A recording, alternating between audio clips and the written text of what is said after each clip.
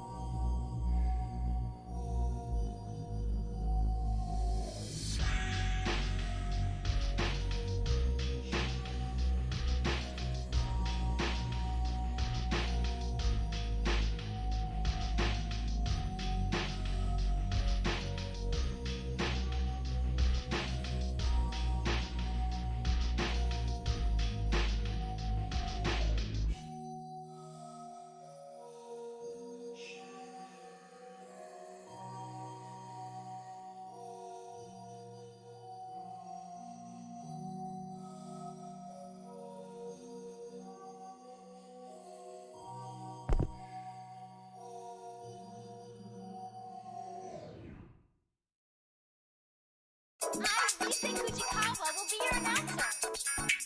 You're gonna need to change up the pace. Okay, time to start fresh. Our main event for today is about to begin. Here we go!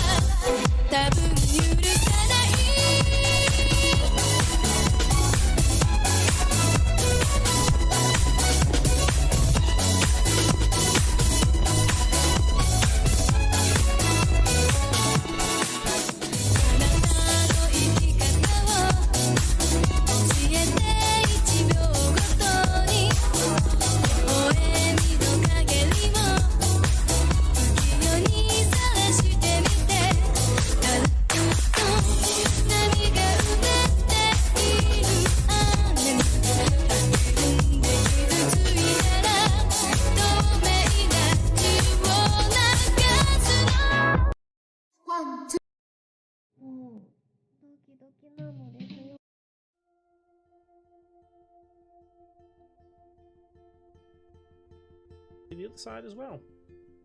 About here. Whoops, that goes a little bit far up there. Let's have about there. And let's press play and take a quick look at this now. Lovely. Okay, so last thing we're going to do is let's bring in some kind of house, and we're going to experiment with this house a little bit now, because there's different ways of how we can make this house look, change the effect and design of our game. So we've already explored the asset store a little bit, so let's go to this asset store, and I'm going to look for something called Old House. And as always with everything on this channel, it's always free, so let's click free only. And I've gone for this one right here. Now, you know, I have to put it out there. I have chosen this on my own. I've not been in contact with the developer of this. I've been paid nothing to actually display this right here. This is just something which I feel fits with this tutorial, well, quite well at least. So we're going to use this. If you want to use this, that's fine. Click import or download. If you want to use something else, that's completely up to you. So let's explore how we can use this asset. Now I've already gone ahead and imported it to save time, and we just need to drag and drop this object right here. So let's place it by the water just here, and I'm going to increase the scale to 2 by 2 by 2. Now if we look at it, it looks okay. It looks relatively decent, but depending on our lighting situation and depending on how the normal maps are displayed, this can have a completely different effect depending on what type of game you want to go for. So let's align it with the floor about there, and let's explore how we can modify the actual assets of this asset. So if we take this normal map right here and tick create from grayscale and click on apply, we'll see a subtle difference occur. Well, we should do at least. Maybe it's because of our lighting. So let's change our lighting. Directional light, let's rotate. And on Y, it's going to make much of a difference. Let's change the intensity. It's not coming out quite right. So, well, that's kind of cool. Look what it's done there. So essentially, what's happening here, there we go. The light has a massively different effect on it depending on what side it is on. So we can see here how it is varied because of the normal map. If we go back to our normal map and click grayscale again, can't get my words out, and take apply or click apply, we'll see the change occur right now. So it looks smoother and a little bit kind of plasticine-y. So let's make this look a little better. Let's tick create from grayscale and click apply. Now let's click on the house itself, and down here cube is the main focus of the house, and down here we'll have the material, and we can click the little arrow if it's not already there, and let's change the source to albedo alpha, and now you can see it's given a bit more of a gritty feel to it. We could change the normal map to 1 and you'd see just how kind of odd it makes it look. Getting the normal map just right can sometimes be the way and key to success. So let's change this normal map to 0.2, and you can see it's starting to look fairly decent now. Now let's change the metallic a little bit more, maybe about halfway. Let's also decrease the smoothness to about there. Now we could change the occlusion, but all you're going to do is make it look more plasticky. So you need to have this at least fairly high, because by default the occlusion is on there. But we could theoretically remove it, but again it becomes plasticky. So let's reattach. If I can find it again, I've lost it. There it is. So here we can actually see how this is now starting to look. It all comes down to how you define the assets themselves.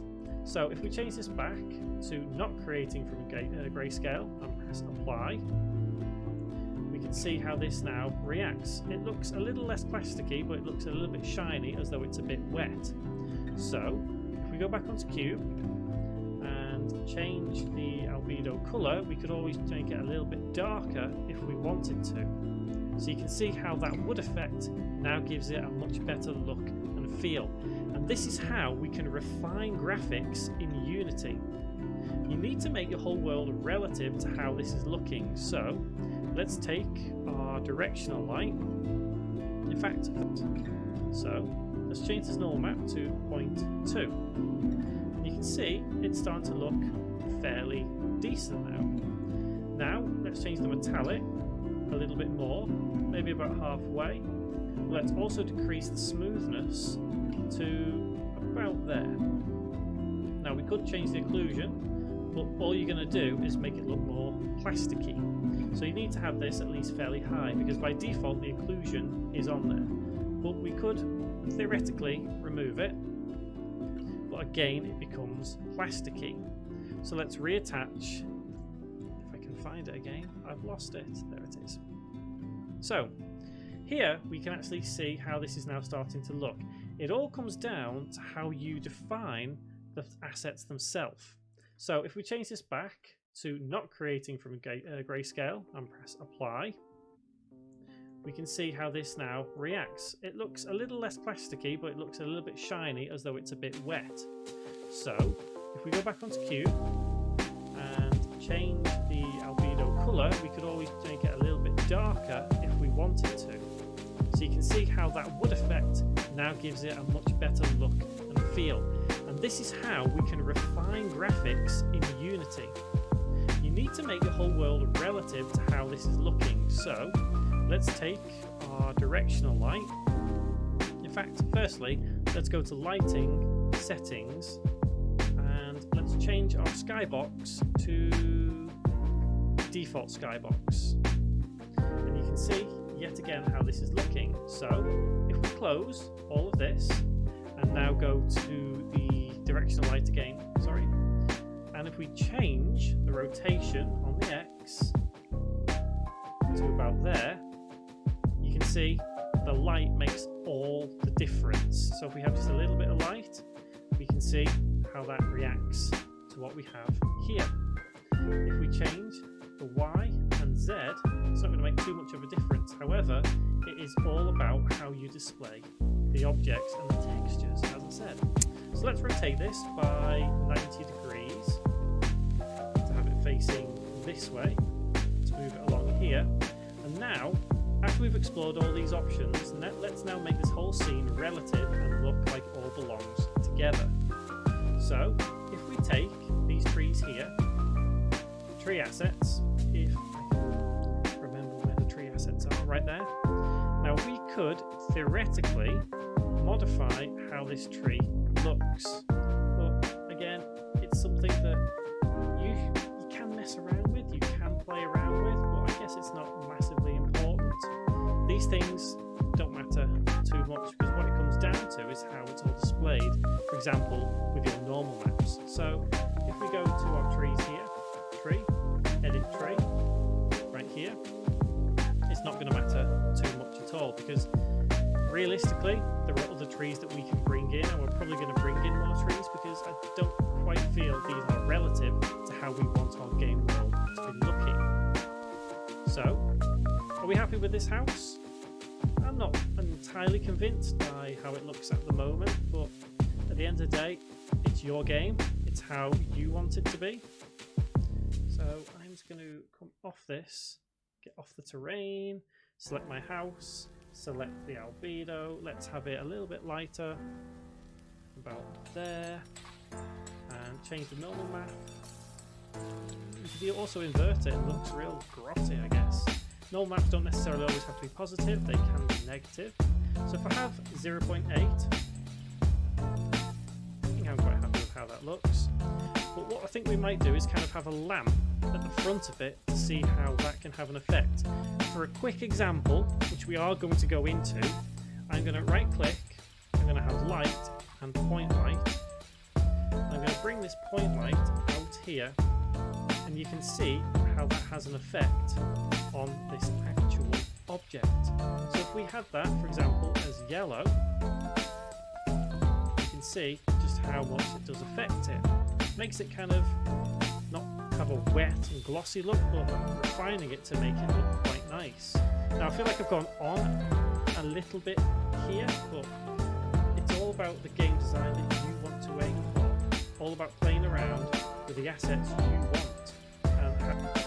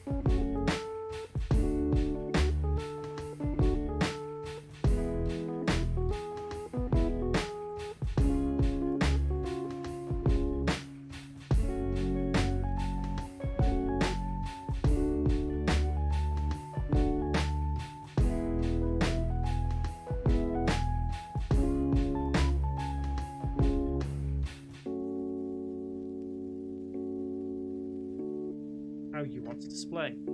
So I'm going to press play now, and finally I'm going to investigate this house as it is. Okay, so that looks pretty nifty. Quite happy with that. So next tutorial, what we're going to take a look at is we're going to go inside.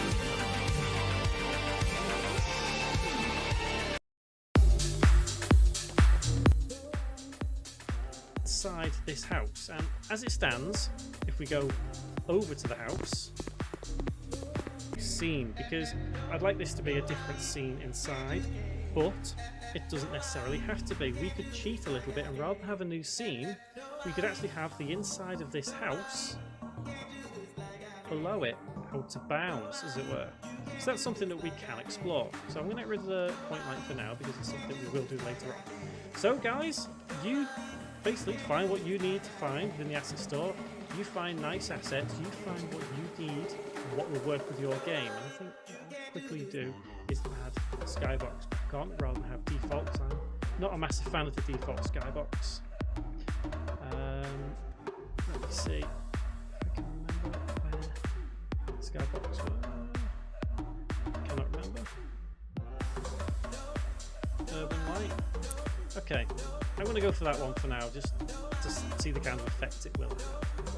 So, guys, until that next tutorial, thank you very much for watching. Hello there, I'm Jimmy Vegas and this is the Ultimate Unity tutorial for beginners, and welcome to episode 12. So in this tutorial we're going to bring in some assets to make this a little bit more interesting rather than what it is. We're going to look at a door, but I'm going to look at animating to open a door as well. So first and foremost, what I'd like to do is go into the objects folder and bring in a couple of assets. So I'm going to bring in door and this small town, which you can get on the website for free.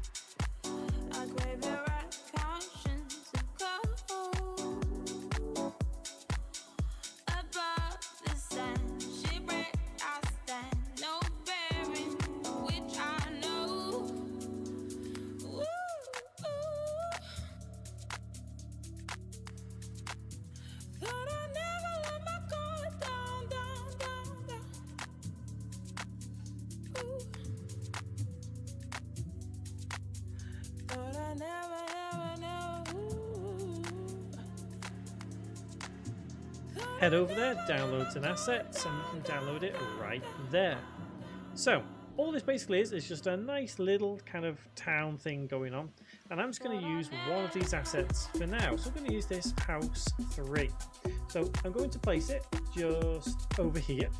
So drag and drop, and obviously it is absolutely minuscule, so we need to rework this a little bit. So we're going to have the scale as 200 by 200 by 200, and we can already see just how much this is working. It's a nice size. So let's deal with some colliders. We've dealt with a few colliders before, but now let's get into something maybe not too complex, but a little more complex than what it is. So as it stands, this particular building has no colliders whatsoever. However, it's made up of different parts. And we can see here, these are all the parts. Now what we need to do, ideally, is attach a collider so as we can still get in. If we were to attach a collider to every single object, whether it be a box collider or a mesh collider, we would not be able to enter this building just because of the way the colliders work. So what we would need to do is select every part of the building apart from doorway. So we would exclude this section right here. Then we go to add component and we can tick box collider right there. And what that will do, as you can see, is surround the building in a box collider. However, we'd still be able to enter this building. But on the flip side of that, we'd be able to enter the building through the wall. So we now need to edit this and add a couple of, how can we put it, cubes. Cubes are so handy in Unity, it's unbelievable.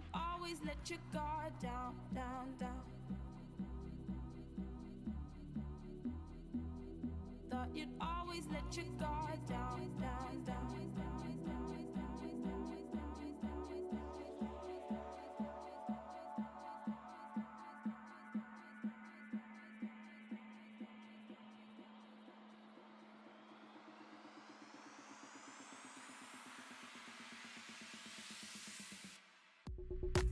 I crave the right conscience of cold.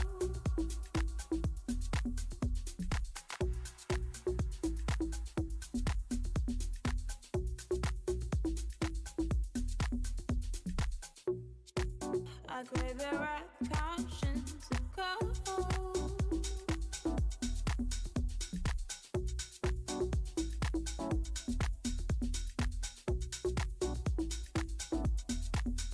Thought I'd never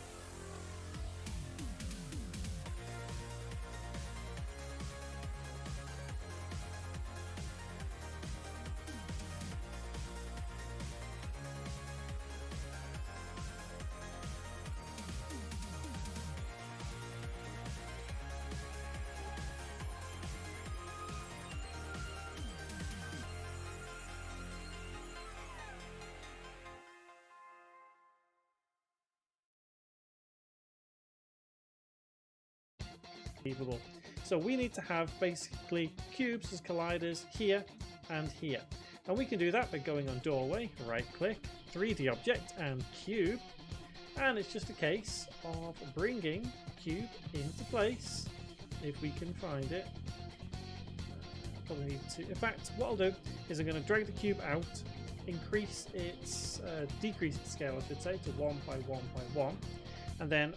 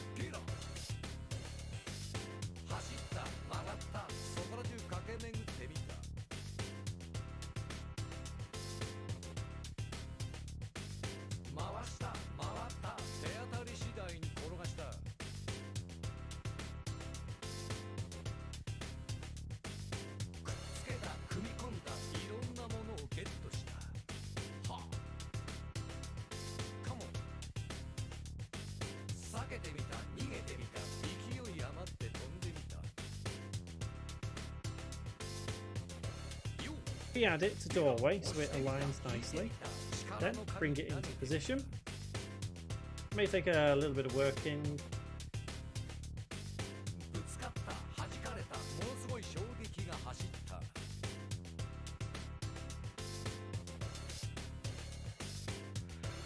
ールは果てしなく遠かった進むことをやめなかったいつまでも転がし続けた人として大きく成長したいろんなことに気がついたみんなが一つになった笑顔が街にあふれくだらない悪意が影を潜めたチゲだファンキーだみんな黙って俺についてこいイエチゲだファンキーだみんな Generally, you shouldn't have too much of a problem.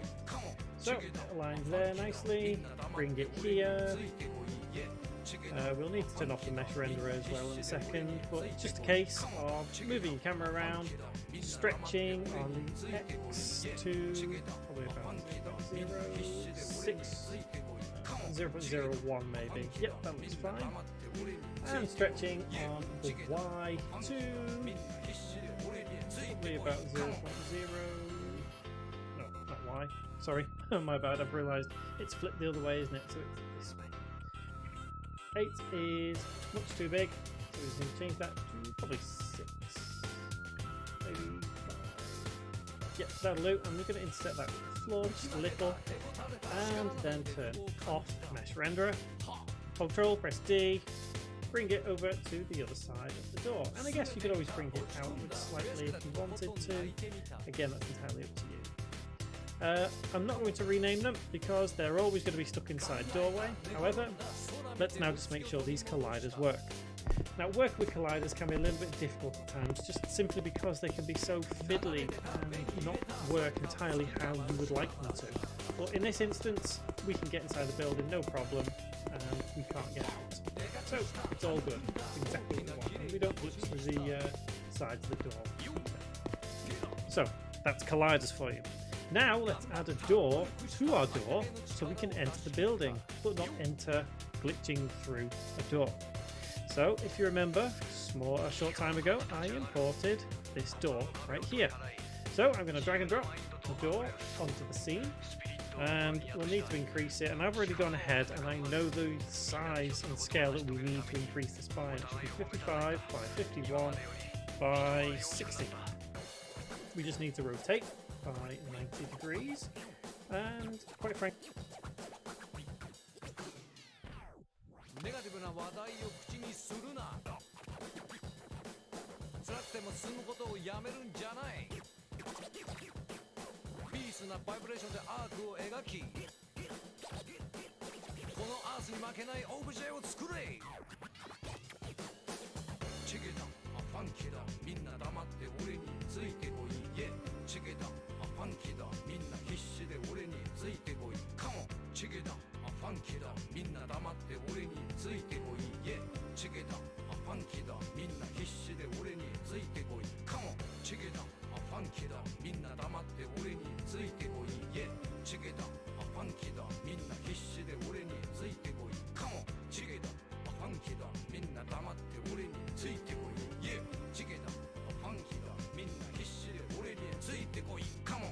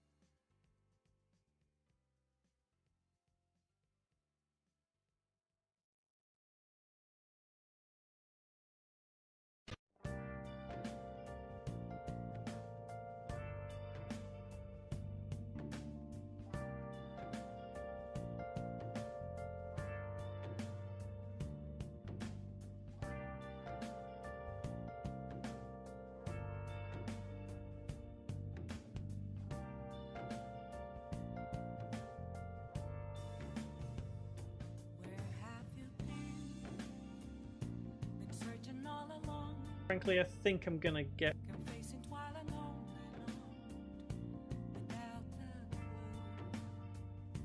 without a sign, without grasping it.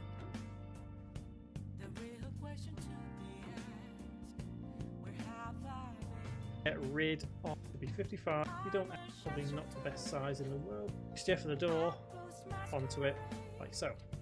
Hiding both face and mind, all free for you to draw. I'm a shapeshifter. What else should I be? Please don't take off my mask, revealing dawn.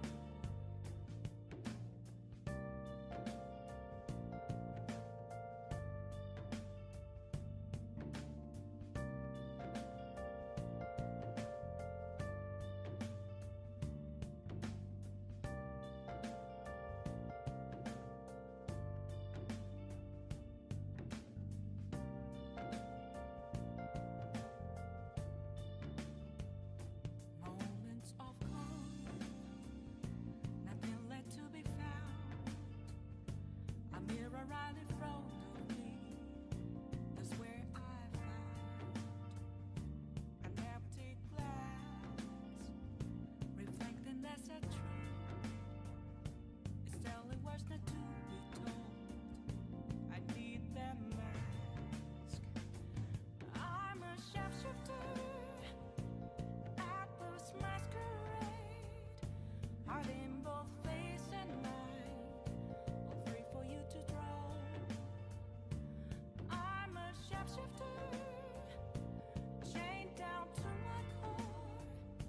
Please don't take off my mask, my place to hide.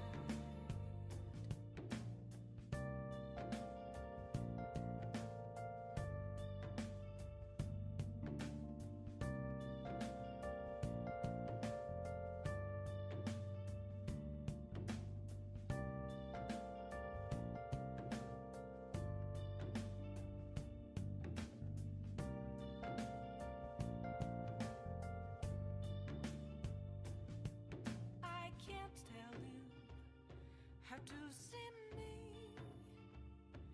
Just a cage of bones. There's nothing inside. Will it always be? So let's bring this door into position. In fact, it's probably not the best size in the world, but For me to break. I'm not going to waste time trying to get it just right, but it'll do for now. So we're going to make this door swing open when we come near it. You could also use the same technique as we did with the gem to open the door, i.e. we walk up to it and we have to press the E button. That's entirely up to you. Like I say, it's easy to implement. You just use the same principle as what we're going to do in this trigger. So let's get this with a swinging animation. What we need to do is initially set up a swinging point, i.e. a hinge, and we can do that by adding in a cube. Yet again, like I said, cubes are incredibly useful.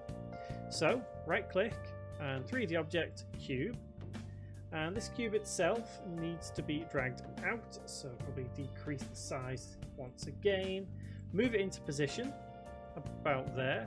I'm going to increase the size on the Y to 3 and then increase the scale on the X and the Z to 0.1 by 0.1, just so it seems more like a hinge, so we can get a visualization of how this is all going to work.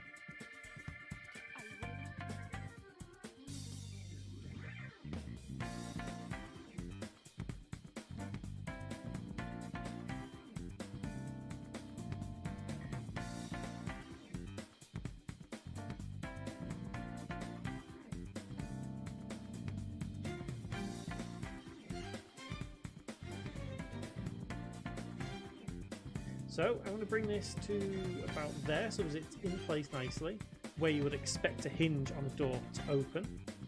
And then drag the cube onto door, right click, rename, call this door hinge. And now drag pcube2, which is the door itself, onto door hinge. Now what this means is that if we rotate door hinge, the door opens and closes. Last thing we're going to do is turn off mesh renderer on the door hinge, because it's just a cube. We don't. Now what this means is that if we rotate door hinge, look. So I'm going to bring this to about there, so that it's in place nicely, where you would expect a hinge on the door to open. And then drag the cube onto door, right click, rename, call this door hinge. And now drag pcube2, which is the door itself, onto door hinge. Now what this means is that if we rotate door hinge, the door opens and closes. Last thing we're going to do is turn off mesh renderer on the door hinge, because it's just a cube. We don't want that to ever appear unless you have an actual hinge rendered. So set this back to 0, and on pcube2 add component box collider again, just to stop us glitching through the door into the building. What we're going to do now is we're going to create that animation. Now we've dealt with animation component before, so let's now deal with the animator component. And I'll explain a little bit more as we go along, but it works.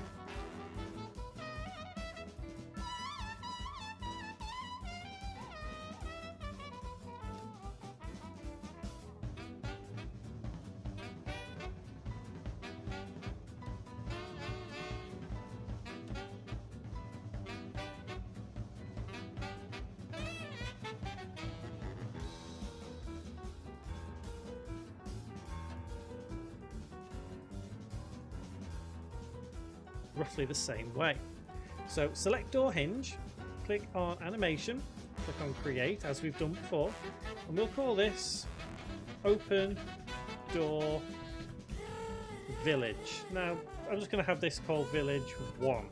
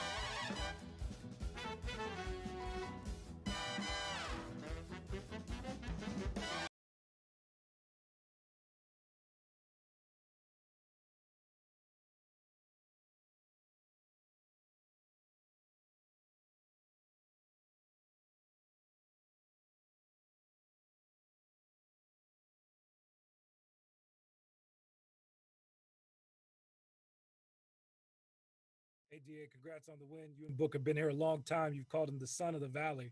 Just where would you rank this performance tonight in moments that you've seen from Book throughout your time together? You can't rank it. This is game 1 and he already acting up. You can't rank it. So all you can do is just, I don't know. You just gotta wait. Everybody just gotta have their popcorn ready and just be ready.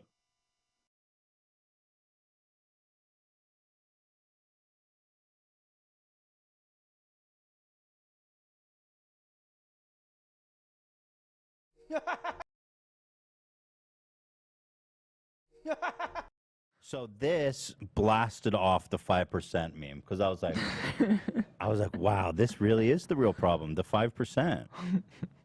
So I responded a few TikToks. Here's my first one I made. This one I can't play the music because I just played John Lennon, Imagine All the People. And it's just me, welcome to utopia. If I solve world hunger and poverty with my 5%. And then there was another one. This one came from the subreddit, I think. And it was so funny.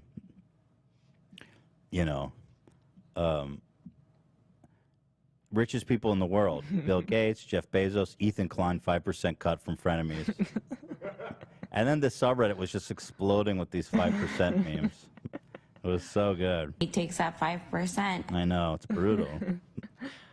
It's brutal. It's just unfair to charge that much. 5%. So, here, I'm going to read some of the ones from the subreddit. Ethan and Dan with the 5% of frenemies cut. The gravity chair. I told Dan, by the way, if you want that gravity chair, it's in Dan's court. I told him I'll buy it. He's dragging his feet. It's gonna happen. He takes that 5%.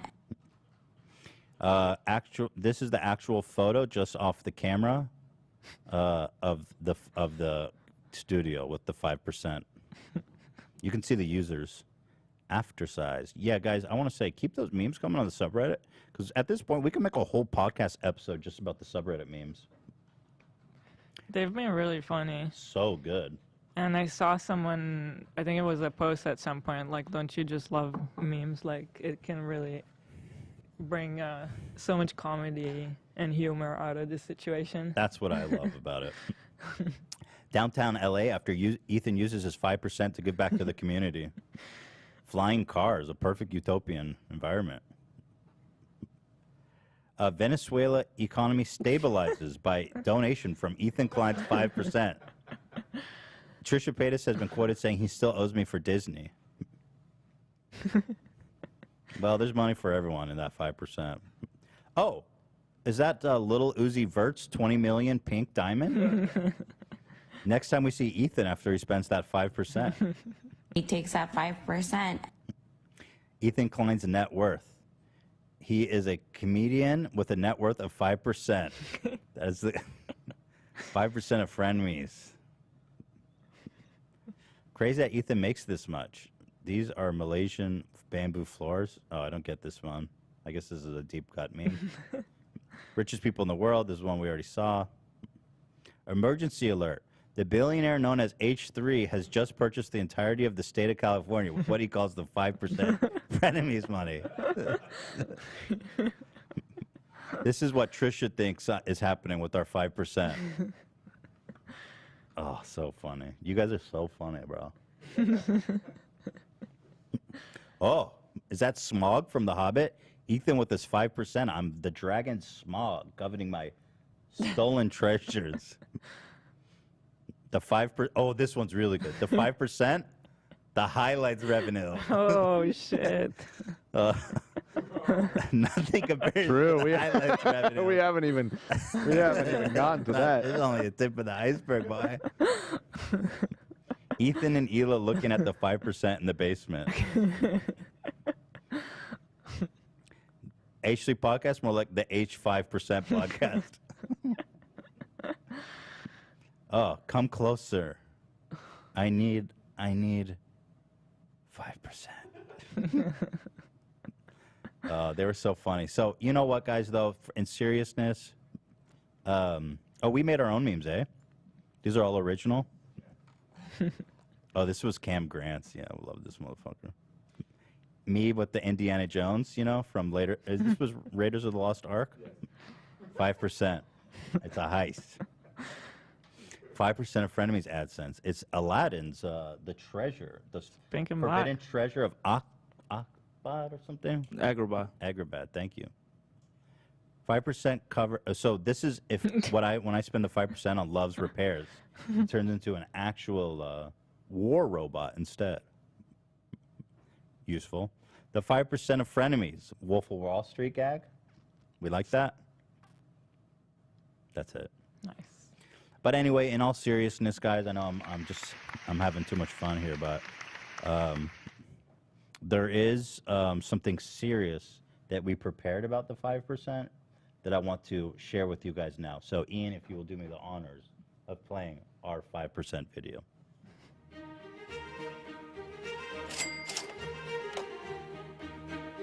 Lord Ethan Klein sits before you to hear the petitions of the 5% of my vast wealth.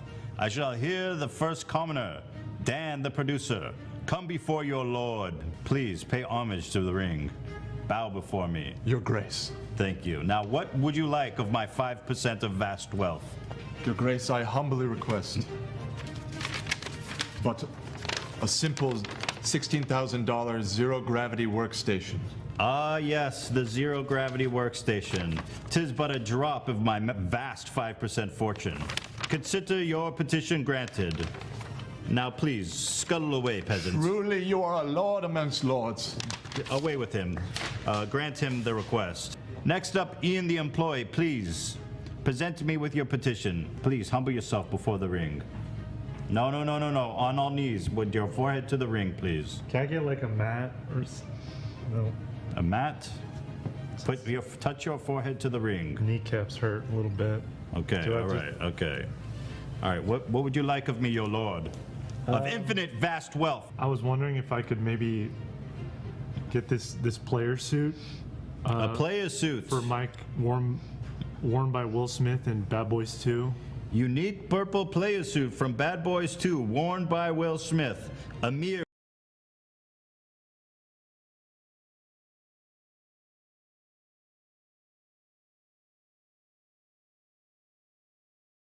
$1 million. The shipping though is pretty good.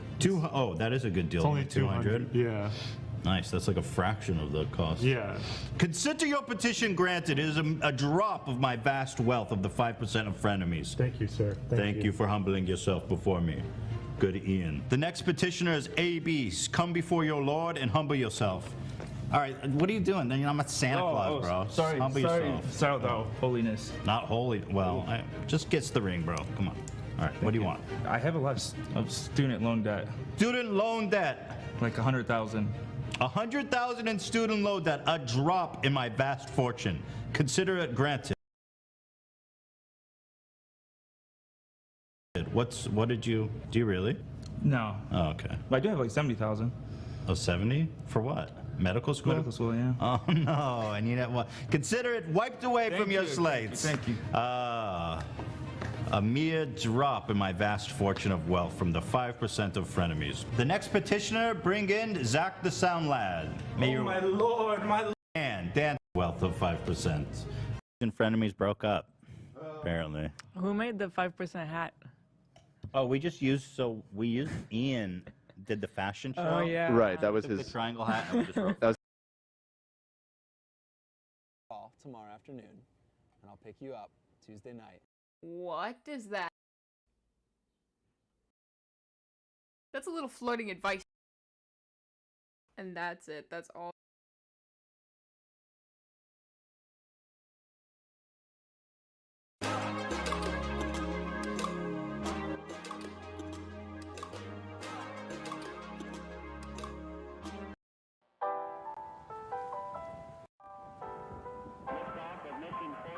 So this is Open the Door in Village 1. It's just as simple as that. We need to remember that name, as we've done previously. And click Save. Now, we've dealt with animation. I'm not going to go through everything all over again. Obviously, we do need to set the keyframe on the Y on the rotation. So there's the keyframe, and I'm going to open it over the course of 1 second. So 60 frames. So by the 60th frame, I want my door to be there. Perfect. Stop recording. Project.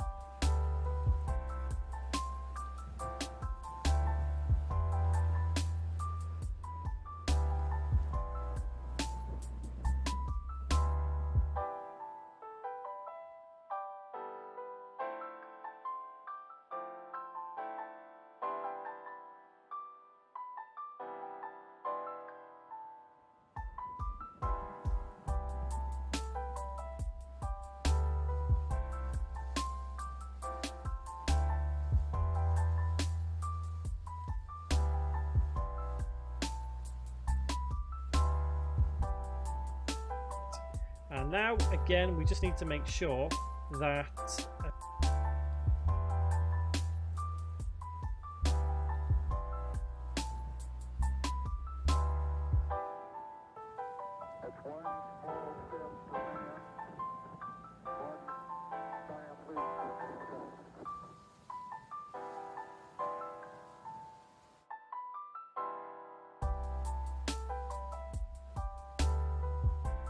the actual animation, in this case, open door, village 1, untick loop time because we don't need it. And remember I said it works in the same way as animation. Well, if we double click this here, door hinge, this is called a controller. This controller contains the animation in a different visual way as what animation component does. So we can still use the same sort of code, it's just that we see it here rather than in the inspector panel. So let's get writing that script. Let's head to our scripts folder and let's right click, create, and I'm going to create a folder now specifically just for this village script. So every script that we use in this village will be contained within this particular folder. So village 1, and I guess you can call this whatever village you want. I don't have a name for it, but you can call it a village if you want to, whatever you want to call it. Right click, create C# script, and we'll call this door open house 1. So like I said earlier, what I intend this to be is if we walk up to the door, it has a trigger that opens the door automatically for us. If you want to do something different, this is where you would basically write the script similar to what we did with the collect gem. Now I'm going to click up here on collect gem, and remember it's going to be the same sort of code as all this here. Remember, getting this player casting setting, the action button. Instead of collect sound.play, you'd have the door open and play the animation right here if you want to do it that way. So because I'm doing this trigger, I'm going to get rid of void start and void update, and I'm going to have public game object and the door semicolon. So void on trigger enter, and it doesn't need to be private, as I always say, that's fine as it is. And what we need to do is basically play that animation. So instead of relating to the animation component, we relate to the animator component in the same way. So we can go this door dot get component in spiky brackets animator. Not this door, it's the door, isn't it? Animator open close bracket dot play, and in brackets and quotes the name of our animation. Now if you forget the name, you can always go to that animator. Not this door, it's the door, isn't it?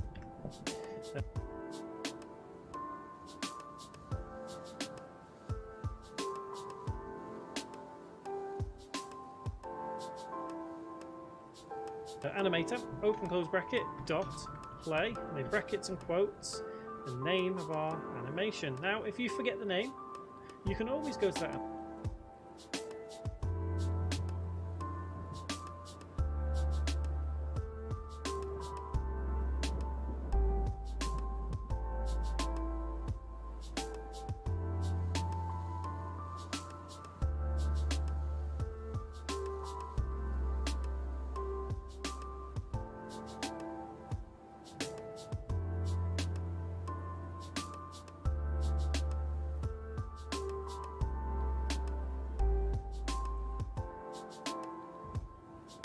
animation, click on it, press F2 and copy that actual name. That way you avoid any spelling errors.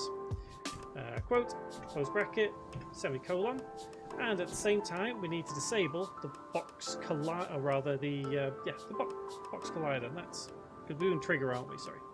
So this dot get component in spiky brackets box collider open close bracket dot enabled equals false semicolon and save. So we're going to edit a little bit more of this script in just a moment. We're going to make sure it all works first. So what we need to do is add in a trigger just down here near the door, that when we walk into it, it opens the door for us. So, game on.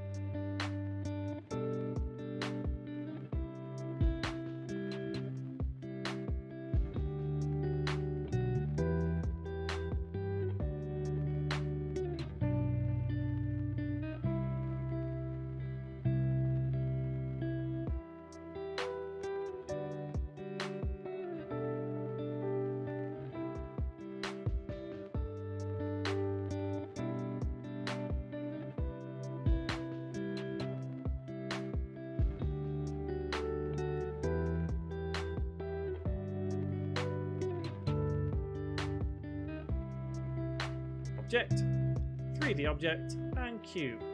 And let's place this cube about here and stretch it across the door on the X.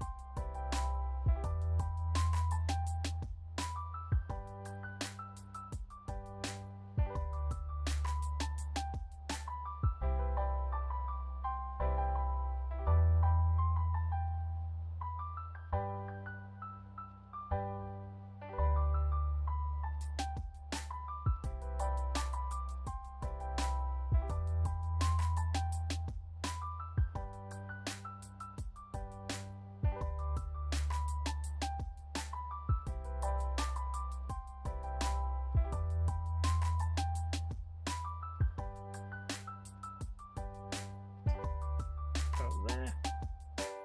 And turn off mesh renderer, tick is trigger on the box collider, and then attach that script onto cube 2. Let's right click and rename cube 2 and have door trigger, and then we just need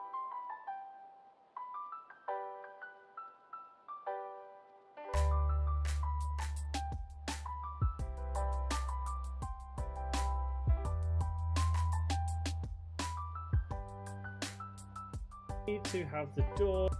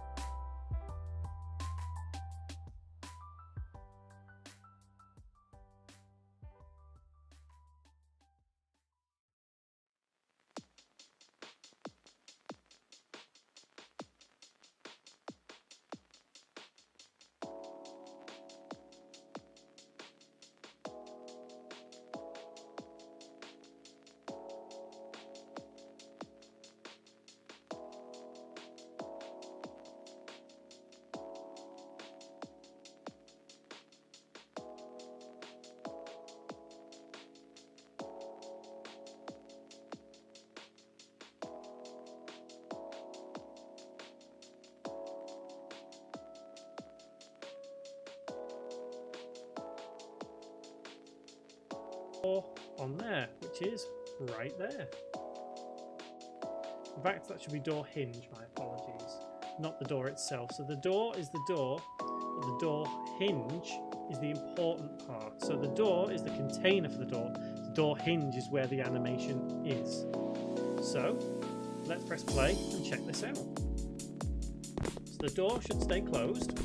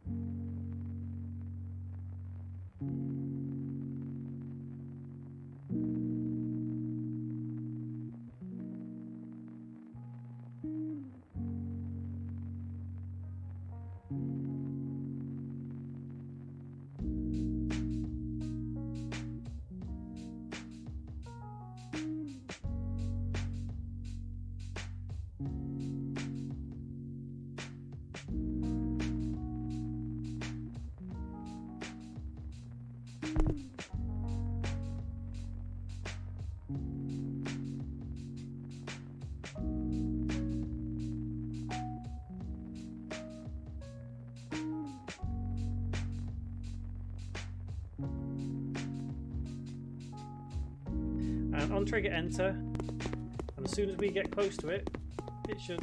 Okay, so it's it's already opened up. So let's get around this. What we could do is untick animator. This is just one of many ways that we could deal with it.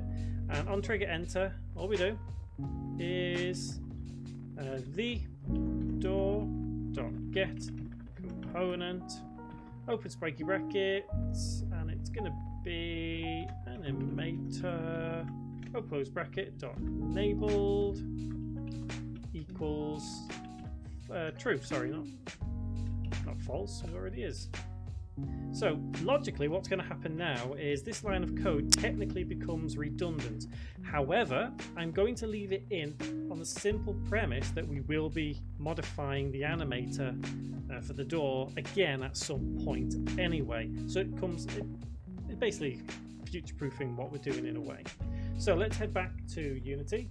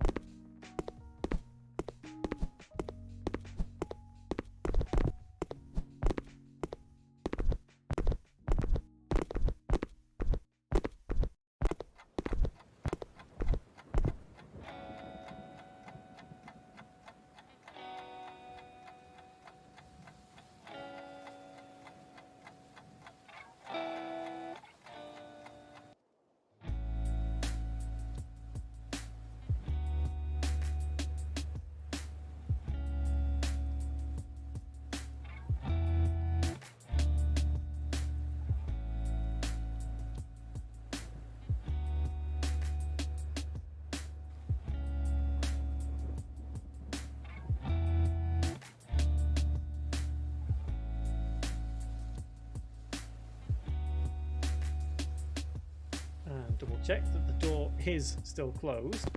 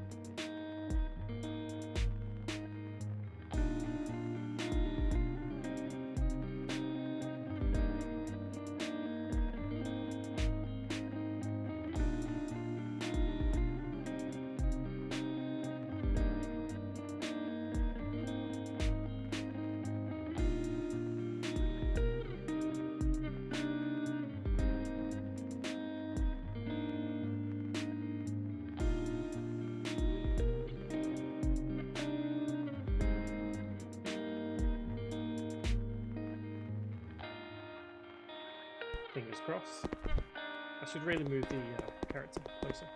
So we get close and the door should open for us. There we go. So now what we'll do is let's attach some audio to that, because why not? So in the effects folder in our audio,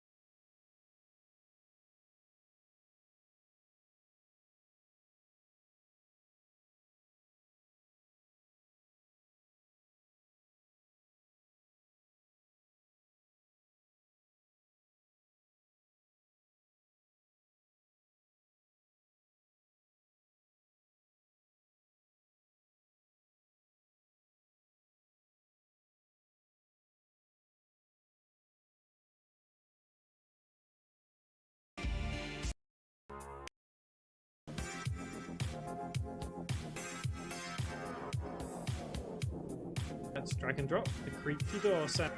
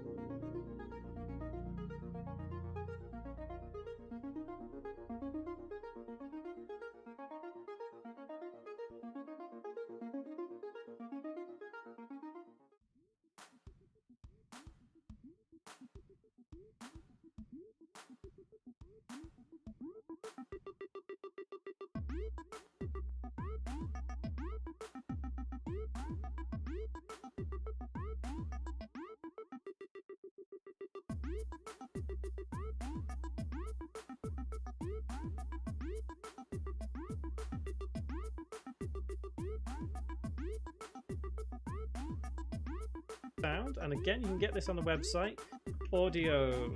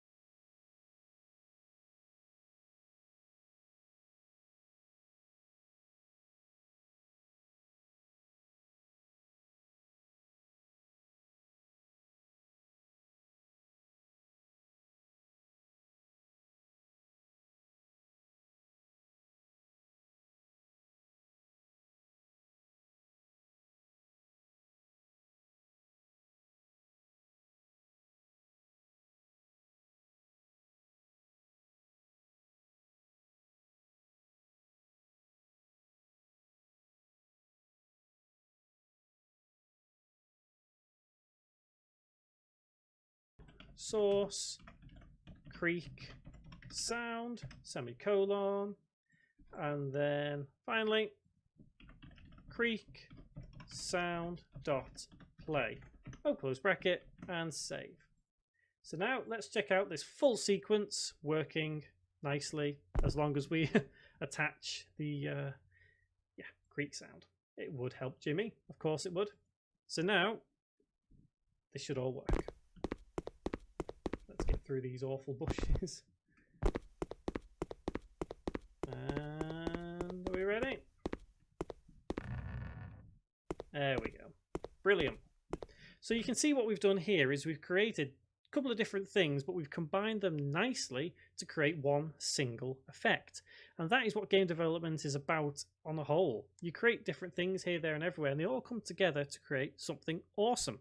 So next tutorial, we're going to build up this village. We're going to sort out the fence around it. You know, we'll bring in some rocks, a path. We'll deal. Hello there.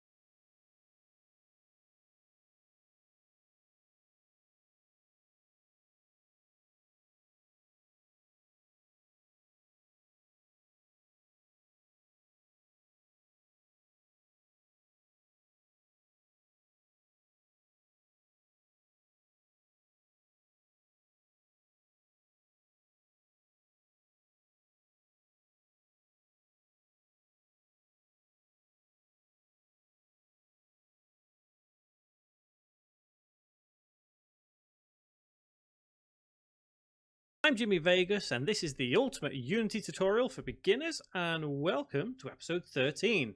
So in this tutorial, we're going to take a look at a little bit more environmental design, so i.e. some more trees, bit of a path, sorting out some fence around this little village we're building, and we'll start looking at a particle system. Don't forget, hit the subscribe button, click the little bell icon as well to stay up to date with the rest of this series and everything else that I have on this channel. And with that in mind, let's get to work. So we've already pretty much dealt with how we can modify and change a terrain.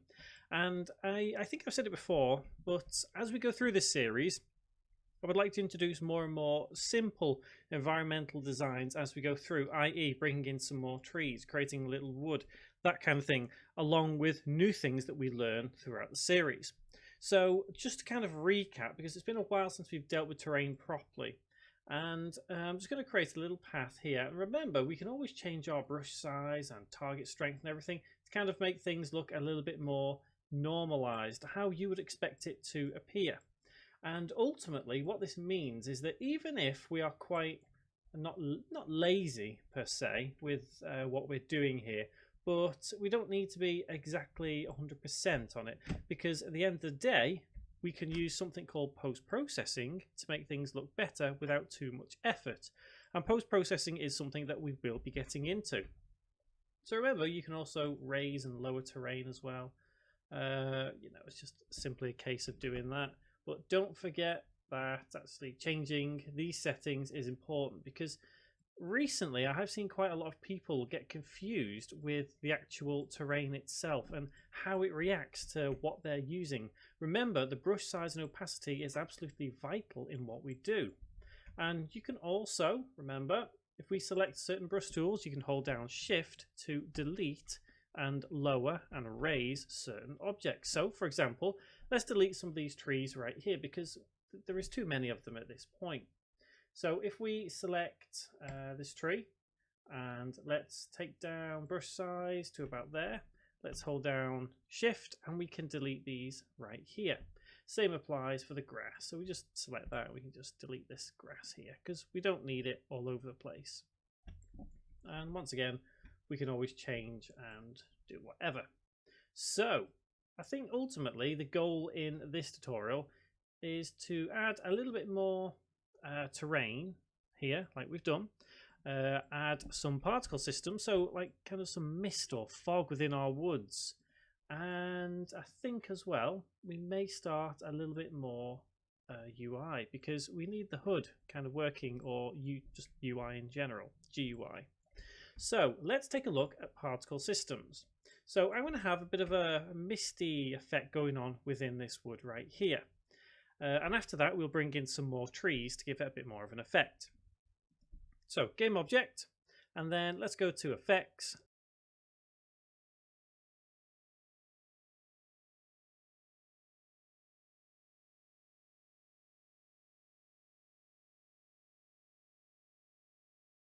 And particle system.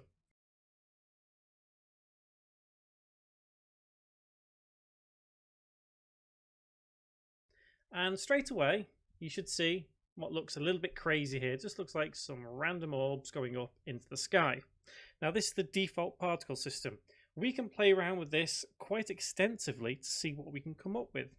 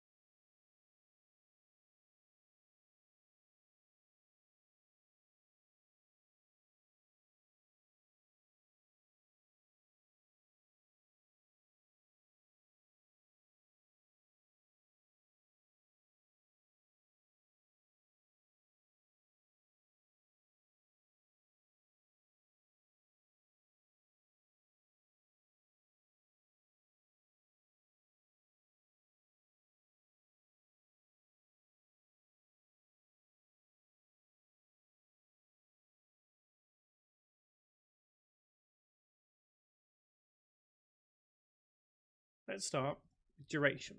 So obviously the duration here determines how long it spawns for. I think generally for the kind of thing we're going for here, we need this to be maybe a little bit longer. So change it to 10 and then also start lifetime to 10 as well. And we can see it lasting a little bit longer. So it kind of goes off into the sky more and more. Now, I'm going to tick pre-warm. What pre-warm is a way of actually starting the particle system before the game has even started. So it seems like it starts midway, so it kind of works seamlessly. And it's very handy, especially in a kind of fog or misty situation. So start speed, I'm going to have it much slower than 5. Obviously, if this is high, you can see just how far this will go up into the sky. If it's very low, it's not going to go anywhere, but obviously it lasts longer because our lifetime and duration has changed. So I'm going to have the start speed at about 0.5. Now at the moment it doesn't look very misty at all, does it?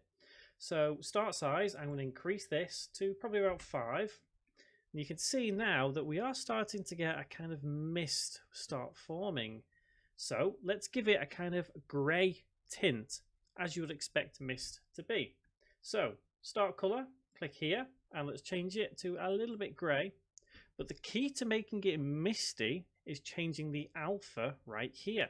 If we have a very low alpha, for example 10, you can see that it now is becoming more misty. But because it's so clumped together, because the radius and size and everything is relatively close together, it looks a little bit odd. So while we're on that topic, let's change the emission and the shape of this particle system. So we can close the colour and let's go to emission right here, and we can click on the word emission and it will bring down this section.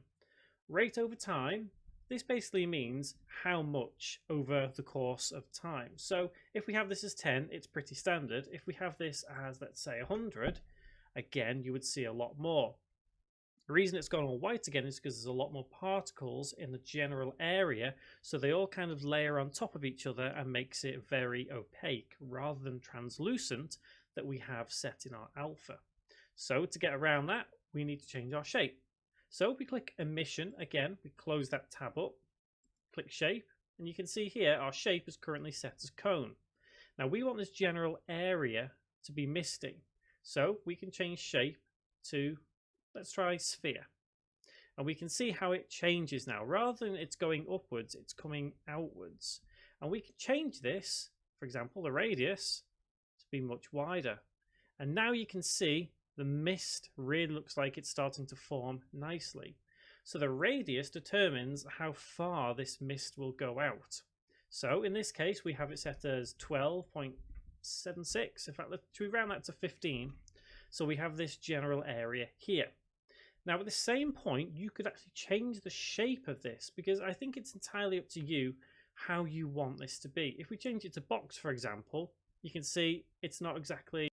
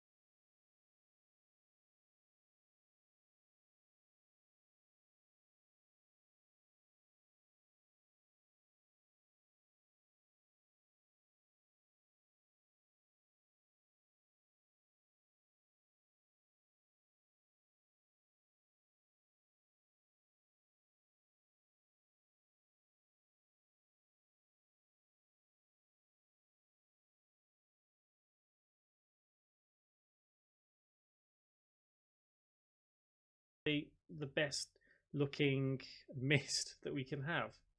In the case of hemisphere, is the same sort of thing, but it's going just in the single direction rather than the full sphere direction. Again, the radius and the radius thickness do still apply as well as the sphere. So for now, I think we should probably stick to sphere. And this is something obviously you can change or deal with. So either sphere or hemisphere.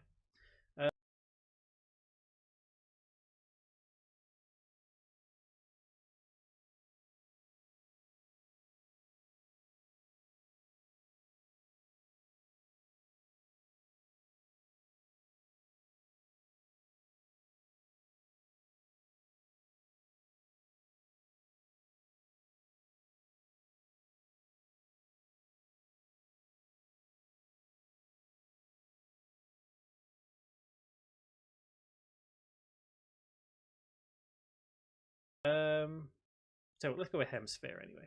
Let's just stick with that one. As we go further down,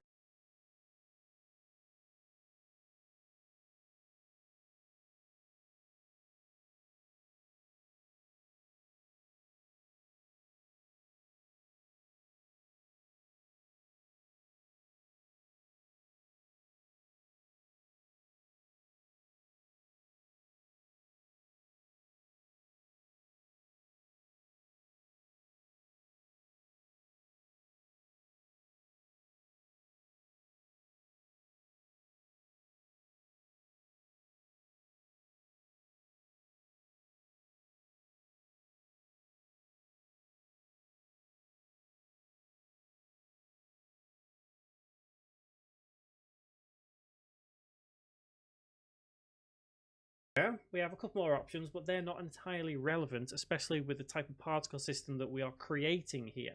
The only one which may be important is randomized direction, and we can set this as either 0 or 1. If we set it to 1, it randomizes the direction of every particle, as you would expect. Now, to add on to this now, if we go back up to emission, our original rate over time was 100. Now, we could change this now to be 1000. It's not necessarily a good thing. However, because we're changing it to 1000, this now gives us the opportunity to actually increase the alpha color, and we can see just how misty it can actually get within this certain section.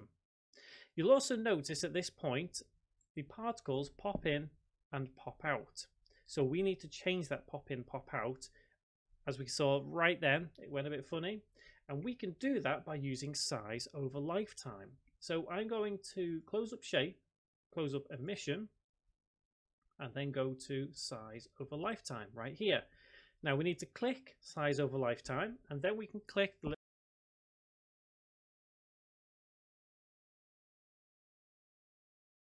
little radius button next to it. It will activate this section, and all of a sudden it looks like it'll go a little bit crazy.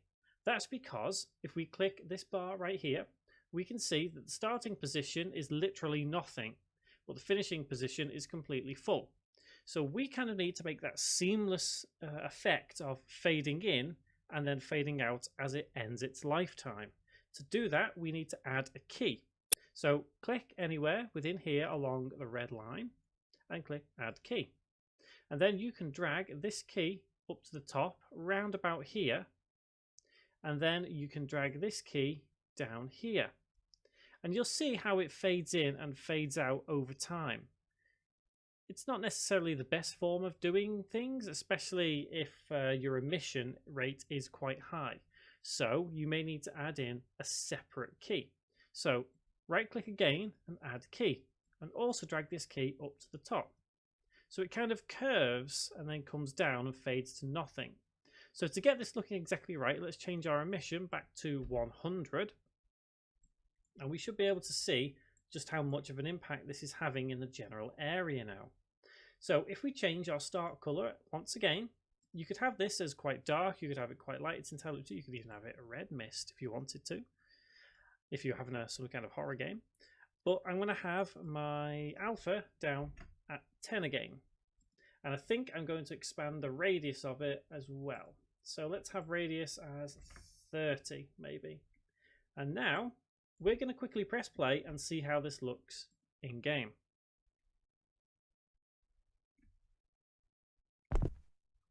So if we go over to our little wooded area, now it's not instantly visible per se, the mist. However, if we stand still, we should be able to see mist particles here and there. The reason is basically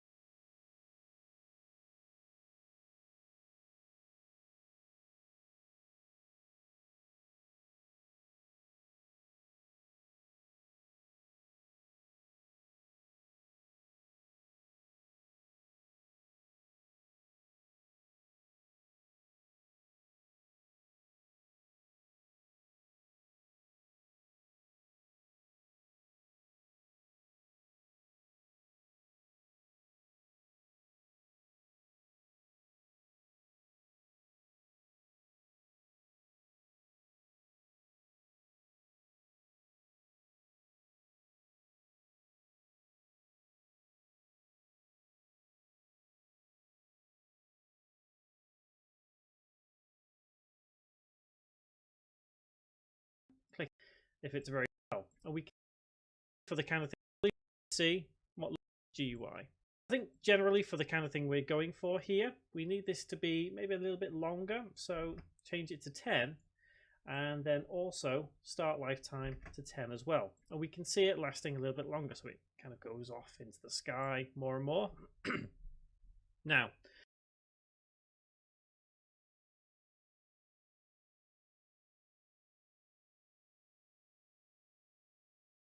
out 5.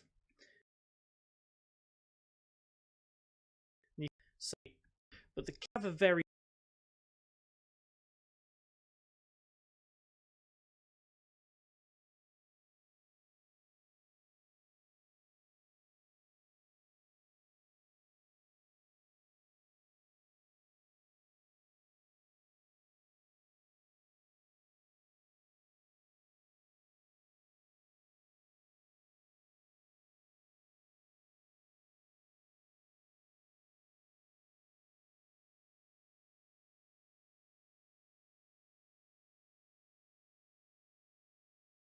very low alpha, for example, 10, because this part, at this 10, it's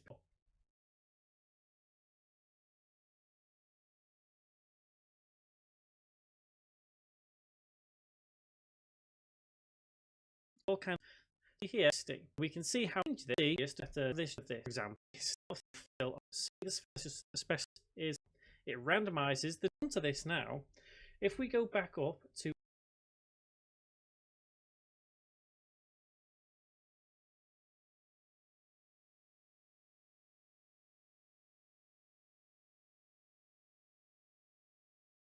emission.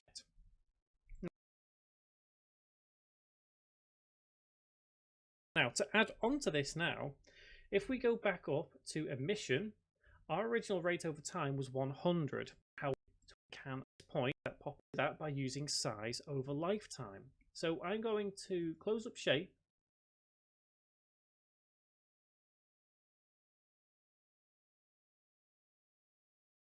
Close up emission. And then go to size over lifetime right here. Now we need to click size over lifetime, and then we can click the little radius button next to it. It will activate this section, and all of a sudden it looks like it'll go a little bit crazy. That's because if we click this bar right here, we can see that the starting position is literally nothing, but the finishing position is completely full. So we kind of need to make that seamless effect of fading in and then fading out as it ends its lifetime. To do that, we need to add a key. So click anywhere within here along the red line and click add key. And then you can drag this key up to the top round about here, and then you can drag this key down here. And you'll see how it fades in and fades out over time. It's not necessarily the best form of doing things, especially if your emission rate is quite high. So you may need to add in a separate key. So right click again and add key, and also drag this key up to the top. So it kind of curves and then comes down and fades to nothing. So to get this looking exactly right, let's change our emission back to 100. And we should be able to see just how much of an impact this is having in the general area now. So if we change our start color once again, you could have this as quite dark, you could have it quite light, it's entirely up to you. You could even have it a red mist if you wanted to, if you're having some kind of horror game. But I'm going to have my alpha down at 10 again. And I think I'm going to expand the radius of it as well. So let's have radius as 30 maybe. And now we're going to quickly press play and see how this looks in game.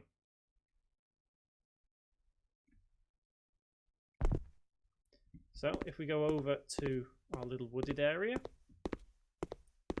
now it's not instantly visible per se, the mist. However, if we stand still, we should be able to see mist particles here and there. The reason is basically we need to change certain objectives within this particle system now. Now it must be noted here that if we make changes whilst in the game mode, they won't save. However, generally you'll be able to kind of work out what is a good sense of the mist right here, and then change it in scene mode. So what we could do is let's change the start size to 10. Let's also change the start color and the alpha, slide it up a little, and you can see just how much this is having an impact now. So it looks kind of creepy and misty. So ultimately, what I do think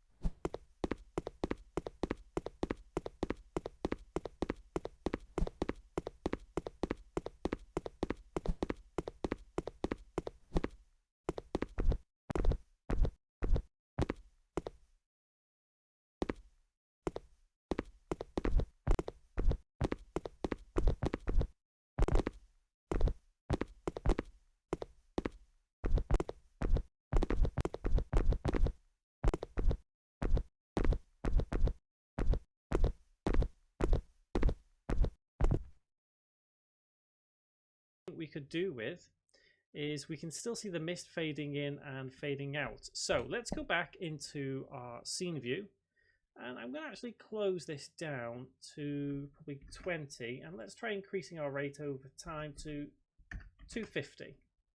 Let's increase the alpha so we can actually see what's going on. And let's click back on the particle system. Oop, and it's gone a little bit crazy there. Okay, so it's all about playing around with the particle system and finding the best course of action. We will be dealing with particle systems again within this series, probably quite soon actually, because we can use it for things like fire. But you can see what's going on here and the mist that's occurring throughout this little wooded area. And we will be doing fog as well. Again, fog is something which is quite handy within the game, but I think, again, it's all down to you. So I'm going to give you the mechanics and things that you could use here to get it working. So I think I'm going to bring this key a little bit closer to home, right here. And this one here, so it doesn't look as odd, we could say. And let's actually now start building up this wood a little bit more. So let's go to our terrain assets and bring in these two trees.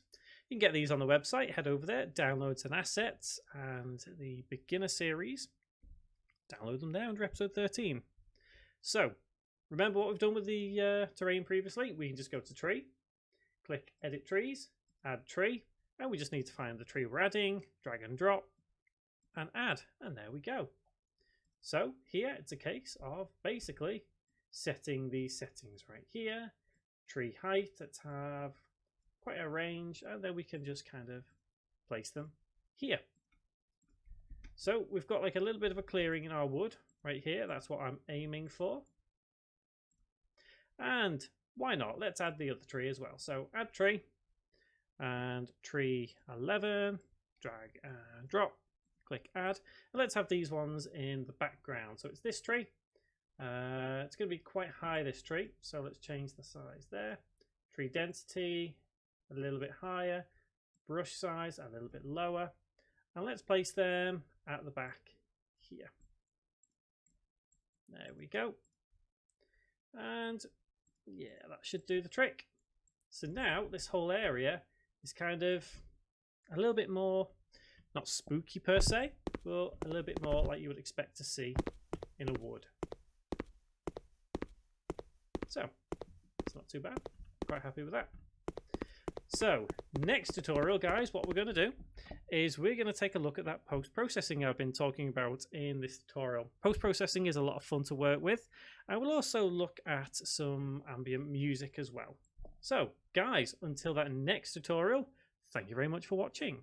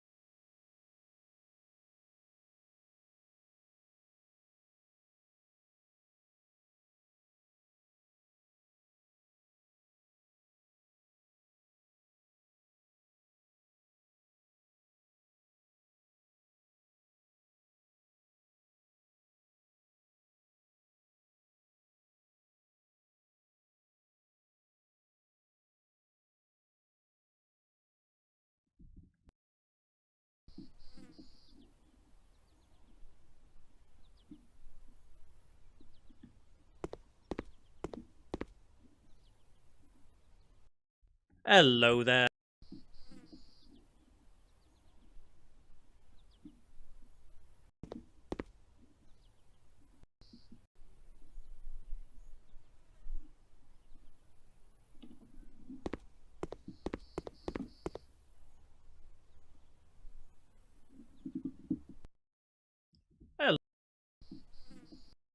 Hello there, I'm Jimmy Vegas and this is the ultimate Unity tutorial for beginners, and welcome to episode 14. This tutorial we're going to take a look at post-processing. That's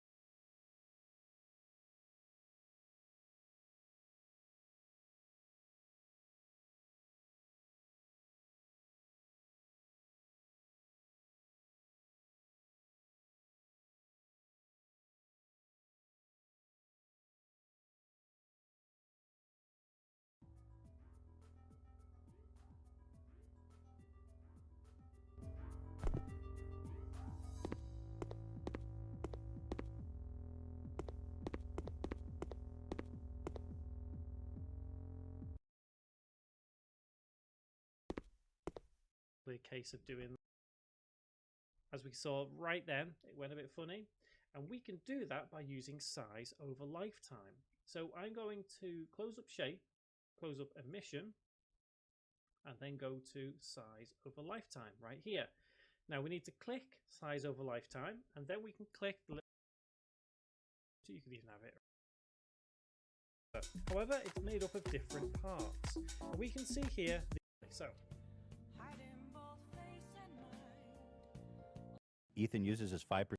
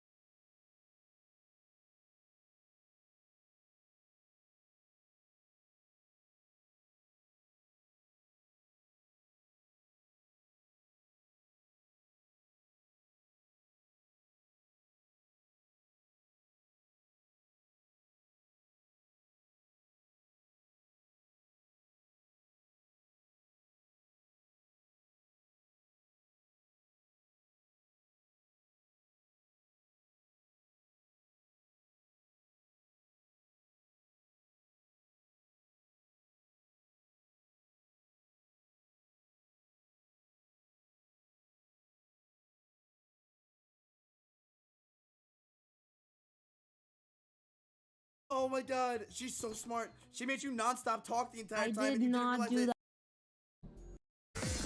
Watch. I don't want to see. do it. I feel like You think so? Actually, wait. You shouldn't show him this because it might give him a little PTSD. You know, he doesn't want to see any more. No, you're right. You're right. You're right. I shouldn't see that yet. I'm not I sure. shouldn't do it. I won't do it. I can't do it. Miz on injury court. Yeah, we should have Asmongold be the judge, and I'm not kidding you. The lawyer for Senny will probably be his fucking girlfriend, so she's just desperate to just come down to Austin. So she'll probably get a first fucking class. She'll probably take a fucking bus all the way down here if she needs to. Be like, oh yeah, I'll be the lawyer. We don't need you here. We don't need you. Oh, God, it's a fucking broken arm. Okay, he didn't snap his neck. I'll be back in a second. Wait. Okay. All right. Trigger warning? Yes, I am a trigger warning in general. What do you want me to say? Okay? What do you want me to say?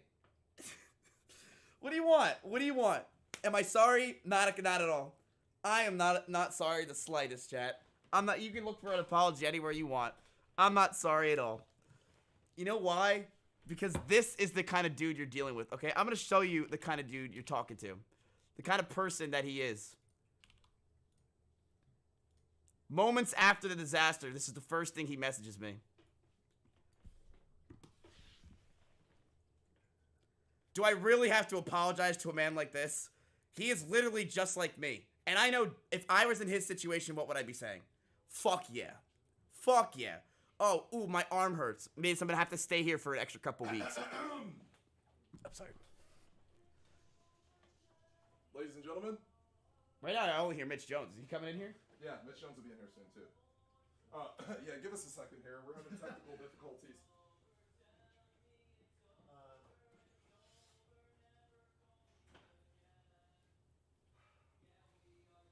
Ryan said he's on his way. Is he coming? You might How not. did you get that? Who sent you that? You did. No, I didn't. You may not want to Is it be on Rosie? this side. This may give you PTSD of being on the passenger side. I'm warning you. What is that? He's even staring at the racing wheel. He's actually scared right now. Don't worry, okay? I perfectly placed this. I watch a lot of LCS. So I made it so that way you're on the one side of that and I'm on this side. So that way you have the dominant features right now. Mm-hmm. You're in control, okay? I can't get to the wheel. You gonna learn how to drive now? You want to You teach learn? me how to drive? No, I'm okay. You want to go jellyfishing? Yeah. Did Rosie send you that? You sent me this, you idiot. I didn't send you that. Yes, you did. You literally told me. You're like, oh. I did. I sent it to Rosie too. Yeah, you must not remember. You've been on Percocets or something. You probably. Here's the thing. You probably sent this to your. You said to me. The first thing I said to you, I said, "Are you okay?" You said, "Yes, I'm okay. The clickbait's fantastic. It's gonna be good. It's already on my YouTube channel." You know you're okay with all of this. I'm fine. You know what? Yeah, I'll put him on. I'll put you on my auto host. Really? He's already on there. You would know. Yeah, I would know because I'm not on it. Dude, chat. He literally all he cares about is the fact that he's gonna grow from this. Look, we all grew from this. I learned I can't have. I'm gonna. You learn you can't drive. This is not my fault. It's your fault. I didn't say it was your fault, and why is it my fault? It's your fault because you are my the fault. Yes, let me tell you why. Why? Okay, in front of over 40,000 people, you pressured me to go faster when I said- didn't want to go Okay, fast. No, and you no. gave me Shut up. anxiety. Shut and up. you brought back a lot of PTSD. Shut up. When we started, we were driving for 2 seconds, and you were going up the hill at like 1 mile an hour, and I said, go faster. And then you thought going faster meant doing a fucking 180 and flipping it. No, I was just like, shut up, Senny. I just wanted to fucking kill you at that point. Just shut the hell up. Listen. You know who I'm really going to blame here, chat? I'm going to blame Jenny. Yes. And here's why. It's Jenny's fault. Because if Jenny never left Austin, right, none of this would have happened, okay? First of all, Senny wouldn't have been the one holding the camera. It would have been Jenny in the backyard. It would have been perfectly fine. Right after she zooms in on my address, she would have turned the camera right to the moment. So Senny wouldn't have to have his camera like that and break his fucking arm. So, you know, Jenny, I wish you were here. We miss you. Salute. Soda's fault. Listen, he's excited, okay? He now gets to go around and go knock on people's doors, sell them fucking chocolate, and ask them to sign the cast. It's... Schlatt wants to sign it. Schlatt wants to sign your cast. No way Schlatt wants to sign your cast. Can we go back on the carts? You want to get your arm broken now? Yeah. Have you seen the x-ray? I can't watch. Check. I don't want to see He what I wants did. you to open up his Check. Twitter. You, what's you happening. actually haven't seen it. No, I literally couldn't look at it. It's not that bad. Like, I actually got so fucking lucky. First of all, you got really fucking lucky, okay? I'm gonna let you know right now. You did get lucky. Yeah, I did. Really lucky. You might as well just click that one.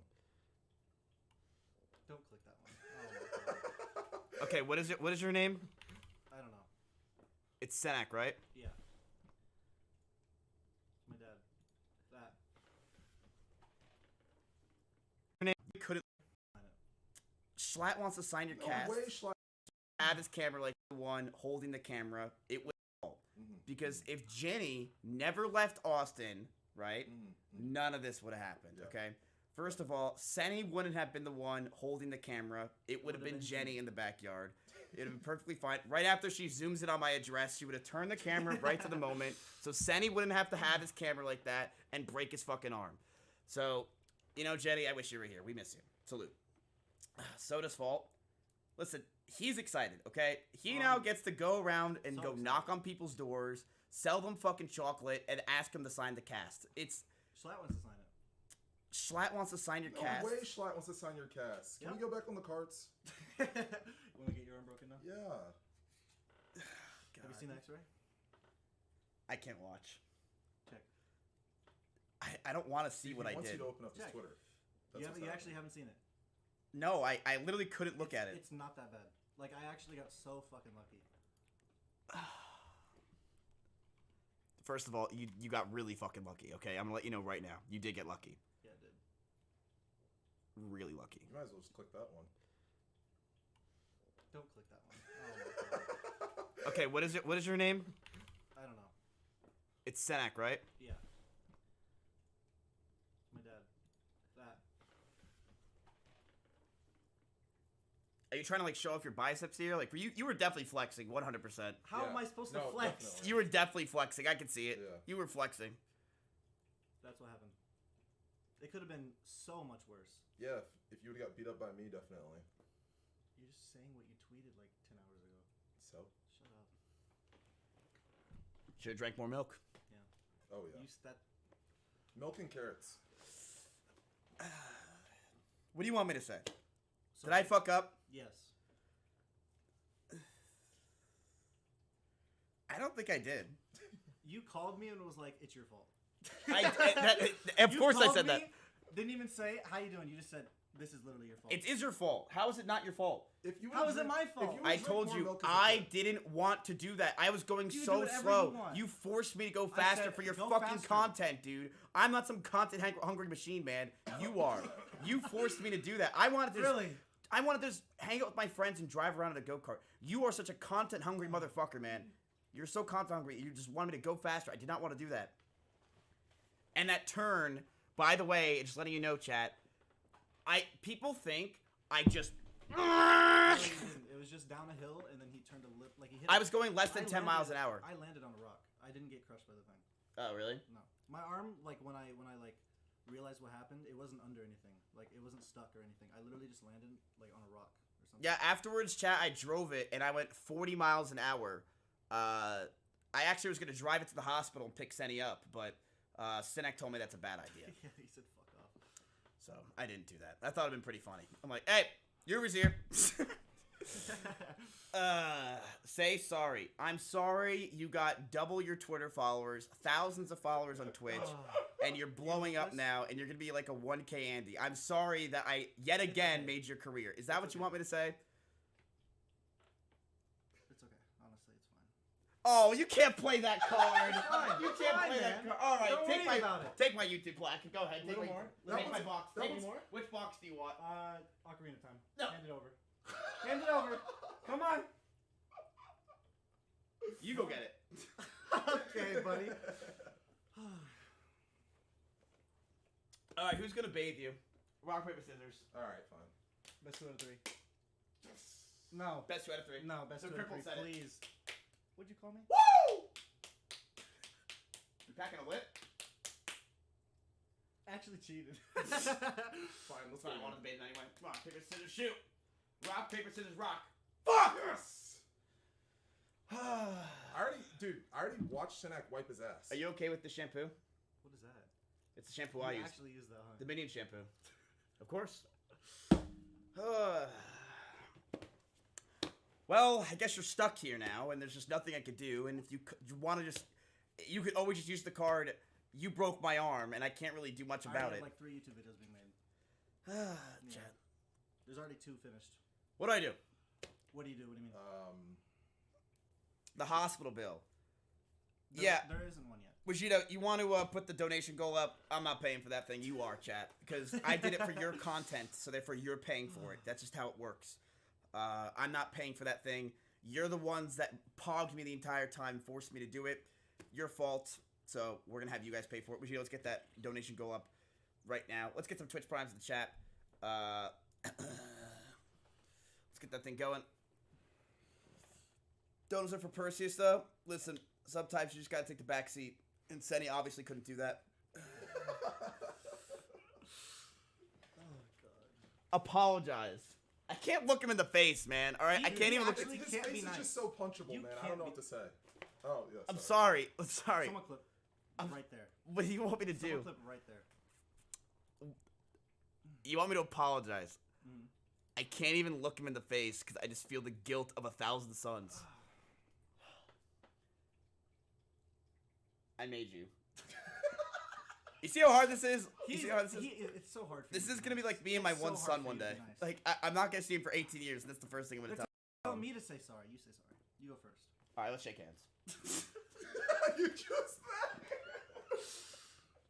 Fuck you.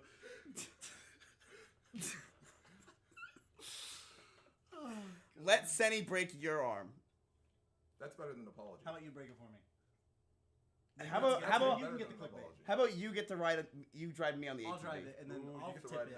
And then you'll And then tip we'll it, break but guess your what? I won't be a dumbass with my arm out like My this. arm wasn't out, dipshit. Okay, I'll look for rocks. There you go. Link his Twitch. All right, I don't want to get sued, so let's talk business. Let's talk. You could sue me right now if you wanted to. I I did it really on my property. I'm admitting that it's live. You could sue me for millions and millions of dollars. You could sue me for. I could. For slander, for defamation of character. abuse, defamation of character, almost punched me. creation of the character. What else? Narcissistic tendencies, chicken Emotional tenders, damage. emotional damage, distress, distraught. You could sue me. And on top of that, you have medical bills. Yep. And I heard your medical bills could be upwards of $20,000. Really? Oh. So, Russell. You really should have broke your arm in another country. Well, we have a few options. Hey, at Your least girlfriend's in Canada, right? No. Oh. At least you can hold all your money and cards in your new Ridge wallet. Am I right? That's right. You can put your Ridge wallet right in there and use it whenever you want. Exactly. So, what do you want? What do I want? Sinak, bring in the checkbook. Listen, you have What are my 3 options? wishes. What are my options? You have 3 wishes. First, you have to I have rub the 3 lamp. wishes? Yes. I want Russell's room. What are my 3 options? wishes. What are my options? You have 3 wishes. First, you have to I have rub the 3 lamp. wishes? Yes. I want Russell's room. Is this guy serious? I want Russell's room. You want Russell's room. You can have Axion's room. Nope. That's my second wish. Fine, I'll just go to Soda Poppins. 20K for a broken arm? I know, dude. I know, okay? Half of it's for the fucking, the ride over there. It's ridiculous. I'm telling you, the prices out here are insane. NA sucks. Like, he broke his arm. And what if I didn't have the money I have? I'd be in crippling debt. You get that? All right. Now, I'm not paying for it. So who is then? Sinak. Okay. Yeah, with my money. Yeah. So, I'm just going to keep saying I'm not paying for it. I feel like it just makes me feel a lot better. I'm just not going to look at my bank account any longer. What do you want? First Bitcoin, now this. This Russell's sucks. room. You want Russell's room? Dude, what is with everyone sought after things that I have? It's Okay. in Mitch's room when he leaves, but there's no saving that room Give him a room. Well, how long do you have to stay here? Don't you have to get like a... for like a week. That's so long. Shut up. Dude, as soon as he takes my room, his girlfriend's moving in with him. No, she's not coming. Yep. She's not coming. She's not coming? No. That's a lie and a half, man. No, she's not. She's fucking walking here right now, I'm sure. Yeah. Tears in her eyes. She's still Doing a bike texting him. stream. Listen, do you need more, Senny? I made you. You have an offline. You've grown. You're going to be big time now. What more do you possibly need? I can't we say we're even? Another broken arm. Cynic hit 10K on Twitter. Cynic did hit 10K on Twitter. You know who didn't hit 10K on Twitter? Jeff? Jeff, yeah. Yo, Jeff. Yeah. And everyone else in the offline chat. Yeah. He needs an auto host. Oh, yeah, I can do that for you. All right, that's two things. All right. Okay. What do you want? I don't know. What do I want? Ocarina of Time doesn't sound bad. Dude. That doesn't Yeah, sound bad. it does not sound... I Look, said I'll get just- you an Ocarina of Time box, not I 85 said plus. just stop the You want stream a right show? now and beat his ass. I'm just gonna say it. Listen, I think it's the only thing that seems right to me.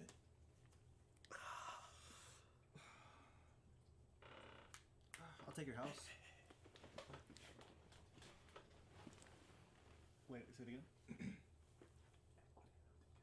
I need equity in OTK. 10%. It's cheaper than the Ocarina of Time box. All right, Rich, you're out, man. Sorry about I'll that. take Rich's spot. That's fine. You can take Russell's room, Rich's spot. Go ahead, man. All right, your job is to play Genshin Impact for about 3 hours a week on your stream, but you have to be drunk. Okay. So we'll wait 3 years.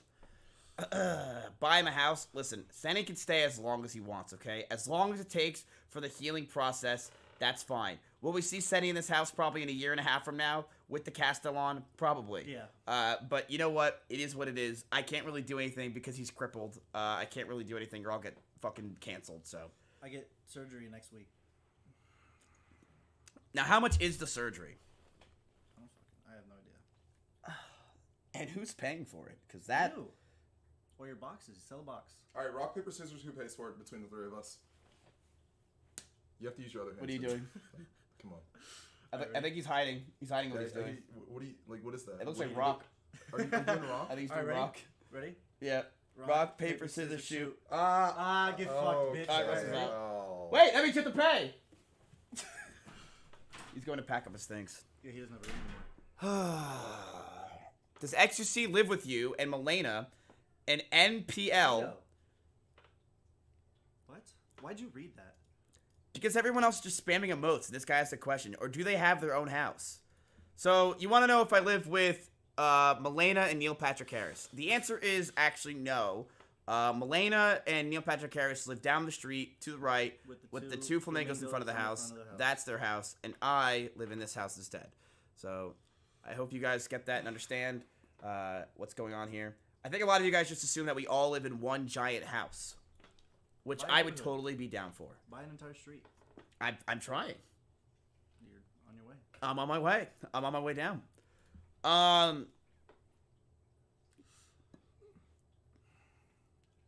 Do you regret yesterday? No. I mean, I wish it didn't. Yes, I do, and I'm really sad about it. And I'm honestly very, very, very upset Why are you upset? because I didn't hit 10K. Because you did. I'm just kidding. I don't know. I'm fine. I really don't care. It was no one's fault. There's a lot of people shitting on you and Seer. Chat, it wasn't my fault. They're gonna say yes, and I'm gonna agree because they're saying yes. So why not? How is it my fault when he pressured me to go faster? I didn't How want did I to. pressure you? Because I just want to help you as a content creator. Cindy, I It was believe for in you, your man. stream. I believe in you. It was for your Oh, stream. you think I care about my stream? You think I care about what they have? I did it to entertain your chat. Content and go on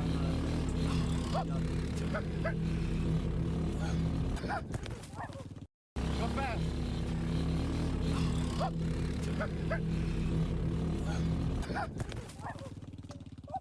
You okay? No, my arm broke. Wow, a salad. Wow. Thanks, man. You're welcome. What's going on with you? I had pancakes. You had pancakes. Snack, and then you called them like a fat fuck. Right now. Let's go. Oh, they only have them in red? Well, No, I gotta cancel mine and get this. No, you don't want this one, dude. Why? Why do you want this one? Alright, let's do this.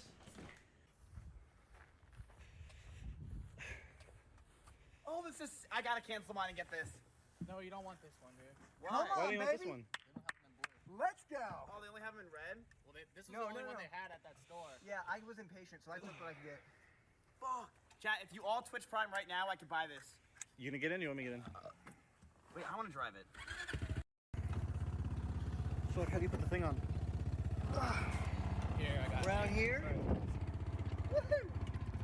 No, you gotta put your arms under. Yeah, there you go. Yeah.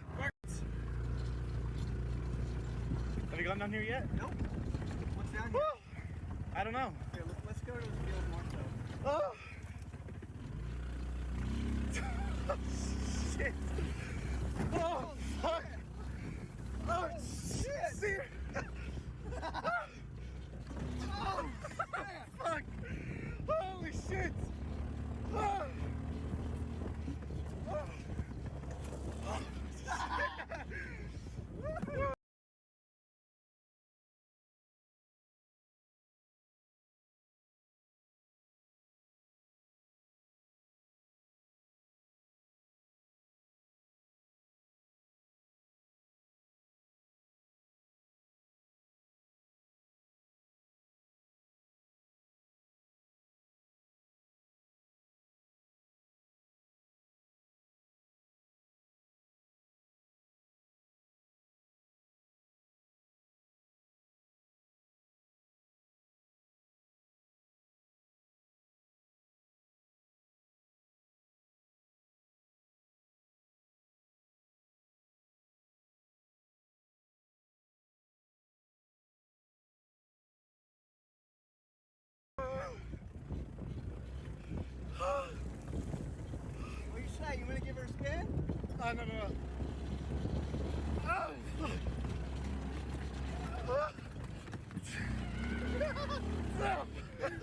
Hey, she's ready! You wanna drive? Hey, she's ready. Oh, there's so much dust. Oh, Yeah. dude! This is what I live for! And it's why we're in nature. Big Kona shit! Good luck. Go fast.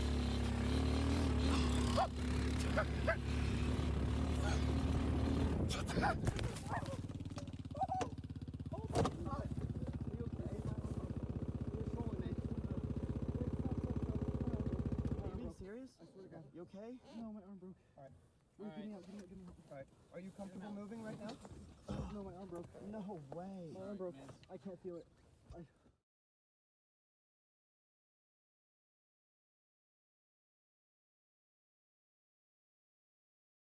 Why did I do that, Senny? Oh, wait. It's. Look how I notice I can use two hands and you can't. The reason why I did that, Senny, is because I wanted to help your stream so people go to your channel and follow you. I did it for you, man. Literally Pick no one up. else- Yo, what's up? Yo, I actually tried to help you a lot. I'm sorry. You still at the it actually hospital? worked. Huh? I hung up. He hung up. I'm suing you. Listen, it's fine if you want to sue me. All right. But you just gotta take one thing. I gotta take something from here? How about this? We'll settle. What are we settling on? I will give you. I'll host you after today. What am I gonna stream in the wheelchair? Yes, you You're can gonna stream in a roll around your wheelchair. room? Just fucking fake cry, man. And some people who are not paying attention to the stream are just gonna think you're actually sad, and then they'll follow, and then they'll just give you money. All right, deal. I'll roll around your room. That's all I can do.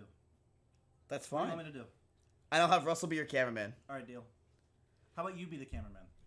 I have a very Back to the important old meeting days. after today, okay? All right. Very important meeting. Our first meeting today is making sure that we all have medical in OTK. Our second meeting is making sure that we have our own lawyers.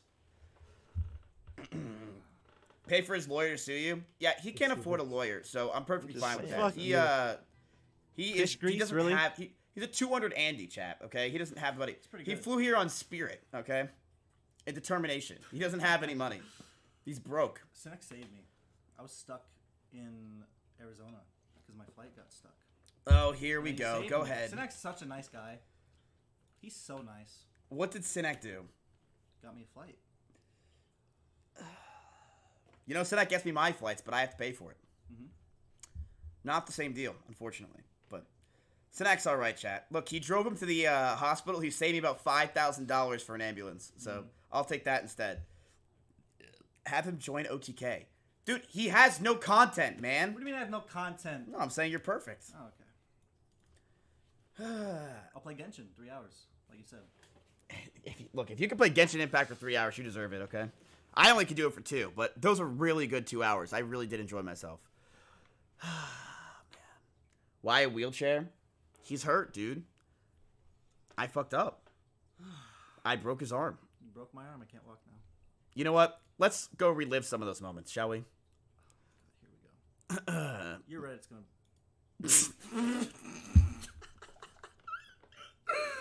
Oh god. This is gonna so be the good. worst Reddit recap of my entire life. This is going to Holy be shit. the Can we worst. get a real one of those? You want in to this room in the back? You want me to get a picture of your fucking arm? Yeah. This is gonna be fucked. This is gonna be the worst Reddit recap of my entire life. Finally finished. What is this?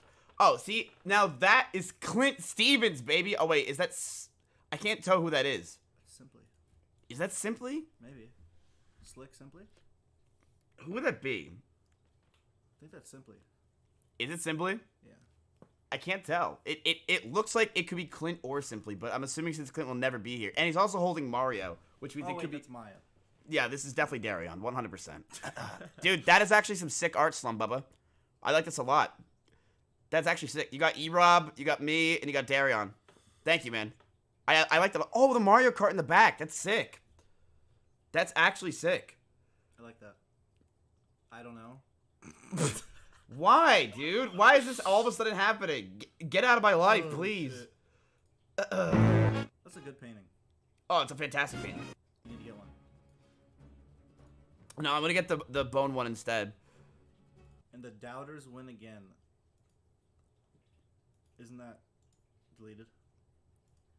Oh, it's this. Here we go.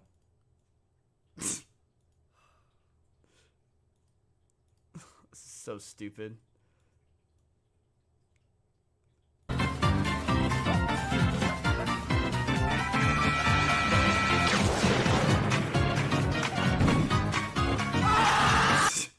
I fucking hate this Reddit, man. It's so fucking bad.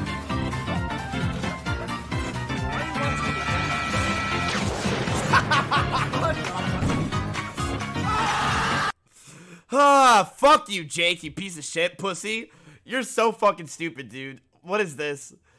Been loving the Mario Kart streams. I'm using tilt controls. Shut up, dude. This picture's the worst thing to ever happen to me. Napoleon is Marshall's disaster at Waterloo. What the fuck is this shit, man? How do you think of this? Dude, why do you look like Conker from Conker's Bad Fur Day? You look like a fucking squirrel, Senny. I know. Me, I look handsome. I look like Mr. Clean. I can't reach. Upcoming OTK merch. I get it, we're broke. Yeah. Nice. Sneak peek at Miskit's next stream with Senny. I don't wear glasses. Fuck you.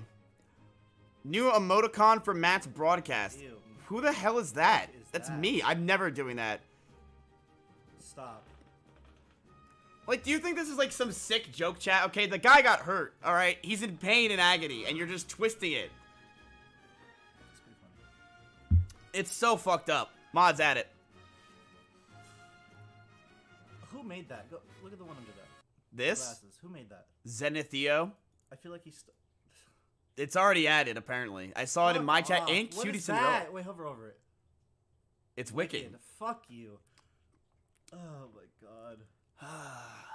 You lost all your channel points because I didn't get first place. I'm sorry, man. All the VOD fogs wondering what happened. I get it. I play Mario Kart. Shut the fuck up. My pool, Senny with his future boxes after his lawsuit. Oh yeah. I own all of those now. No. That's what I want. No. Yeah. No. You know, I want the GameCube. Senny, if you can, look, you better call Saul, okay? Because there's no shot in hell that anybody is going to help you with a case where you said, go faster. Honestly, Senny, I'm going to be honest with you. There's no evidence of any of this shit because I deleted it all. It'll be in the YouTube video. There better not be. I'll copy strike it. It's on my channel. Dude, I'll copy strike you. I already put the video out on my channel as well, so we're perfectly fine. Good stream. What is this? Go fast. Don't watch it. That's just a clip.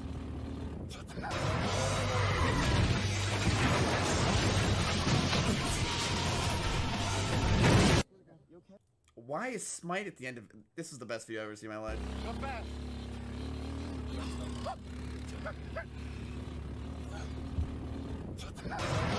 Whenever you don't have something to add in a video, just put Smite. Seatbelt on, we're fine. We're He had a seatbelt on. We both did. We're okay. We'll be fine. Wait, what'd you say at the end? I said that we both had a seatbelt on. We're fine. We're okay. These things happen. We're okay. Oh, I'm okay. That's all that matters, really, at the end of the day. Well, I said that because, you know why I did it? It's because people were worrying and they were nervous and scared about what's happening. Your girlfriend's constantly spamming my chat saying, what's going on with my little Senny boy? And I timed her out for a week. Just stop talking at this point. So he unbanned you, simp. People were like, oh, what's happening? Is he okay? I just wanted to calm down the crowd. That's why I said it. I knew he broke his arm, chat. I've seen broken arms a dozen times. I've seen it all. I've been a wrestler for almost 2 decades now. And Broken a bone? No, I've never broken a bone. But I've watched people break their bones in wrestling. And Senny. And in real life now. Yes, and Senny, I'm letting you know that I knew your arm was broken, but I was just trying to calm down the crowd because they were getting scared. I said, my arm's broken. You said, you're trolling. That was the first thing you said. That was the first thing you said. No, I said... That was the first thing didn't when hear, we crashed, you said you're trolling. I whispered... No, that's not true. I whispered to you first, and I said, are you okay? And I said, you're trolling. I couldn't hear. Well, that's your fault. You did not say that. Yes, I did. I want to make sure you were okay. I heard everything. No, I said, are you okay? And then I said, you're trolling. Did you know Miskiff has his own manga? What even is this, man? Breaking your arm, befriending Sinek. Dude, you're such a prick, man. And your hairline sucks. I spent years and millions making this music video with my sexuality where I know I'm not gay because I've tried it. But I'm not gay. I'm not. I'm not gay. I'm not gay. I know I look gay, but I'm not gay. I have like features of being gay, but I'm not gay. Did I say I tried it? But I never said I tried it. What? Hate Hassan, dude. Hate Hassan, dude. Hate Hassan, dude. Hate Hassan, dude. Hate Hassan, dude. Hate Hassan, dude. Hate Hassan, dude. Hate Hassan, dude. Imagine you're with the porn star and the porn star's getting cucked. That's Hassan's life. That's Hassan's life. Imagine you're with the porn star and the porn star's getting cucked. That's Hassan's life. That's Hassan's life. Imagine you're with the porn star and the porn star's This is my new ringtone. That's Hassan's life. That's Hassan's life. Imagine you're with the porn star and the porn star's getting cucked. That's Hassan's life. That's Hassan's life. Miskiff is a fucking demon. The content that he makes is just himself. When there's no cameras around, he is literally still exactly that way. And Thank you, dude. All right, that's the most important part we got out of this video. Seti. I can't hear shit. I was just sitting here in silence. Dude, I want you to sit there in silence, okay? All I'm doing is farming donations off you. Chat, by the way, every subscription that you donate, technically to a small degree, does go to Senny because I'm paying for all this stuff anyway. Senny, aren't I the exact same off stream? Shut up. Right? Right? Right? Chat, I'm the exact same off stream. I am. And you can cap me all you want. The only time I'm not the same off stream You is asked for... me that like 3 times yesterday. What? Or the other day. No way. I asked you way more than 3 times yesterday. Just that question. You asked me like 20 questions about you. Oh, anyway. Get speakers? Dude, shut the fuck up, bitch. I'm trying to. Sinak's been trying to get the speakers working forever. Don't act like we're not. What is this video? What y'all finna get into? None. Well, let's go to the mall. All right, I'll drive. Wait. Do you know who that is? That's Omni.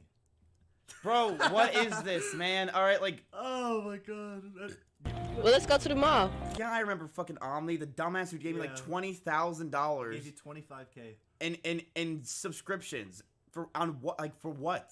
Do you know how he paid for it? Mom's credit card. His mom's credit card. Yo, Omni, can you pay for his fucking medical bills real quick and not say anything? You want me to call him? He's probably watching. Dude, no shot do I want you to call Omni. All right, I'll drive. Don't. You want to phone the bank? Let me go for it. Let's see this. He's not gonna get yourselves. Oh man. Put y'all seatbelts on. Psh, YOLO. Mine?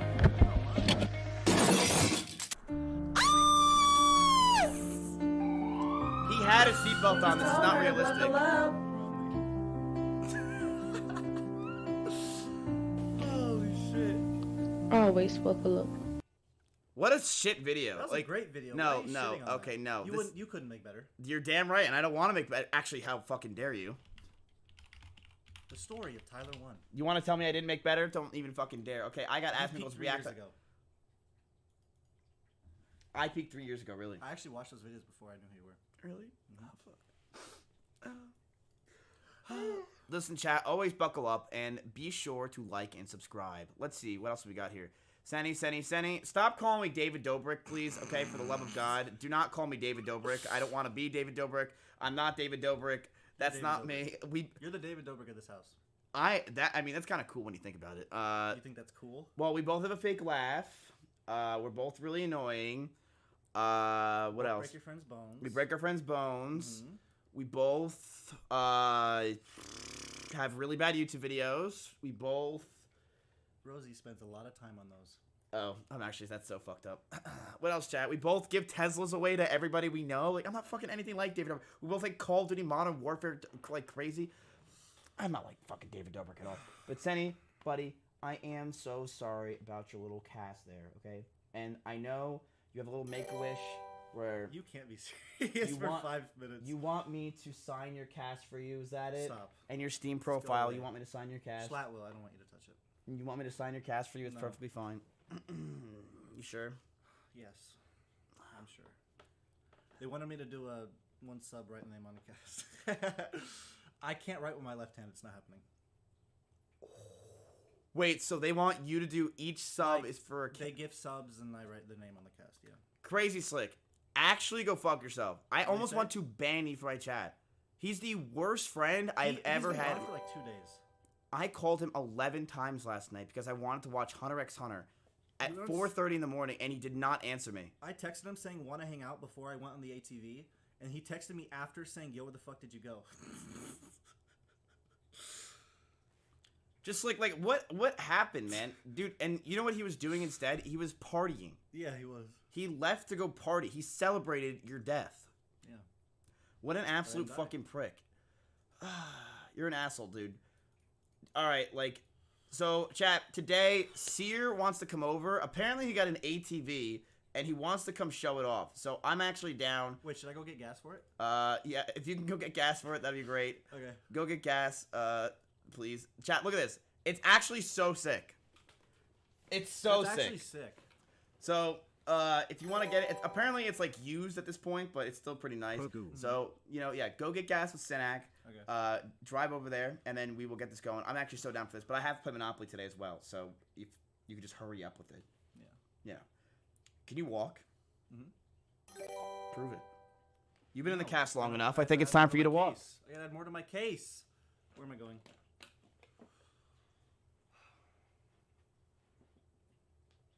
Come on.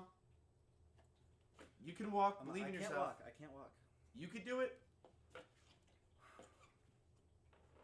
Actually hurts to get up. Oh, fuck. I'm a miracle worker. These things happen. You're so small. You know, I was tempted to do. What? I was tempted to push it down. I was tempted to flip it again. I would have shown you that you have to wear a seatbelt. You rolled it all the way over here, so I have to do it again. Russell. I missed the clip. I wanted to be here for when he stood up. Russell, he lied. He tried to defamate my character. He tried to skirt steaming onto me. Zillion. Oh my god. The next Zillion. We can get you banned for that. We can make millions with that. Yeah. Do you know who that is? No. He's a new frog. New frog. He's a man who pretended to be in a. Oh, in a, that guy. Yes. Okay. And he's like, hold on, give me a second, I'll be right back. Yeah. Okay. I remember. Dude, we could so do that. Yeah, I know. Dude, trust me. I'm trying to get him away from me. You're sitting in between me and the door right now on purpose. Oh, he's trying to trap. Dude, I'm not even kidding. Sometimes I see the post on your Reddit, I'm like, damn, that's actually pretty funny. It's not even pretty funny. It's pretty serious. Are you really trying to trap people? And Why do you think I pointed my camera this way? It's to make sure that they can't leave without going through me. So they can't leave my stream without saying, Miz, by the way, I have to go do something else. And then I'll ban them for leaving. Oh my god. Yes. Wait, that is serious. Oh, true. So I want to let you know something. What? Since you are in a cast, we have decided of the house, you get priority with parking. You're not gonna clap? No, I'm not The mic is blocking the Here, I got you, man. boxes. I got you. You fucking suck at this. So, you get priority parking. Mitch is going to have to park on the street, Oh, but I'm no. warning you, Mitch is probably not going to realize any of this, and Mitch is probably going to park in the driveway anyway. Mitch Jones. You can help me? Oh, yeah. All right, well, do you have anything to say to the fans? Are you gonna say sorry? Let me know why I need to apologize. Dude, you're so let's just go through everything. Okay, because you I go called out there me on an and said, ATV. I try. "Sonny, this is all your fault." I go out there on an ATV to try to entertain not only my community but yours. So I go What do out you mean there. yours? So sorry, mine. So I go out there to entertain all of my community, right? And I'm like, hey, why don't I try to get him a couple follows on the way? I'm a good guy. I'm a great guy. You're a great guy. So I'm like, oh, Senny, go live on your channel. Let's get you some followers. I go out there. Sears says to just rip it. So I'm already having a panic attack in the vehicle. I'm having a Seer fucking did panic 10 attack. times more of like crazy shit than you, and I was fine. I can tell. I had a panic attack. Seer went 40 miles per hour through rocks, and we were fine. So then why did we flip? Why did you flip? I think it's because the cart was You a just little. are too ADHD to go straight that you needed to turn. Okay, so you, just as Senny said, I have a mental disorder, and that mental disorder stopped me from being able to turn properly. Mental disorder. Okay. Oh, sorry. So You sound nervous. I'm suing you. I'm about to fucking floor it. I can't floor it. I'm sorry. Wow. Blame it on my ADD, baby. It's okay. It's alright. Are you like, what are you doing? What am I doing? Are you trying to back up right now? What's No, going I'm on? trying to floor. Yeah, he's trying to back up on my Away. foot. He's I'm mad. trying to run you over.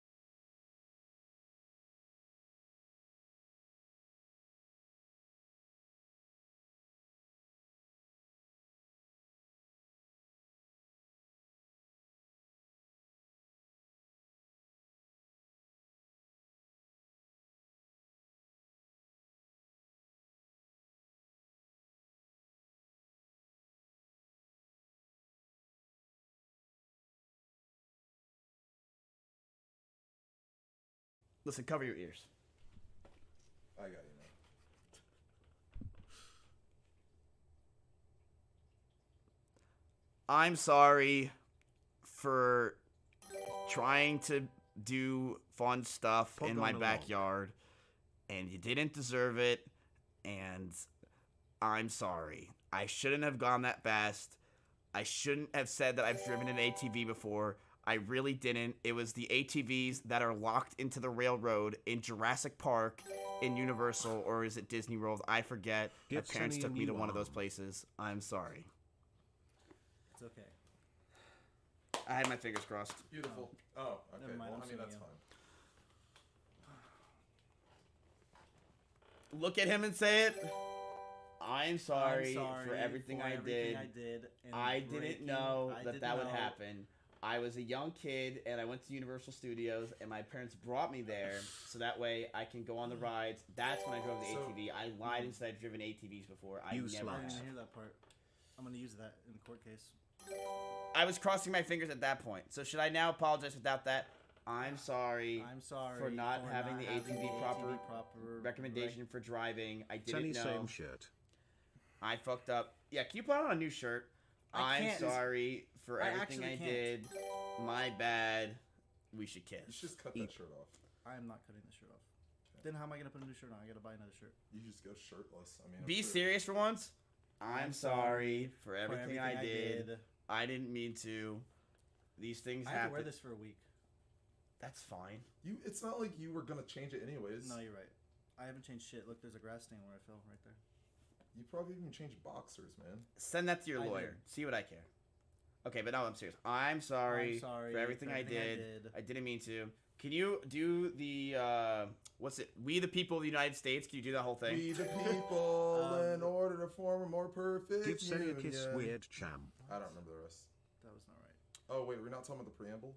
Yeah, it's we the people of the United States, in order to form a more perfect union, establish justice, ensure domestic tranquility, and something, something, something. Stream the court I'm case sorry. for content. Can you ban the people saying up top? What? Can you ban the people saying up We're top? a new org. These Nope. things happen. This is good stuff, guys. Yeah, I it mean, is good I shit. love it. You only got to deal with me for another week. Senny, congratulations, buddy. Congratulations, man. Would I win? Senny, you have been around for a little bit. You've been around for a while now. And we would like to promote you.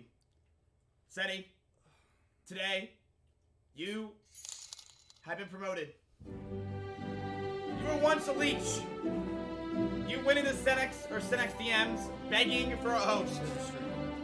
I took the liberty to help you even farther. I put you on my auto host because I felt bad. But Senny, you took that auto host and you ran with it. You had that donation goal. You hit that donation goal. You flew out to Austin and now you purposely broke your arm so you have to stay here. You've learned from the best. Clap. And Senny, I'm gonna promote you from Leech to a Miss Kiff affiliate. Congratulations. Congratulations.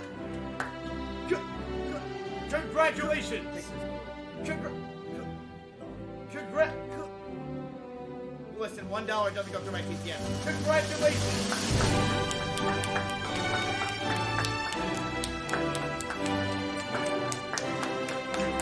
A new character.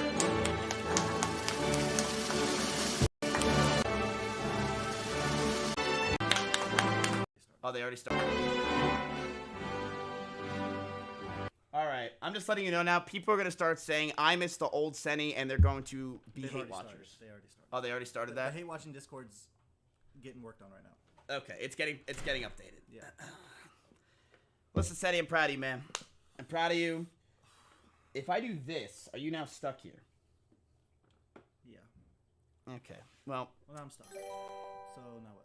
Well, you're stuck for a week, so... He's growing up right before our eyes. What did your Feels dad strong, say man. when you said that you're gonna stay here for another week? I don't know. I was really stressed that he was gonna be like all fucking nervous and like. But then you just told him that I'm paying for all the bills. And then I said he's paying for everything, and then he's like, okay, that's fine. See you in a week.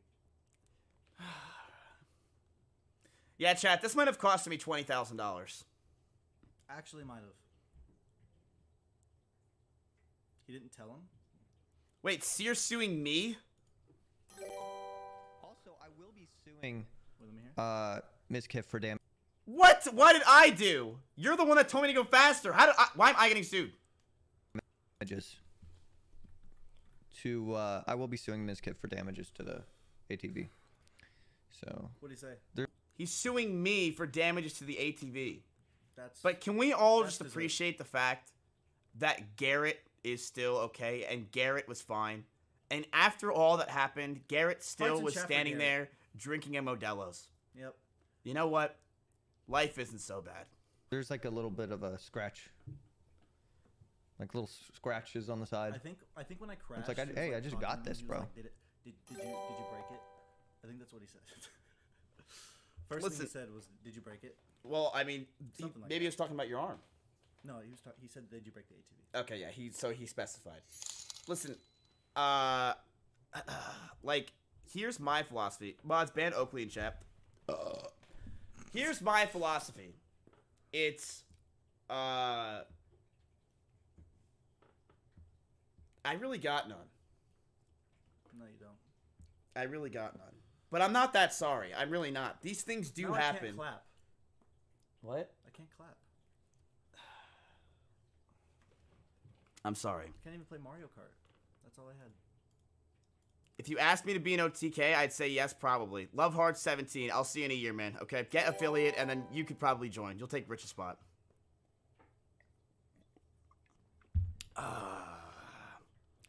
How is he gonna? Oh. How are you I have gonna to wear jerk a off? cast for like 3 months, probably. That means every Old day I Sunny have to put skeptical. a bag over this and shower with it, and I can't wipe my ass. I can't write anything. I can't even click links for 3 months. Okay, so he's just pretty much trying to say he's gonna be a lazy content creator, and he's just making excuses. No. You know, it's not a bad thing though. Did you jerk off with your right hand? Yeah. So that's not bad But though. I did 'cause both, Now it's so, like, new. it's fine. Yeah, now it's new. So you're Yeah, welcome. exactly. I'm giving you a new pace, change of life. Mhm. You're fine. Jerk him off. I already did. I told him he's on my auto host. Yeah. And I also told him I'm gonna host him today. He has nothing to worry about, chat. Okay, he's got an easy ass life. You want me to give me one in chat if you'd want me to break your arm. You get anything you want. It's a joke. Do you want my kiddie Russell's pool? room, right? Huh? I can get Russell's room, right? Yes, you can have Russell's room. Okay. Are you willing to pay $1,000 a month for rent? That's nothing. To live somewhere? Say that again. Well, for one room, that's a lot, but yeah. No. Exactly. $100. No. Yo, Mizzy $200. Wizzy, with the small Keep going. ask Lizzy. The man who gets dizzy when he drinks forgot. something fizzy. I know you're always busy, but can I get a yo? No. Senny can't click links. $9.99. He doesn't have to worry about it, man. He'll just be sitting there. All right, I'm gonna go do my normal YouTube stuff. Get out of here. All right, wheel me out. All right, I gotta wheel him out. All right. Well, I hope Sear comes over. Would you mind? Wait. You know what we should do? We actually should drive you on the go-kart again. Shut up. How about you do it? You remember you locked it, dipshit? All right. Let's give a round of applause, everybody, for Senny.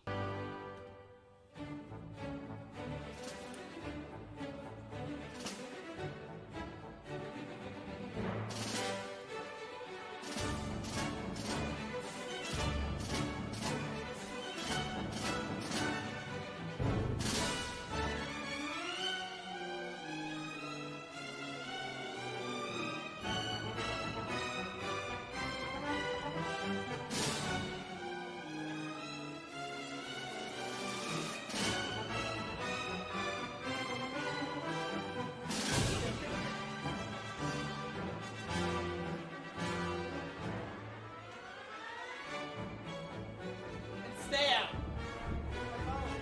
Wait, how are you opening the door?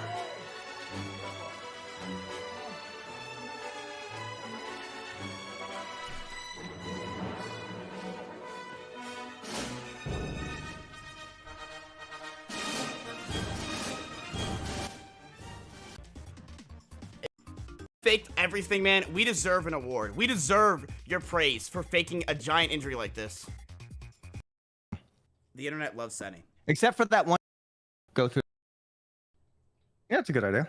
Just pop it neutral. Ms. Kip did wrong. Ms. Kip shouldn't have drove that fast. I should have went faster. I should have went fucking You faster. should have doubled down. In fact, he should have gotten back in. I should have saw his broken arm, grabbed it, ripped it off, and then beat the shit out of him and rubbed some dirt on it. Yeah, exactly. And then after that, give him a cigarette, give him a glass of scotch, and say, "Get over it, pussy." He's now let's go 18. hit the bar. He's 18. He's 18. He's 18. Oh. Okay. Give him a don't sunny give him a beach. cigarette. Can you? Is 18 smoking age here? I'm pretty sure we're in Texas, man. 18 is everything. You can go Okay. wild. The only thing you can't get at 18 is your COVID vaccine. That's it. Don't give him a cigarette. Don't give him scotch. Just punch him in the face really fucking hard and say, "Get the fuck over it. Get the fuck over it. Get the fuck over it." WWGD. What would Garrett do? He would find a way to get on your stream awkwardly and stand there. And he did. He did a great job. Did he do that yesterday? I don't think so, actually. What do you think about my Queen Elizabeth and Scarlett Johansson? Hold on, give me a sec. Your screen's smaller than me. I gotta remove something. There we go. Hold on. Why are you so blue? You look sick. Why are you hiding Scarlett Johansson behind a bush, though? I don't understand that. Is it like what's going on here? Yeah, it's supposed to be like she's lurking. You know? But the Queen doesn't give a flying fuck. Like she's just out there and about. Yeah. Nah, you look good, man. You look good. Hey, you want to see something? Look at this. So, look how like, you know, I'm kind of big over here, right? And then watch this. Watch how small I get over here. Is that crazy? Are you trying to flex your room? Because it's working. Look at that. Bro, people don't know it. This thing's huge, bro. Look at that. Dude, that's crazy. That's so sick, Seer. That's so sick. Dude, your door's actually really small, though, compared to mine.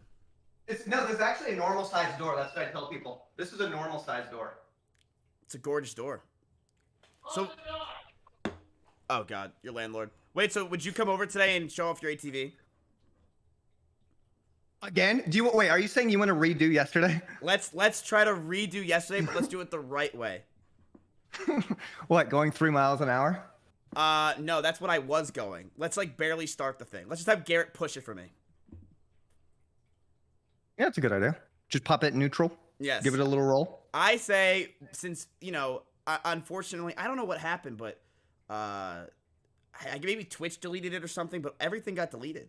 All the clips, all the posts, everything. I don't know what happened. I know what had happened. It was, you know, it was out of my hands. You know, Cindy shouldn't have to see himself go through that situation again. And I think out of just absolute care and love for him, it just got removed from the internet. So the internet loves Senny. Except for that one of you playing Mario Kart. That one was really fucking good. That one was really good. So here's what I think we do. I think since the people didn't get to see what happened, a little ambience as well, yesterday. just to kind of add to our atmosphere. Don't forget, click the subscribe button, click the bell icon as well. Stay up to date with every tutorial in this series. And with that in mind, let's get to work. So like I said, mostly going to be post-processing this tutorial, but I'm going to bring in some audio just to kind of add to the scene. So I'm going to drag and drop this ambient sound, which you can get on the website, free. Head over there, downloads and assets. And although we've dealt with sound effects before, we've dealt with two. So we've got the creaky door and we've got the dinging sound. This is going to be a little bit different because these other two were done on command. And this one is just going to be automatic. And all we really need to do to get this working is add to our first person controller right here. So we've got sounds, effects. So I'm going to right click and create empty and just have AMB, short for ambience. And within here, I'm going to create another one and just have this as summer, I guess, because it kind of is a summery noise. So it's just a case of dragging and dropping onto that object. Play on awake is ticked. We want it to be active. Loop, yes, we will have that looped because we want it to continuously play. And I'm going to reduce the volume just a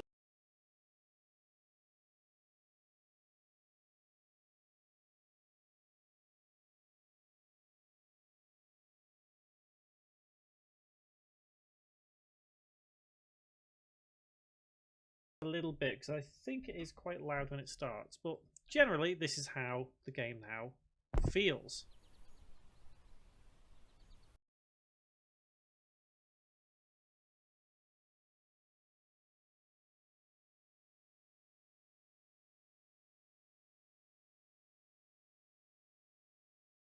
And create empty and just have AMB, short for ambience. And within here, I'm going to create another one and just have this as summer, I guess, because it kind of is a summery noise. So it's just a case of dragging and dropping onto that object.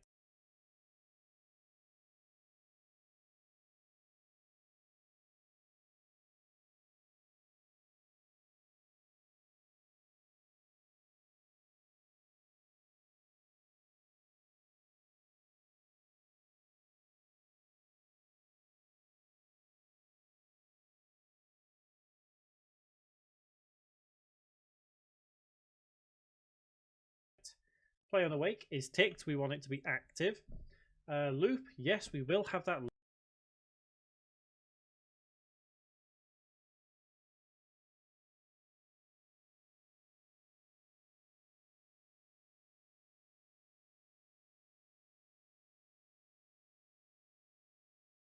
A little bit different because these other two were done on command. And this one is just going to be automatic. And all we really need to do to get this working is add to our first person controller right here. So we've got sounds, effects. So I'm going to right click and create empty and just have AMB, short for ambience. And within here, I'm going to create another one and just have this as summer, I guess, because it kind of is a summery noise. So it's just a case of dragging and dropping onto that object.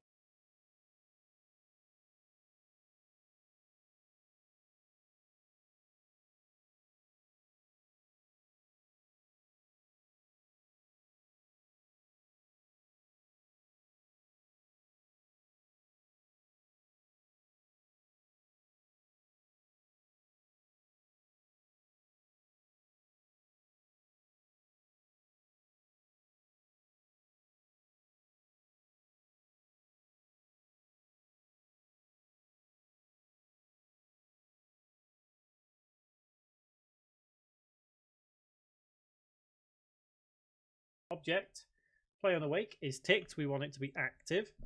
Loop, yes, we will have that looped because we want it to continuously play. And I'm going to reduce the volume just a little bit because I think it is quite loud when it starts. But generally, this is how the game now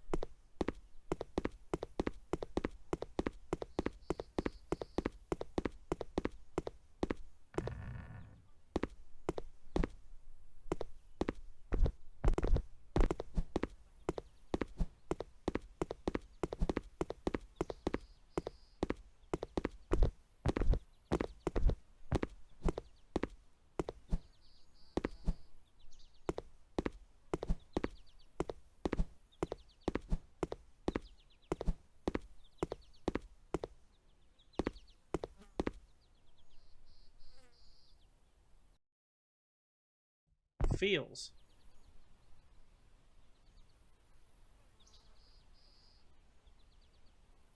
There we go. So it just seems a little bit more like an atmosphere.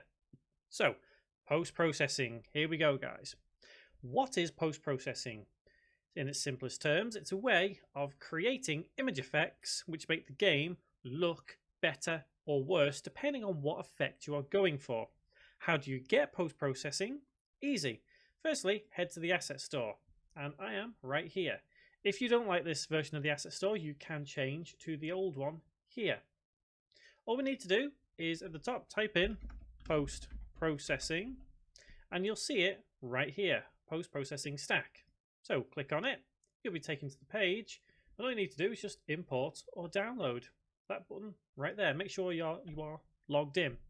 And as I say, if you're on the old store and it kind of looks like this, it is just a case of game, post-processing, and you'll find it right there. So look for that image from Unity Technologies.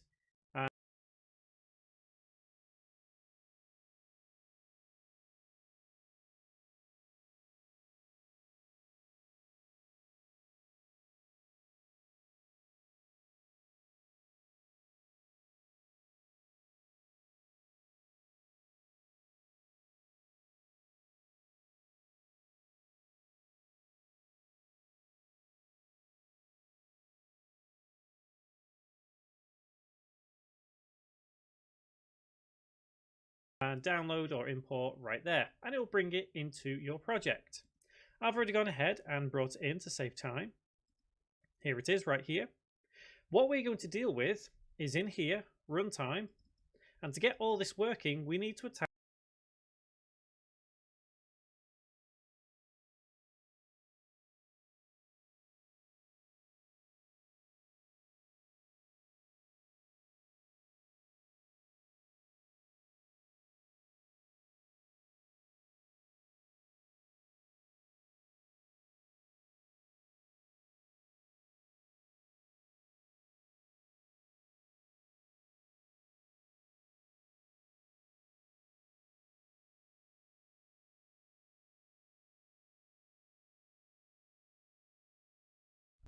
Hey guys, Jimmy Vegas here, and in this Unity tutorial we are going to learn how to get post-processing and how to use post-processing from 2020 and beyond. So for those who don't know, post-processing has changed over time with Unity and it's become more efficient, it's become better, maybe not easier to use, but all in all a nicer experience. So a lot of my videos have become a little bit obsolete in how to use post-processing, so I figured now would be a really good time to show you where to get it.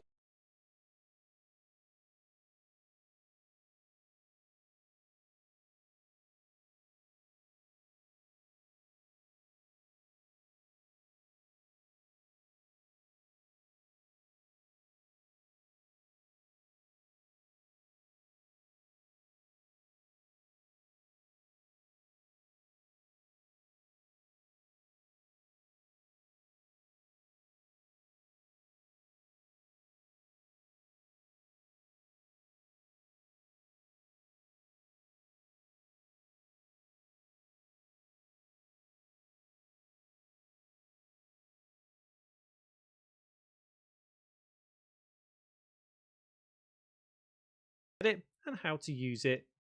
Well, I guess it's in the future for some of those videos, isn't it? Either way, let's see how we do it. So what better scene to use than this one I have? Just a quick little thing here. This was a finalist in the awards in 2019. It's a really nice little asset. It's a demo. If you want to check it out by Astrofish Games, please do. Transparency here, this is something I've chosen myself. I've not been approached to anything, not received anything for using this. This is just something that is really, really nice. So, post-processing, how do we get it? Okay, so you used to be able to go to the asset store.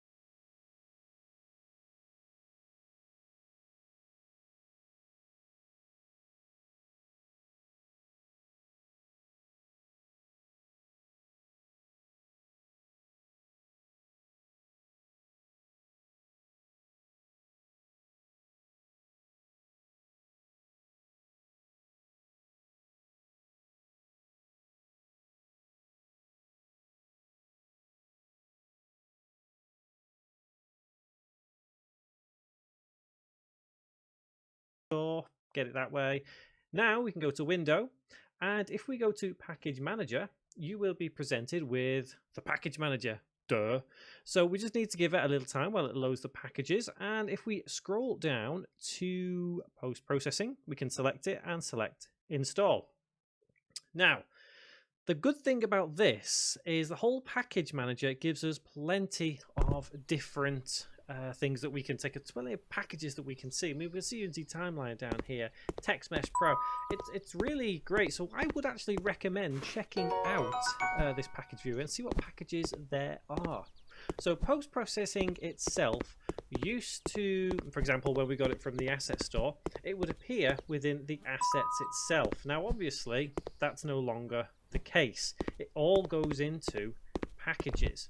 Now, essentially, the post-processing is the same kind of mechanism. It's the same everything as what it used to be, just a couple of slightly different steps to better allow you to control what's going on with your game. So it's installed now, that's all good. So let's go to packages, and we should see post-processing right there. So if we go into it and go to the post-processing folder and runtime, again, we used to do this in the slightly older version, and then we'd attach a script to our camera and be able to create a profile that way. That's no longer the case. So in order to get post-processing working, we need to select our main camera first off, and we need to assign it a layer. So up here at the top next to tag, we have layer, and it is default. So let's click add layer. Let's go to any available layer, and let's just put it as post-processing, because why not? Makes sense. So all you need to do then is just set it as post-processing.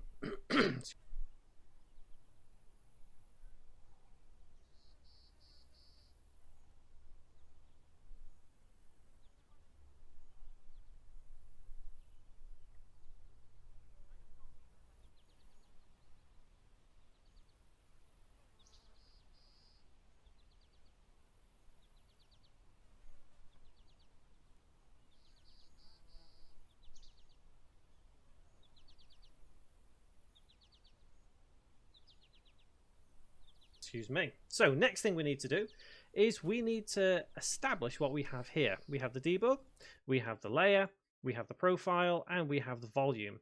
We need to attach the post-processing layer, which is this one, to our main camera right there. And let's also attach the post-processing volume as well. And we can see there we have a couple of different options. So first things first, on the layer, we need to select post-processing, the one we've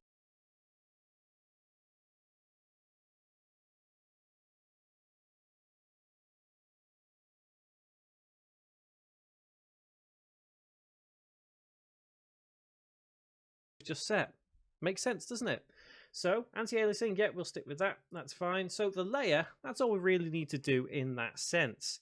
It is down here, the volume, where we were able to really control what happens. So this is the profile. So remember in the old way, we used to create the profile here. Well, we can just create new here, and it will create a new profile for us, nice and simple. And if we click it, it'll take it down here. So you can see this has established itself in the scene folder down here. That's fine. No need to worry about that. So previously we'd be able to select this profile and modify it, but we can actually do it in the inspector panel whilst having our object selected now. So I'm not going to go into massive amounts of detail with some of these effects that we're going to choose, simply because a lot of you guys may have already understood what they are, but I'm going to go through what I can and explain what I can, because there's no point explaining everything. This video will go on for hours if it did. It's always best to know the basics, a little bit more than the basics, and then you can go exploring and see what you find. So let's click is global. And a lot of the time you'll be able to see with Unity the way it's coded. You can see, I mean, if we just hover over that, you probably don't even need me to explain what that is. You can read it. Simple as that. So all that really is a way of saying whatever we do here is applied to the whole scene rather than just, well, nothing. So let's go to add effect. So we click it, click Unity, and then let's start with ambient occlusion. What is ambient occlusion? I've said it many times before. Ambient occlusion is a way of really expressing where light would otherwise struggle to get to, so i.e. little corners here. So once we have that effect on, we just need to click on the little arrow next to it. And in here, I've always found it best to either do everything or nothing. And what I mean by that is if we select all, nothing happens until you actually modify what you need to, because by default now, nothing really changes within these little effects. So you can click none and go back to normal, all, select everything. So best thing to do, if it's your first time using post-processing, you will come across problems, you will come across performance issues doing it this way. However, it gives you a real insight as to what everything does. If we click all and then change the intensity from 0 to, well, in this case, 4 is the maximum once it gets there, you can see just how the ambient occlusion is affecting things. And what I'm going to do now is I'm actually going to press play and do most of this tutorial in the game view, so we can really see what is happening. Now, if we go down here back to the intensity and decrease it, we can see that a little bit of ambient occlusion really adds a bit of effect and a bit of depth. Just, it's simple as that. Just a tiny little thing can really add depth. And obviously the thickness modifier can really expand what you've created here. So it might be worth playing around just a little bit. Now this bit I do like, the colour. We can actually change how we want our colour to appear. And I think this was a little bit restricted in the older versions of ambient occlusion, because this, just in quick few clicks, looks more like a hellish kind of view rather than just a nice little tiny village. So that is always worth playing around with. And as always, as I've just said, playing around with, I really, really think that a lot of this is trial and error. I'm going to keep it as multi-scale just because it's easier to use. It just makes it nicer. So what I would recommend on this is let's set the intensity as 1. Let's set the thickness modifier as 2, so we have a little bit of ambient occlusion there. And let's take off ambient only. Next effect. Click it. Unity, auto exposure. Now, this is not really something we need to worry about too much. The exposure will, if we click all and change the filtering, you're not going to see too much of an impact in your scene. This kind of effect is only really going to be used for, you know, real depth. This, how can I put this?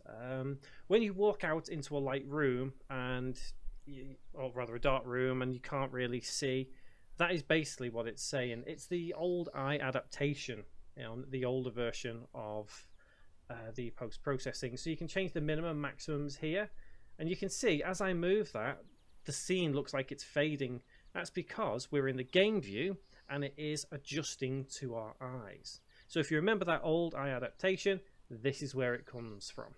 So obviously we can play around there, and you can change the speed at how we do this. So you can see how quick the change is there, and if we reduce that back down to 1, you can see just how slow the change is there. So I'd recommend playing around with this one, especially if you're going in and out of areas within your game. If you don't have that kind of thing, if you're only experiencing one particular area where you only have a certain amount of light, you're not going in and out, then there is no point to this auto exposure. We can actually remove that. If you want to use it, no problems whatsoever, you can. Next on our list, if we click add effect, Unity, we have bloom. Now, I am a bit peculiar when it comes to bloom. I either love no bloom or too much bloom. I know it sounds utterly ridiculous, but sometimes bloom is it's a difficult one to get right. I think bloom should really be combined with color grading, which is what we're going to get to. But if it's not combined properly, it's going to look a little bit silly. But in all honesty, I've made videos where the bloom is just excessive, and it just creates, it's a fun thing to play.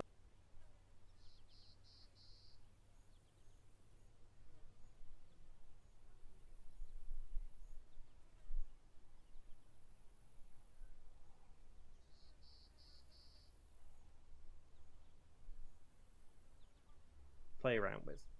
So let's select all on bloom, and let's change the intensity. And obviously this is going to go a little bit crazy as we change the intensity. You can see just how much it's affecting the flares and the flames here. So anything with light is where it really shines more than anything. Lighting is what creates this bloom. Threshold, obviously the higher the threshold, the less likely it is to be affected by bloom. If you bring it right down, you end up with pretty much a mess. But that can be used to your advantage. For example, this scene now looks rather dramatic. Okay, and what I mean by dramatic is if you're having, for example, a section of story where you have some scrolling story going up saying 200 years ago there once was a prince who lived in a little town, and you want just kind of a faded background, that is the perfect effect to use. And remember earlier when I said too much bloom? That's what I mean by too much bloom. It can create that certain type of effect which is really special in some ways because it's easy to do, it's great, and you know, fantastic. And all you do is just change the threshold back to whatever, and you've got your scene back to normal. The threshold is it's on a very tight scale. So if we have it as 0.7, for example, you can see just that 0.3 changes quite drastically how it looks. So I'm going to have it as 0.9. In fact, we'll have it 0.85. Next, we have the softening, and obviously, how can I explain this? It's a bit like a curve. So this is how we can actually really bring out that threshold, whether we want to really bring it intense or whether we don't want it at all. Halfway is probably about right. A lot of the time, the default settings are always going to be the best ones to go for, especially if you're experimenting and playing around. And there's plenty of others to work around with. Diffusion, you can see playing around with diffusion really brings out the scene, and you can see just if I move this, you can see around the flames just how much it's affecting them.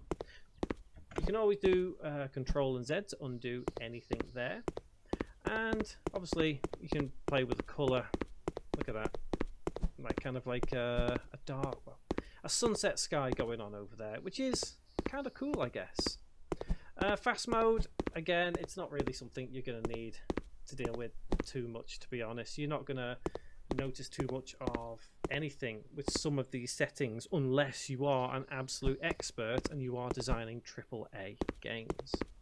The next one I want to touch upon is down here, the texture on the dirtiness, and I kind of like how this works, so I'm going to change it to, do we actually get them in here?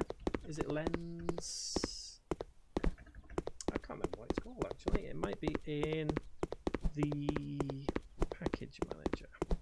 Textures, lens dirt. There we are. So we can attach these lens dirt textures to the camera and give it that extra kind of feel of whether it's gritty, whether it's emotional.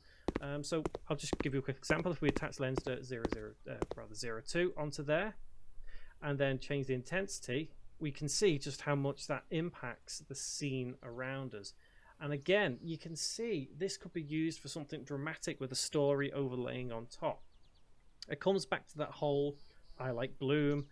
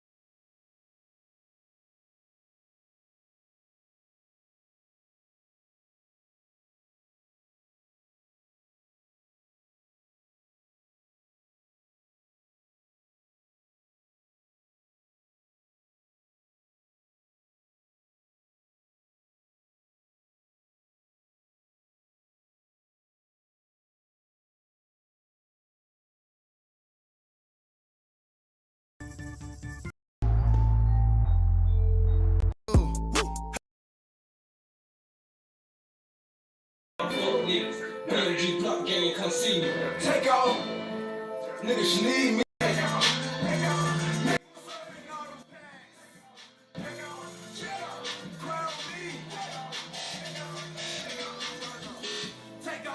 take off, take off. Hit you with that 40, make you blessed off. 2 bad bitches in my lap, having a suck off. 12 hot lurking, so a nigga. Two on me on the ass. Hey, everyone. Anthony Fantano here, internet's busiest music nerd. I hope you're doing well. As you can see, the melon is glistening. And it's time for... Wait, isn't that one girl? It's that one TikTok girl. Some brand new songs and singles, whether I loved them or hated them. Why don't you introduce down yourself to below. the class? Let's get into it, starting Okay. with our... Hi, my name's Dochi. It's not even hate watchers. It's literally people like people who are literally coming in my like making a new channel, coming in my stream because I have somewhat decent amount of viewers, and they're just so angry and so.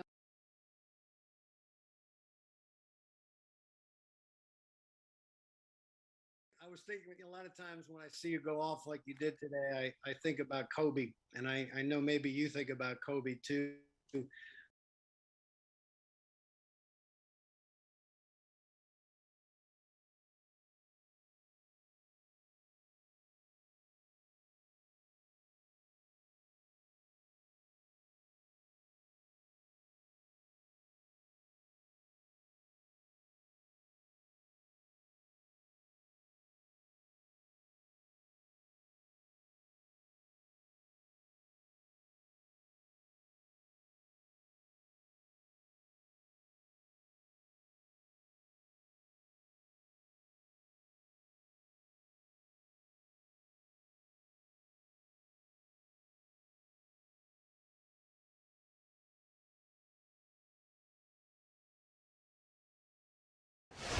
Is that your girl?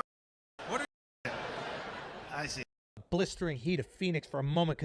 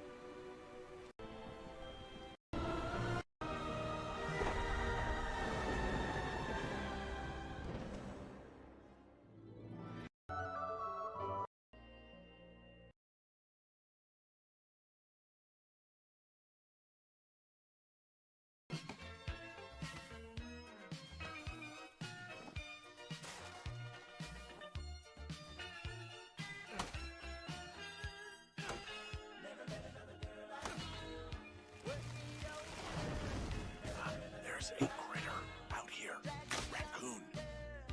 I can't understand you. Because I'm whispering. Because you're whispering. Hello?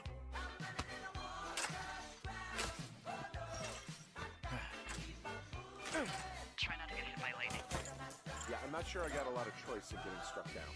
Especially not with your electric personality. Ugh. I see my joke did not spark your sense of humor. Oh my God, lady. The arc of our budding friendship. How exactly are you in charge? Aw, Henry, that's a good one. You satisfied? Yes. Hey, you big dumb idiot.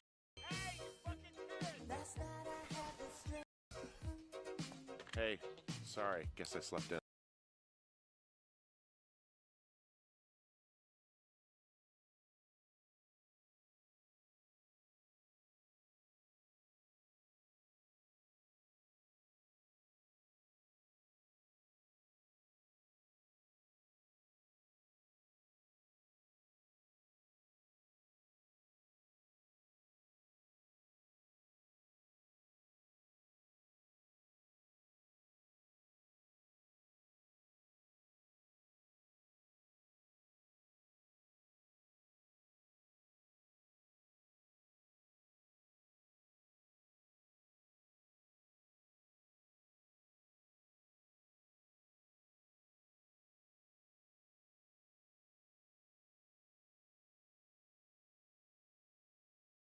too much, or none at all. So I'm going to set that back to, in fact, let's have that as 5 maybe. And let's set our intensity on our bloom to, in fact, maybe 5. We'll go 5 for now. Not 15, 5.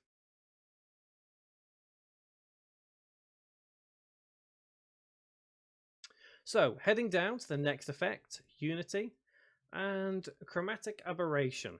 So this one, I've always used this example of what Chromatic Aberration is.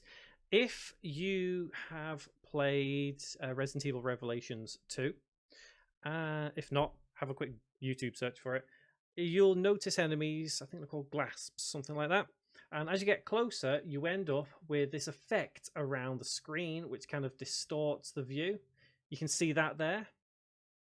That is what I've always referred to Chromatic Aberration as, and it's a good way of really, for example, if you're about to go into a psychotic sequence, something a bit crazy, that kind of thing can be played around with. You can see that's freaky.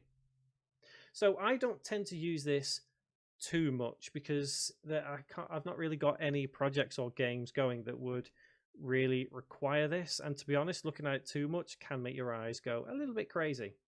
So let's remove that. Next on the list, nope, not component, effect, we have color grading.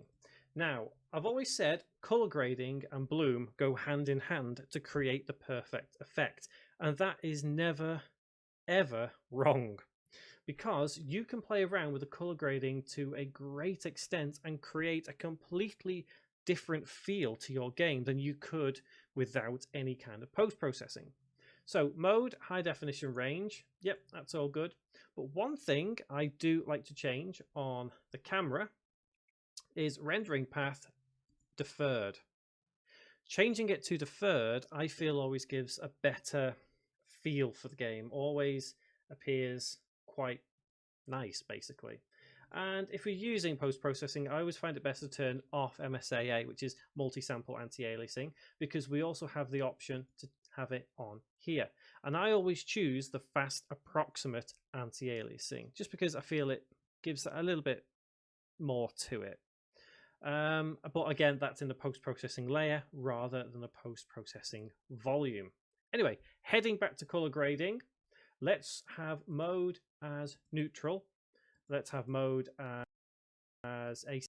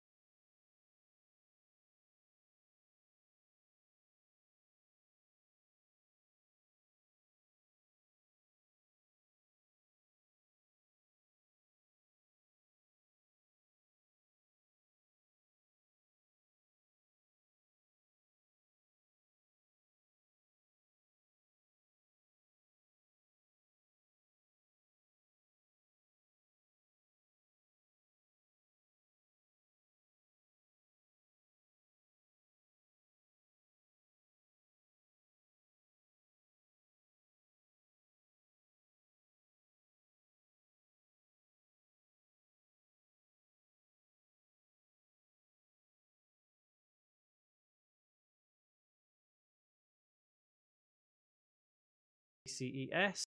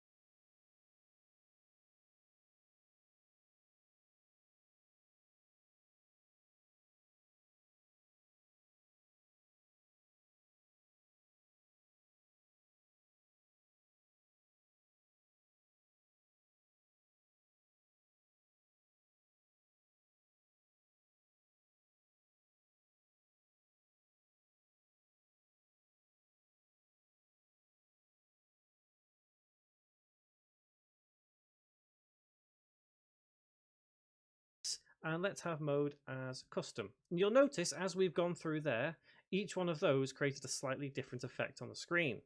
Neutral is always probably the best one to play around with, unless you really want to go to the extreme and play around with this. You can play around with the temperature, the tint, it's all good. But again, you can play around with that in neutral as well.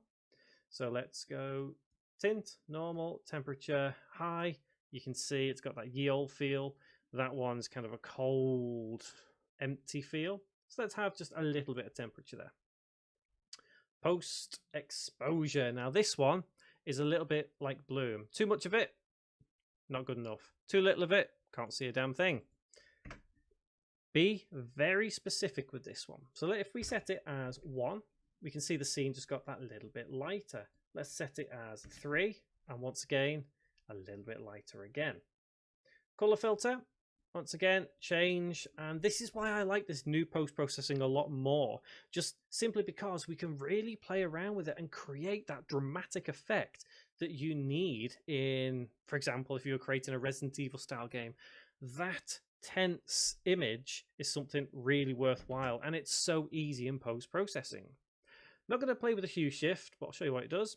Obviously, changes the hue within the game. Saturation, self-explanatory. Look how saturated that looks now and how different it looks from our original post-process, or rather original scene without the post-processing. Contrast, once again, too much contrast can give it just makes it look horrible. Too little contrast and it's great. So trying to find that right medium of contrast can be difficult, but once you've found it, you'll be really happy with what you've got. So I'm going to set this as 15. And on that premise, I am now going to reduce the colour on the Bloom to a yellowy kind of slight white colour. And let's increase the threshold maybe to 1. And maybe have the intensity as 3. Okay, that's not too bad. We'll stick with that for now. So, like I say, the hand-in-hand mechanism that we have between color grading and Bloom is really, really useful. And honestly, I would recommend playing around with some of these mixers so much because you can create a really different scene just by changing the color. To give you a quick image of how that has changed just on those couple of effects, let's turn off that post-processing volume. That is how our scene originally looked. That is how it looks now. There is much more life, much more vibrancy to it, and it feels so much better already. Well, I say better. I guess it depends on how you feel and how you want your scene to appear. Let's carry on. Next effect, if we go down the list, we have depth of field. Now, the depth of field isn't really going to make too much of a difference at this point. If we go on and set the focus distance, you're not going to see too much unless you bring it right down. And that is just kind of a way of the camera blurring, for example, anything in the background. Now, if we undo that and reduce that to, say, 8, again, you're not really going to see it because this scene is so enclosed. However, this kind of effect is useful if you're creating, let's say, big, massive open world games, because you'll be given that opportunity to keep your focus within this range. And again, if we reduce this to, let's say, 5, let's say 2, you can see things starting to blur. So it's definitely worth playing around with, but I wouldn't really recommend it for such small scenes like this, unless you're specifically going for maybe a cut scene. You just need a little bit of blur on there. Play around with the options here. Once again, you can see that they all affect the same sort of effect. And the max blur size, you can see it's not going to make a difference unless you change that down. You can see just how much more blurry it is because we're just completely blurring it. I'd be careful with the depth of field, if I'm honest, because it can cause a lot of undesired effects, you could say. So I'm actually going to remove it. But again, if you want it for your game, it's a simple one to use. So next effect, let's go to grain. Now, grain is a good effect to use if you're creating, for example, a survival horror game. It's really nice. So if we select all, I'm going to untick color because I just want the standard black and white grain, and then we can increase the intensity. And you can see just how grainy that has become. So if you're creating a survival horror, if you're creating a ye old game, grainy video, whatever, that's a really good one to use. Size, you can really distort that. Bringing it right down makes it small. So you can see the particles that are used within this are really affected by that size. The luminance, not really something to worry about too much. You can see too little kind of just, it makes it look undesirable. However, if you have it maximum, if you're wanting for that kind of effect, then yeah, sure, absolutely. But I've always found in this instance, if you're going for that kind of effect, I've always found the intensity to be probably best around 0.4 with a size of around 0.8. Now, that is roughly what I would use within kind of like a survival horror style game, just to give that extra effect of tension, I think. Is tension the right word? I think tension might be the right word. So next effect, if we go down here, add effect, unity, and lens distortion. Now, this one, if we set all, intensity, you can see it's not going to make too much of a difference at this point. However, as I said earlier, play around with the settings because look what we've just done.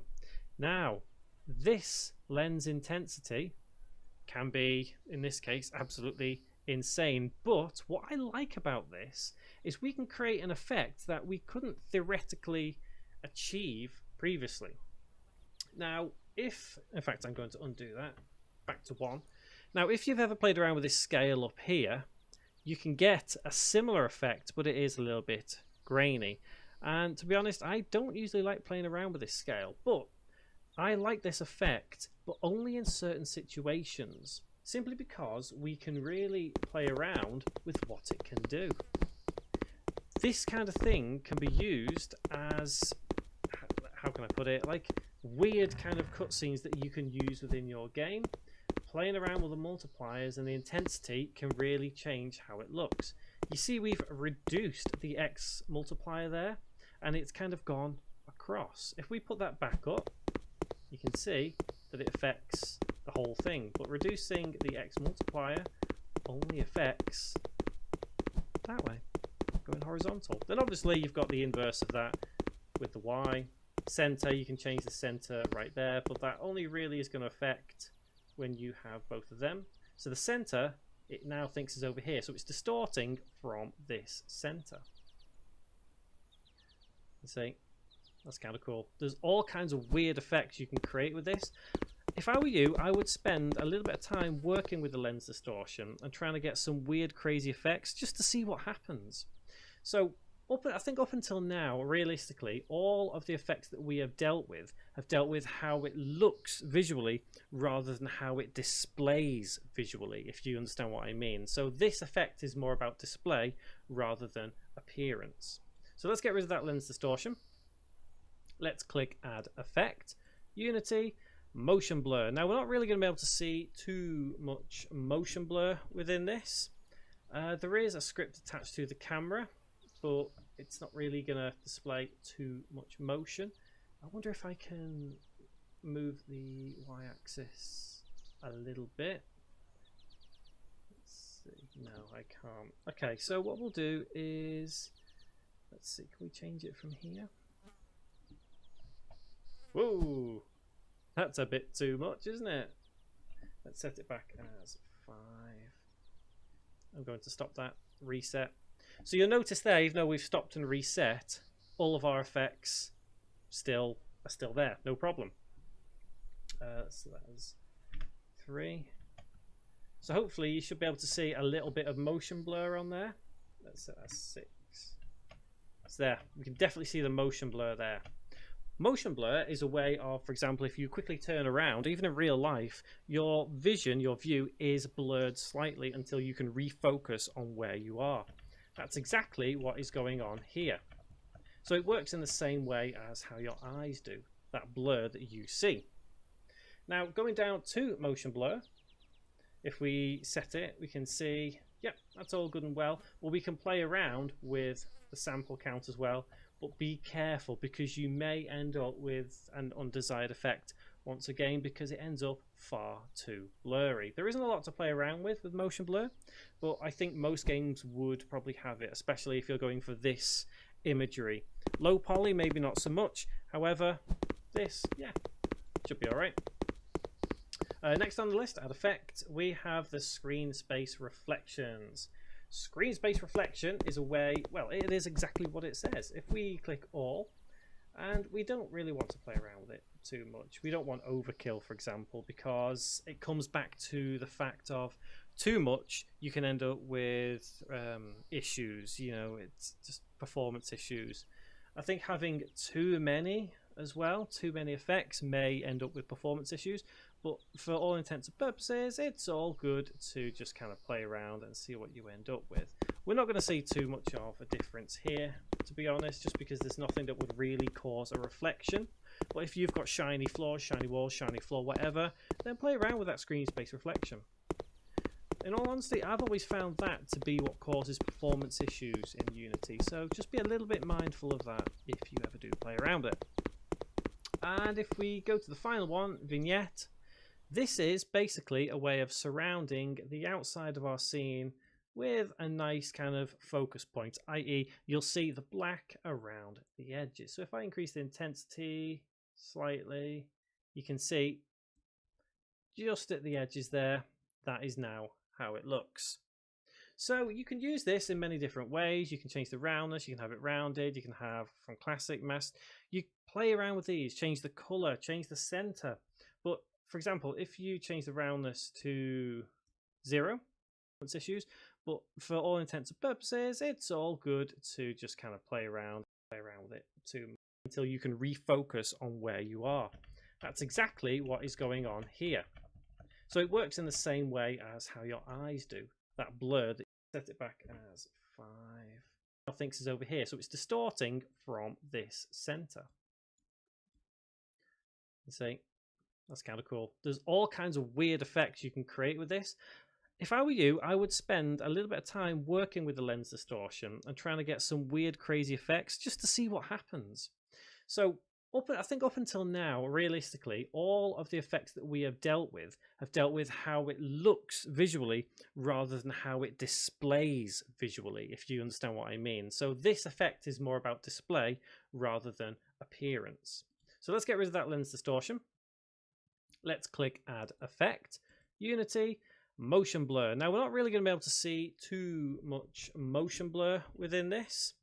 There is a script attached to the camera, but it's not really going to display too much motion. I wonder if I can move the y-axis a little bit. Let's see. No, I can't. Okay, so what we'll do is, let's see, can we change it from here? Whoa, that's a bit too much, isn't it? Let's set it back as 5. I'm going to stop that, reset. So you'll notice there, even though we've stopped and reset, all of our effects are still there, no problem. So that's 3. So hopefully you should be able to see a little bit of motion blur on there. Let's set that 6. It's there. We can definitely see the motion blur there. Motion blur is a way of, for example, if you quickly turn around, even in real life, your vision, your view is blurred slightly until you can refocus on where you are. That's exactly what is going on here. So it works in the same way as how your eyes do, that blur that you see. Now, going down to motion blur, if we set it, we can see, yep, that's all good and well. Well, we can play around with the sample count as well, but be careful because you may end up with an undesired effect once again because it ends up far too blurry. There isn't a lot to play around with motion blur, but I think most games would probably have it, especially if you're going for this imagery. Low poly, maybe not so much. However, this, yeah, should be all right.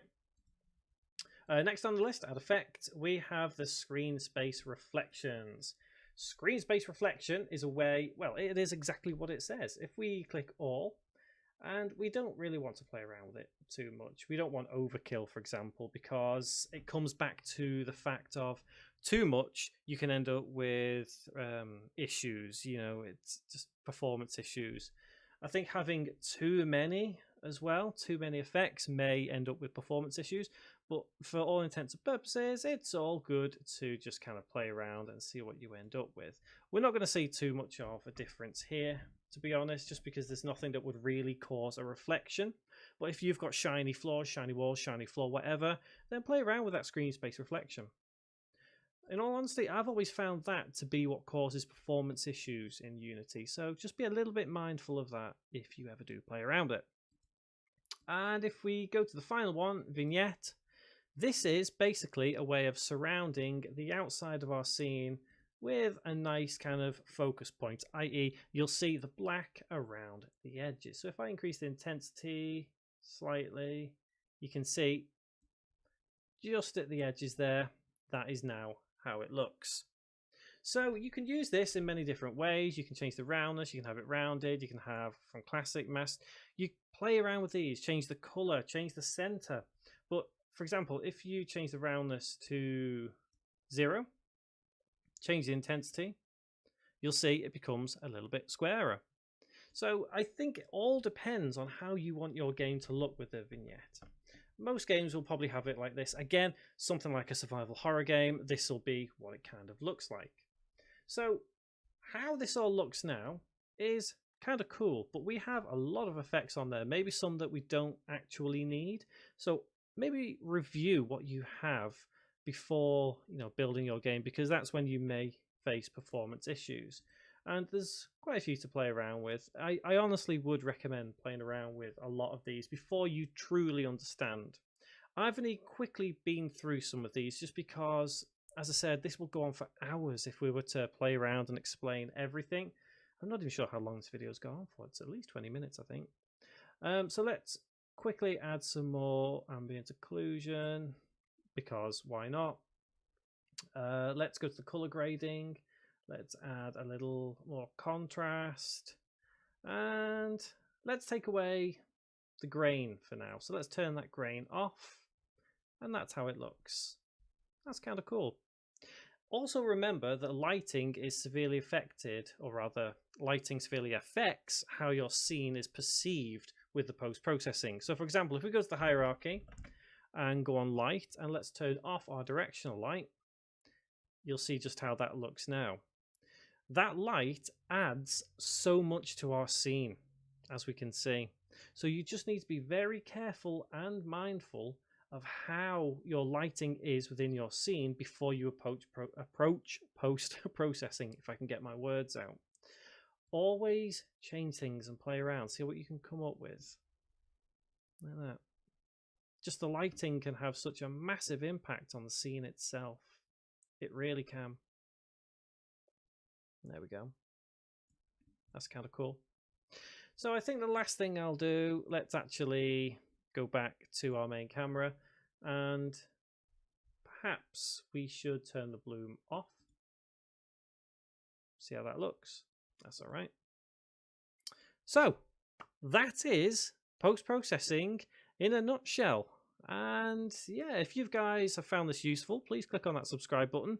Click the bell icon as well. Stay up to date with everything I upload to my channel, or loads of game development stuff. There's so much to learn. Yeah, if you got any questions, comments, leave them below. I'll try and get back to you. And guys, thank you very much for watching.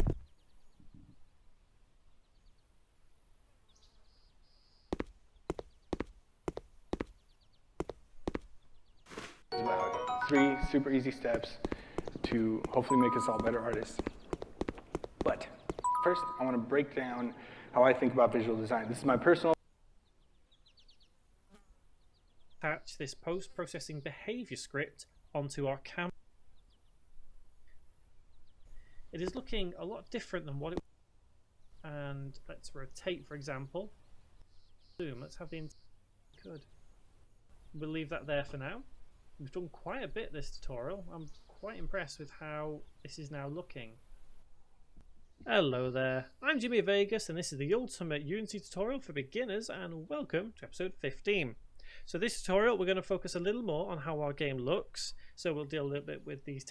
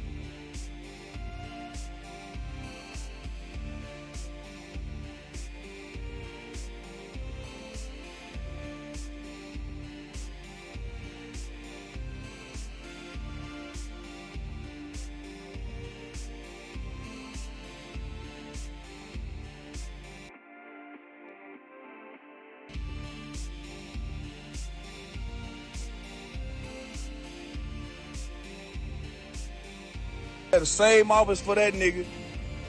Shut your bum ass up, man. Yo, no in-game adjustments having ass, man.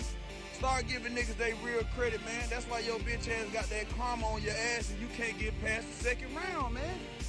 You done did all these real niggas wrong, man. Look in the mirror, nigga, and confess your motherfucking truth, nigga. Or you'll never make it out the second round, nigga.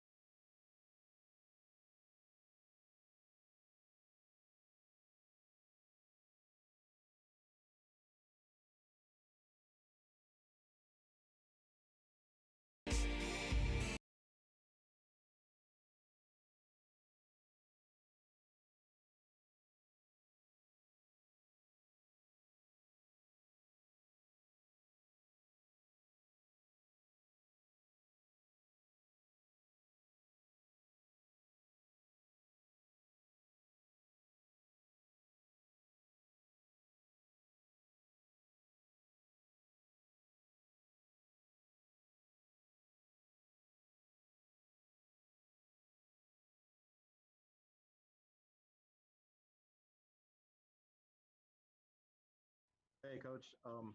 So I mean, how do you really kind of put this one into words? What do you think went wrong tonight? Yeah, I don't know, Kai. I'm not gonna sit here and you know, digest the game in front of everybody yet. I have to see it. Really disappointing. Honestly, I think everybody's disappointed. You know, give the Hawks credit. Nate McMillan did a hell of a job. And they you know, listen, this was a muddy, ugly game tonight, and it just seemed like they made the right plays. I just thought, you know, we had 17 turnovers. If you want to circle one thing, the 17 turnovers. You know, we shot 75% from the free.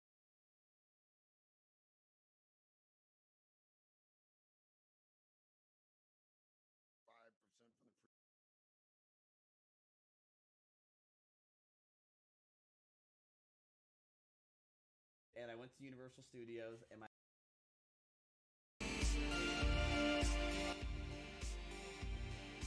textures on the terrain and maybe some grass as well. And we'll also do something which has been requested by users in regards to the door that we created not too long ago. So we'll be using E to open the door if you want, rather than a trigger going through the door. And we'll also look at closing the door as well. So firstly, what I would actually like to demonstrate is while we're in the scene view, currently it can look a bit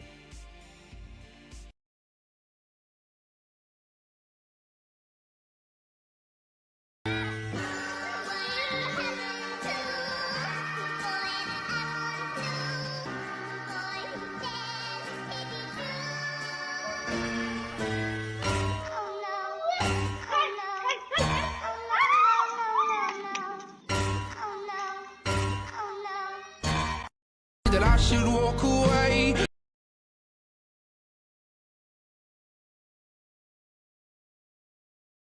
But I just wanna stay. And my friend said, I know you love her, but it's over, mate. This song is to fucking let you know it's okay not to be okay. Sometimes I don't even have the motivation to start my goddamn day. This life can be a bitch and sometimes you want to quit cause it gets so overwhelming. You feel like you're just fucking drowning and nobody's fucking helping.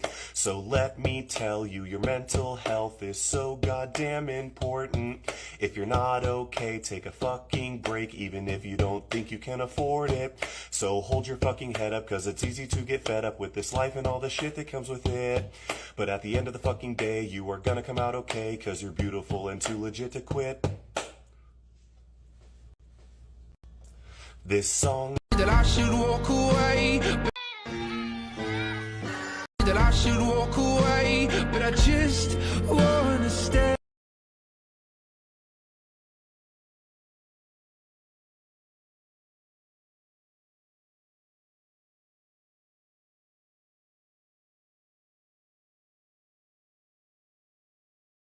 crazy, especially with the post 2x2.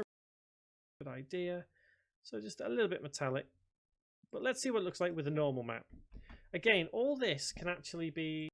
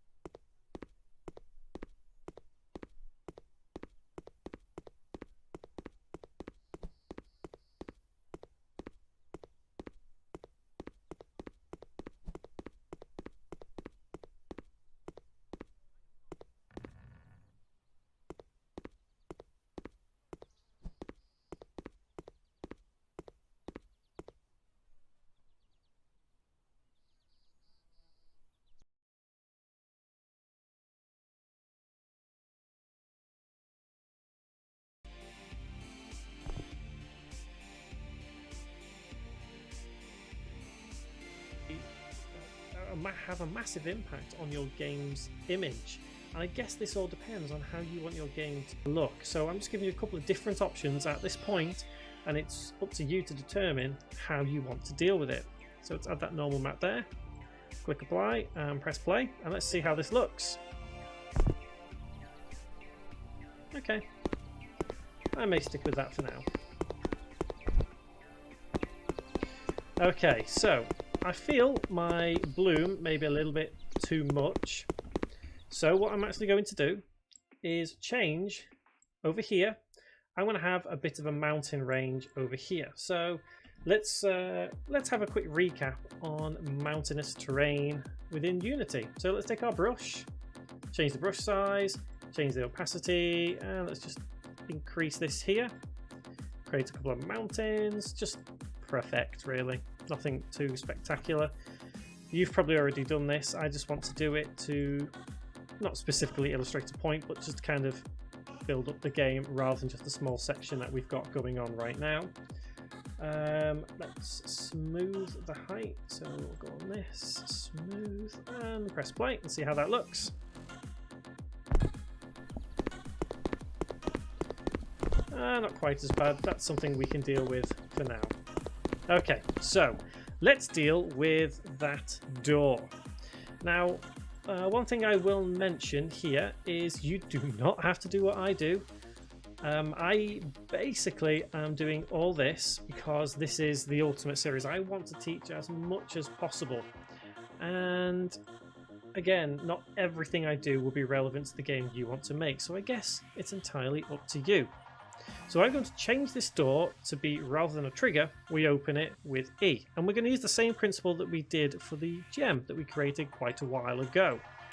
So in order to do that, we need to take the door trigger right here and change what it actually is.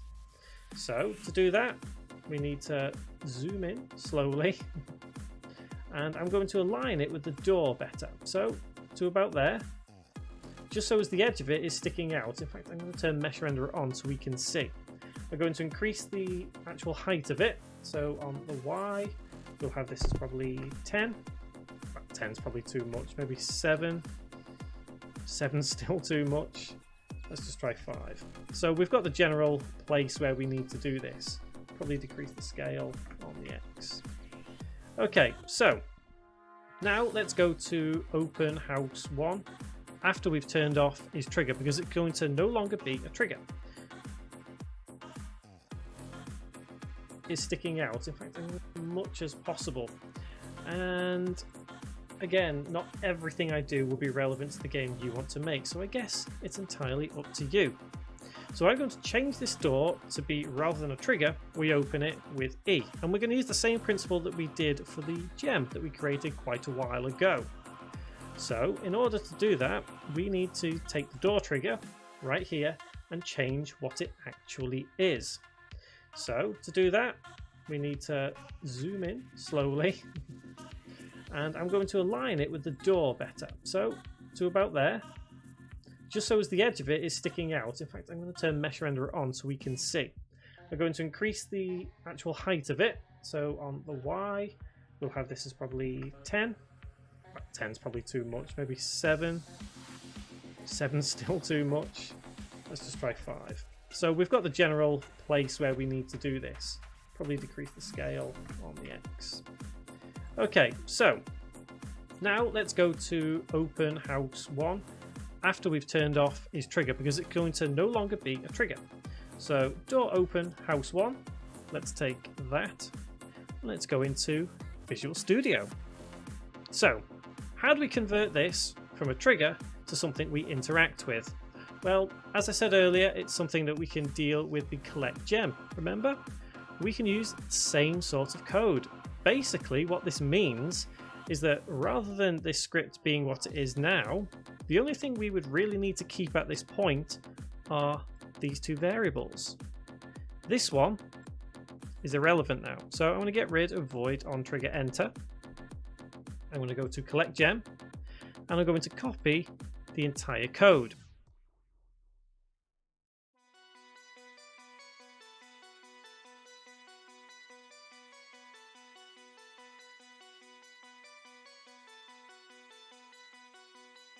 turned off is trigger because it's going to no longer be a trigger. So door open. Now, the only thing we would really need to keep at this point are these two variables. This one is irrelevant now. So I'm going to get rid of void on trigger enter. I'm going to go to collect gem and I'm going to copy the entire code.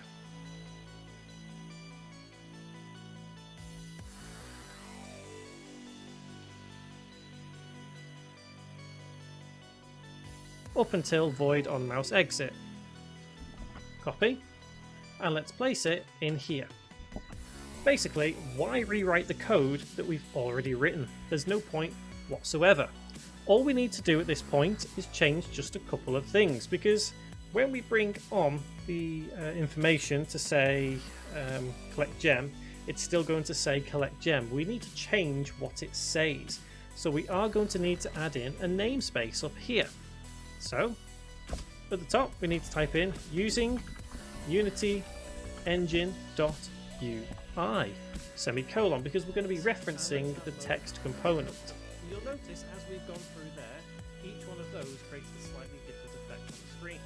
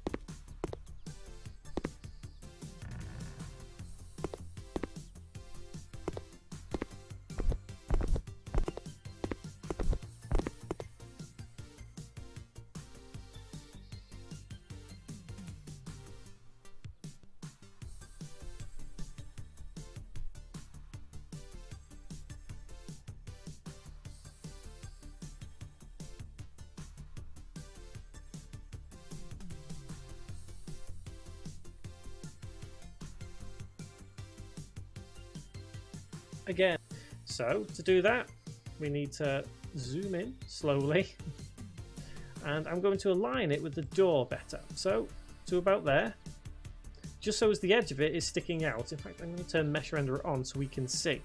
I'm going to increase the actual height of it, so on the Y we'll have this as probably 10. 10's probably too much, maybe 7. 7's still too much. Let's just try 5. So we've got the general place where we need to do this. Probably decrease the scale on the X. Okay, so now let's go to open house 1 after we've turned off his trigger, because it's going to no longer be a trigger. So door open house 1. Let's take that. Let's go into Visual Studio. So how do we convert this from a trigger to something we interact with? Well, as I said earlier, it's something that we can deal with the collect gem. Remember? We can use the same sort of code. Basically, what this means is that rather than this script being what it is now, the only thing we would really need to keep at this point are these 2 variables. This one is irrelevant now. So I'm going to get rid of void on trigger enter. I'm going to go to collect gem and I'm going to copy the entire code.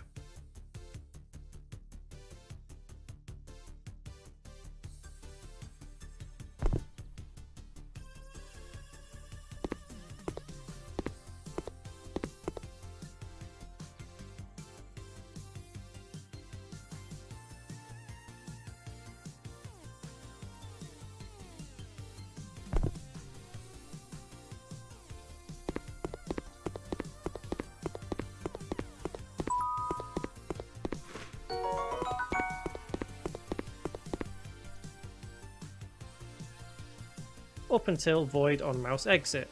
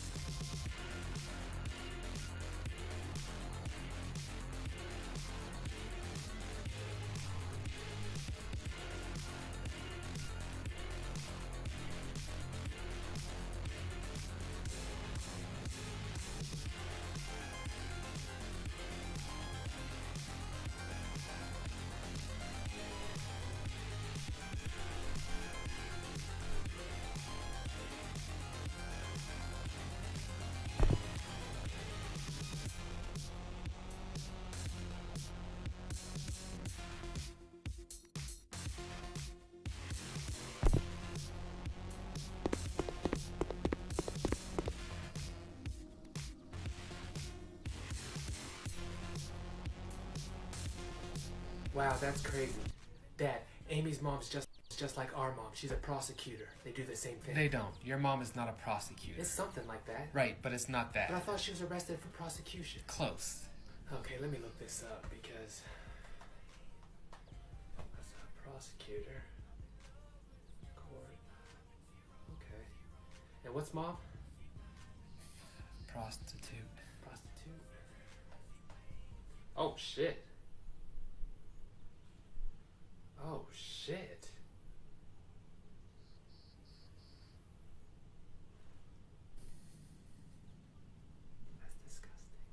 Send this to someone you would do this to.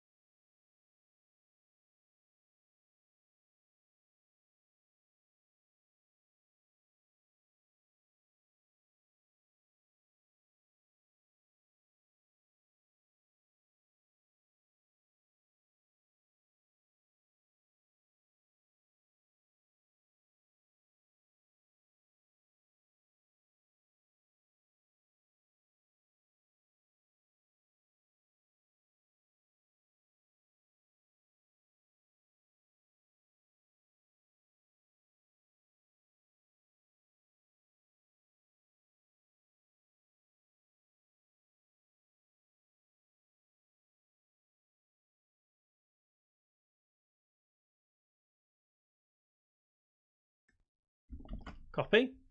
And let's place it in here. Basically, why rewrite the code that we've already written? There's no point whatsoever. All we need to do at this point is change just a couple of things, because when we bring on the information to say collect gem, it's still going to say collect gem. We need to change what it says. So we are going to need to add in a namespace up here. So at the top, we need to type in using Unity engine.ui semicolon, because we're going to be referencing the text component.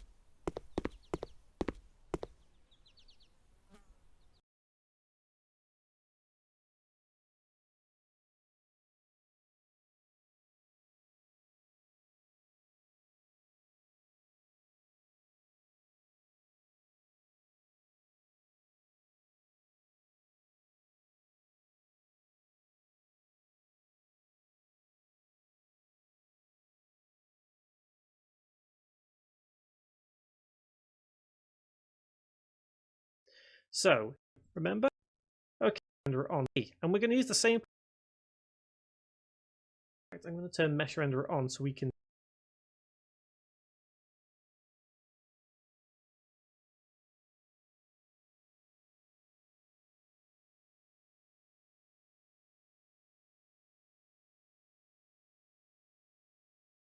see. I'm going to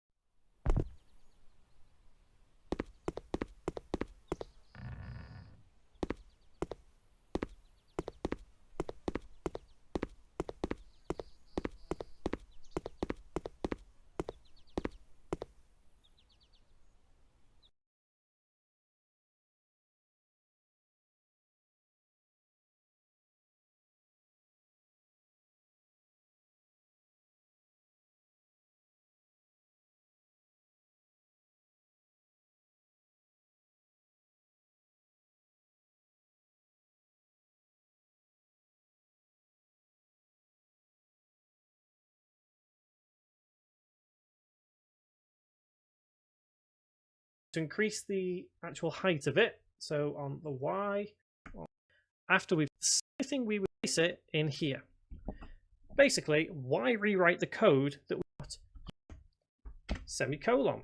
So now it will display on our screen a couple of variables. So firstly, we're going to have creeksound.play right here. So we can get rid of those two lines and type in creeksound.play, open close bracket, semicolon.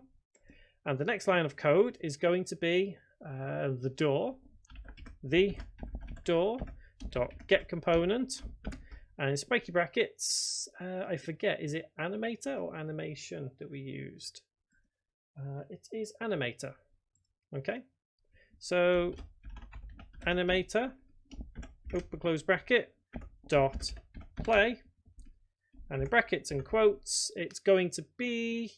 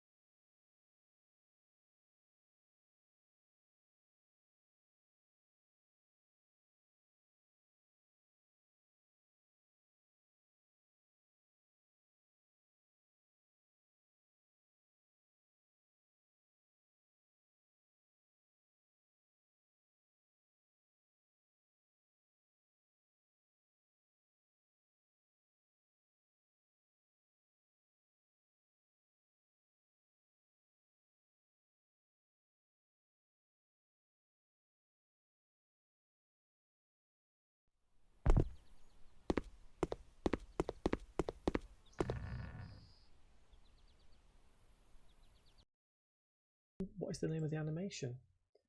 Let's find out. Let's go to animator, and it is Open Door Village 1.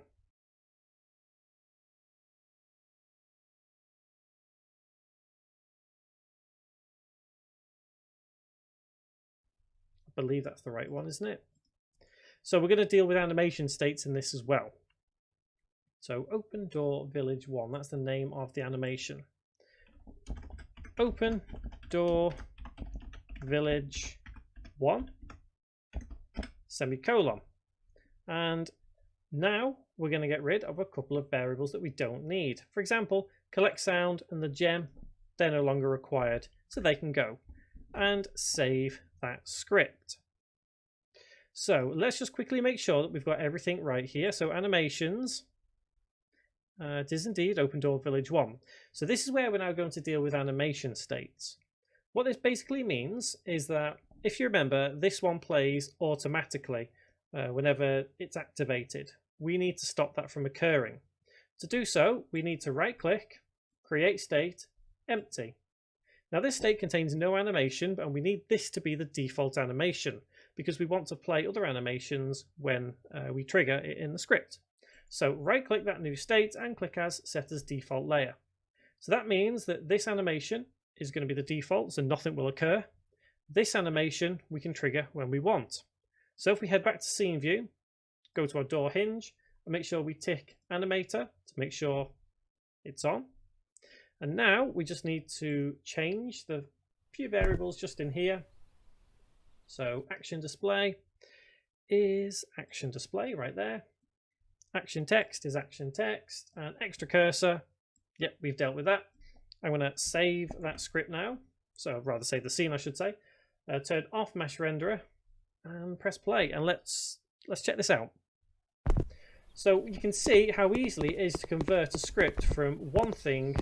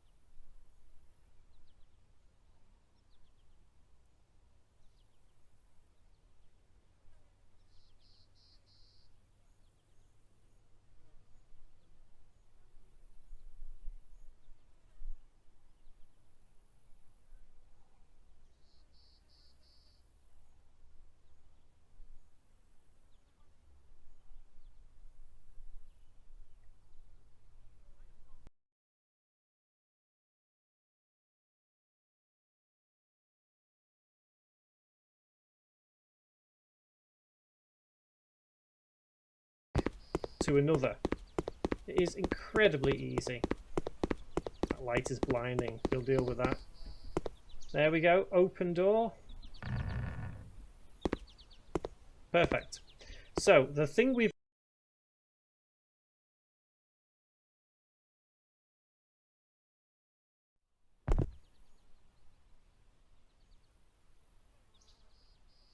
got to deal with now is the fact that that trigger is still there. So let's deal with that trigger. How do we do that? Well, easy. All we need to do is go right down here where we've opened the door, and as soon as we open the door, we need to say this.get component, spiky brackets, box collider dot enabled equals false, semicolon, and save. Okay, so I did say we were going to learn how to close the door. So I was hoping you guys may have already kind of worked out how that would be possible, because we use the same kind of mechanics, but we're going to do it anyway.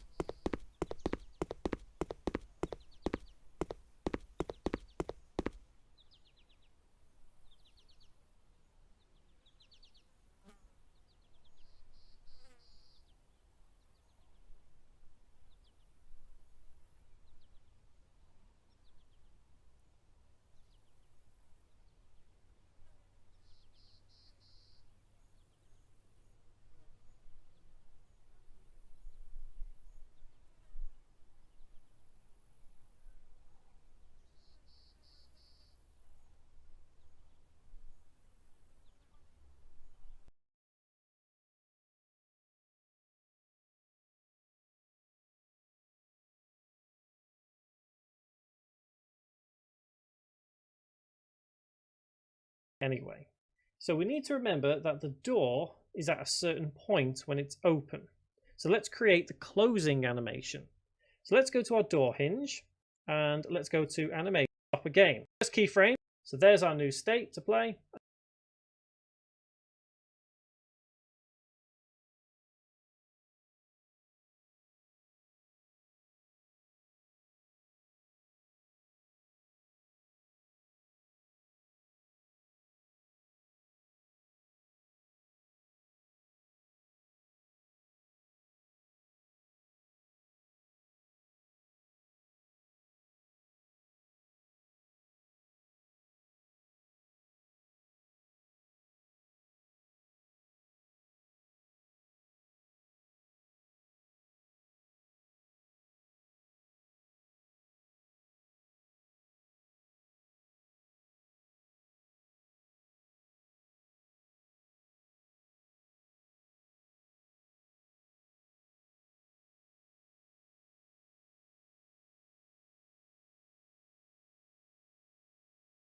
And these are our 2 extra animations.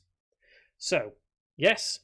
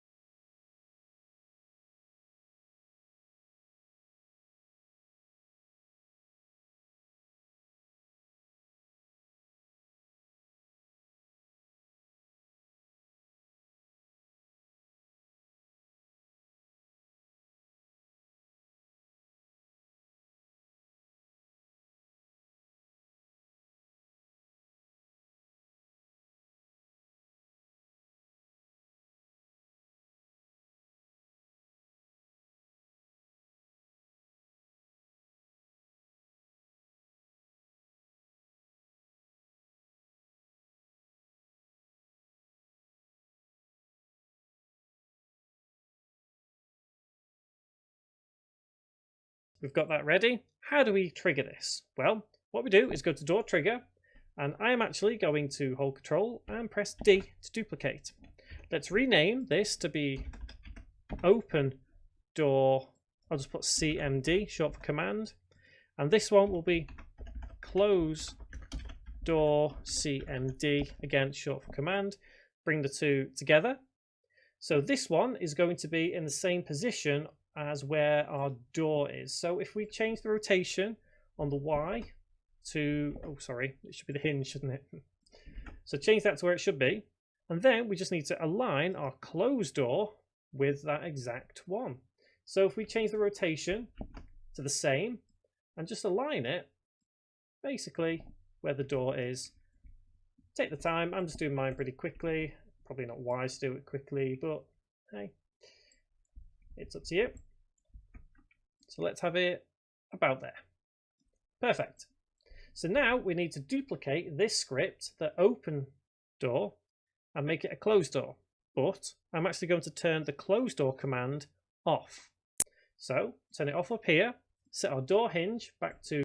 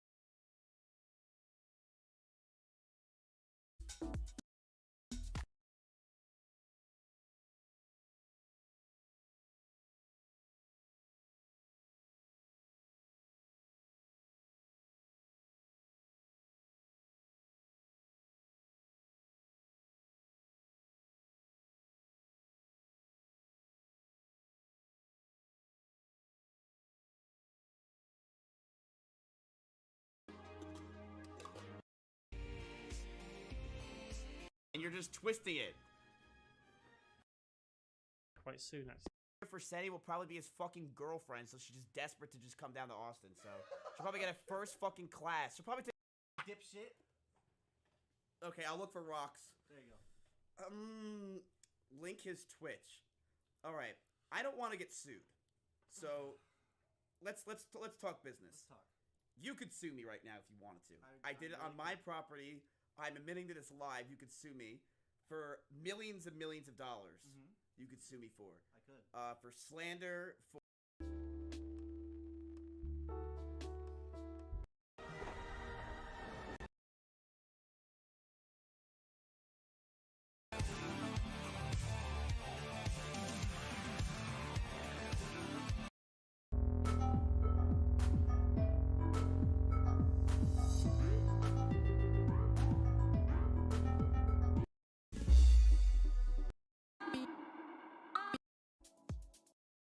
it's all good. Exactly what I want. An off mesh is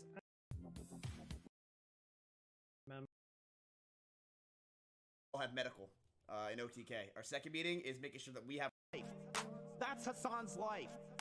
Who? Imagine you're with the porn star and the porn star's getting cucked. That's Hassan's life. That's Hassan's life.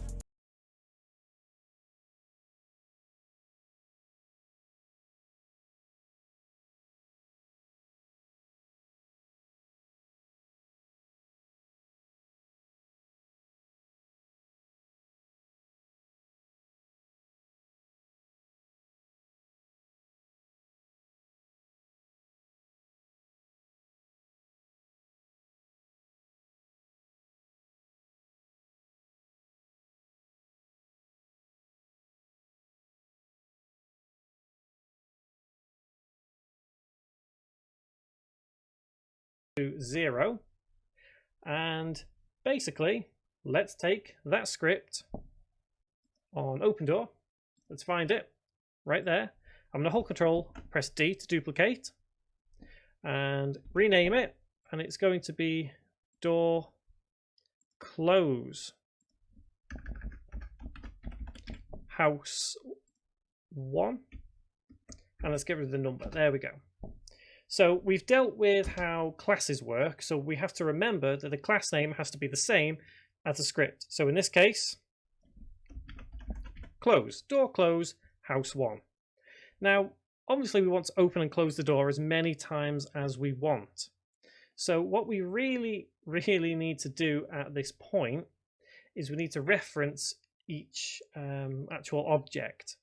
So in fact, we'll start with the house 1 actually. So we'll start with house 1, and here we will have public game objects, and we'll have close door semicolon. So what that means is when we've opened the door and turned the collider off, what we need to do is set the collider. In fact, should we do it just with colliders rather than set them on and off? That might be a better idea.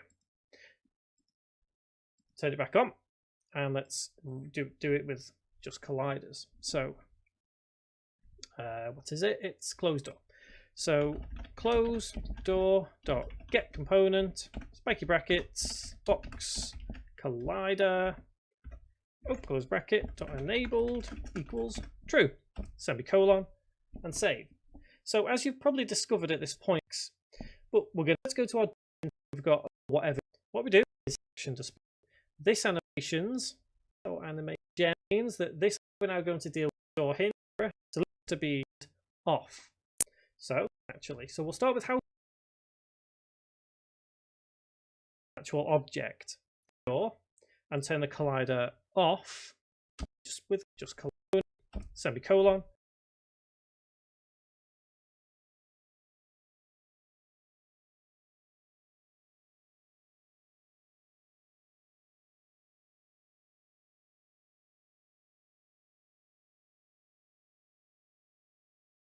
And save.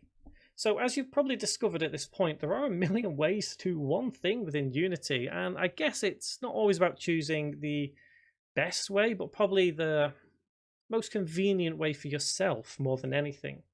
So at this point, we've actually set that collider on, so it gives us the ability to use the close. So we're going to change the text to say close door.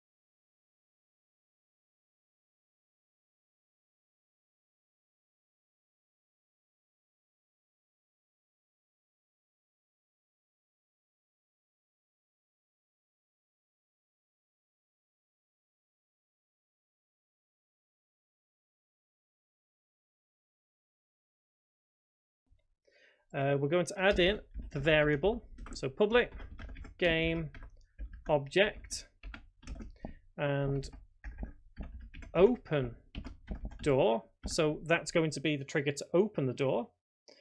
And the animation that we're going to play is close door village 1. We're going to turn the component off for it, but also turn on open doors component of Box Collider. So open door.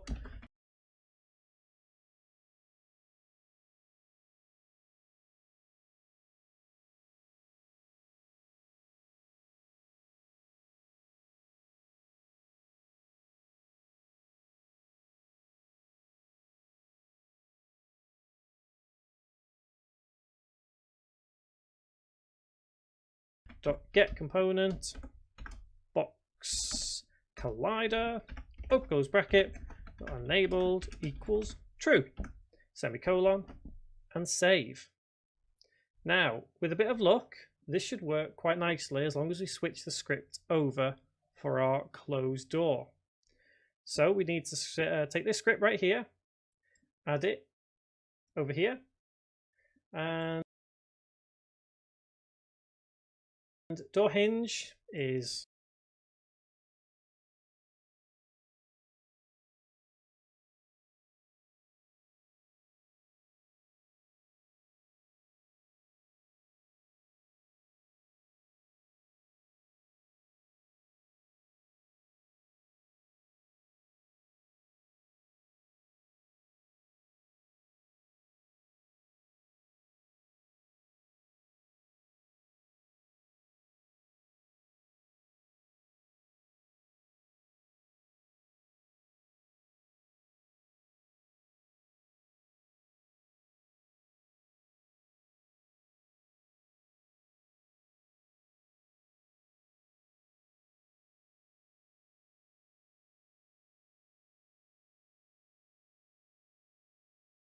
obviously the same. All of these are pretty much going to be the same right here. We don't need to make any massive adjustments. So action text as well, extra cursor, and open door is obviously going to be our open door command. That now means we can remove the original script that was on here. So we only have the closed door script on the closed door command. And open door command, we need to add in the closed door script right there. Now, last thing we need to do is turn the collider off for closed door command. So as we've expected, we should be able to open and close this door as we want. So let's press play and try this out.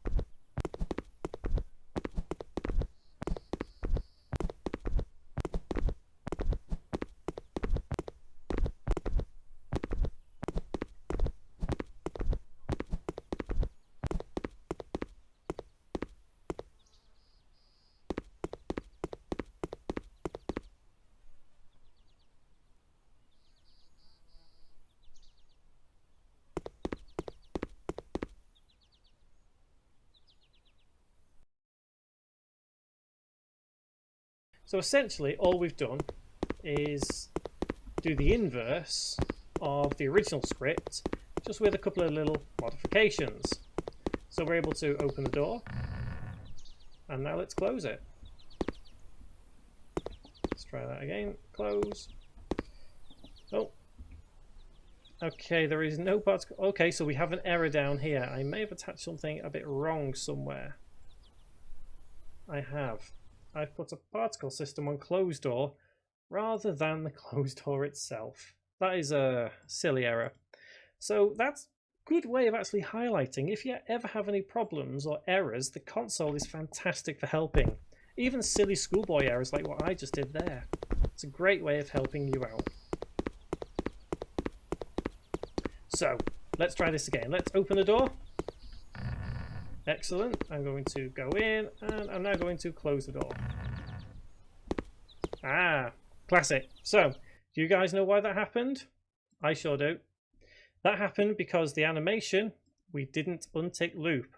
So, let's go to our closed door and untick loop time, because we only want it to play once.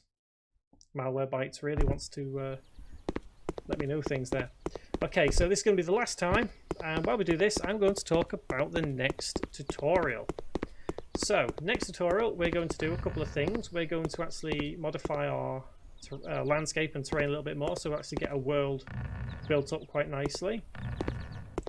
You can see how well the door's working there. Excellent. We're also going to start looking at bringing in other people to our game. So I think we're going to start looking at bringing in an NPC that walks around and does things, and we'll probably start looking at text boxes and all kinds of things pretty soon. Hopefully we'll get to enemies and things, but we've pretty much got the basics all down now, but we're looking pretty good at this point. So guys, until that next tutorial, thank you very much for watching. Hello there, I'm Jimmy Vegas, and this is the Ultimate Unity tutorial for beginners, and welcome to episode 16. So this tutorial, we're going to take a look at bringing in an NPC. We're going to look at subtitles and probably build, a couple of little things here and there for our game.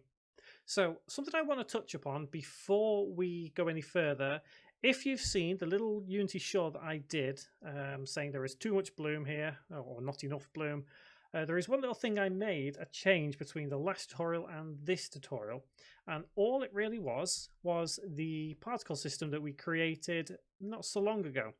So originally we had it as kind of big, thick, foggy looking kind of mist going on in our woods. All I've done now is change the particle size to be a lot smaller and changed it to a kind of off yellowy colour with a little bit of alpha taken away. So they kind of look like these little floaty particles in the air. I figured I would change these particles around because it would be more fitting with the style of game that we currently have. I don't think the whole kind of misty fog look would have been quite so good, but you can see here all I've done with the particles is just change how they look to give it that kind of flowing natural look. So, what we're going to do here? Well, I've explained that now, and I guess it's up to you what you want to do with the particles. You can change them if you want. You can keep them the same. You can keep it misty. But don't forget, you can use those mist particles that we created earlier in a different place. You can also recreate what I've done here. Like I said, all it is just a case of shrinking those particles and changing the colour. Also, probably change, randomized direction, that kind of thing, which is all within shape. Work with your shape and you can probably get something similar to what I have. So, NPCs, non-playable characters. You see them in pretty much every game. They're easy to use, easy to deal with, and how do we do it? Well, the asset store, which we've seen before, is just a plethora of amazing things that you can use. So I'm going to bring ourselves into this little cabin that we have, the door that we created last time, and I'm going to bring an NPC to stand right here. So if we go to the asset store, you could literally search for any kind of NPC, but as we do everything for free on this channel, we're not going to look for something that is paid for. We're going to do something for free.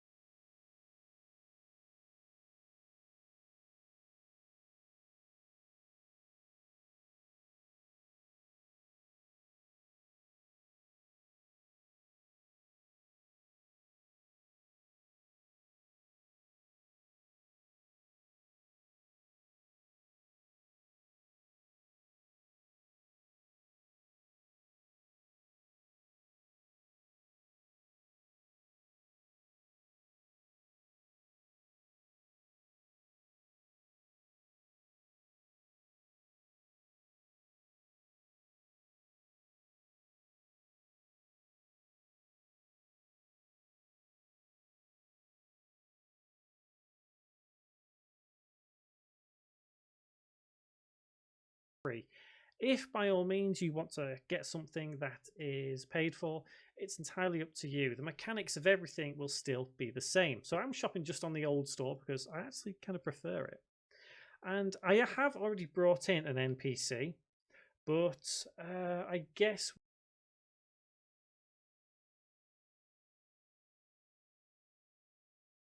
we could kind of search a little bit. So if we go to 3D models here and go to characters and then also click on free, you've got a multitude of different characters that you could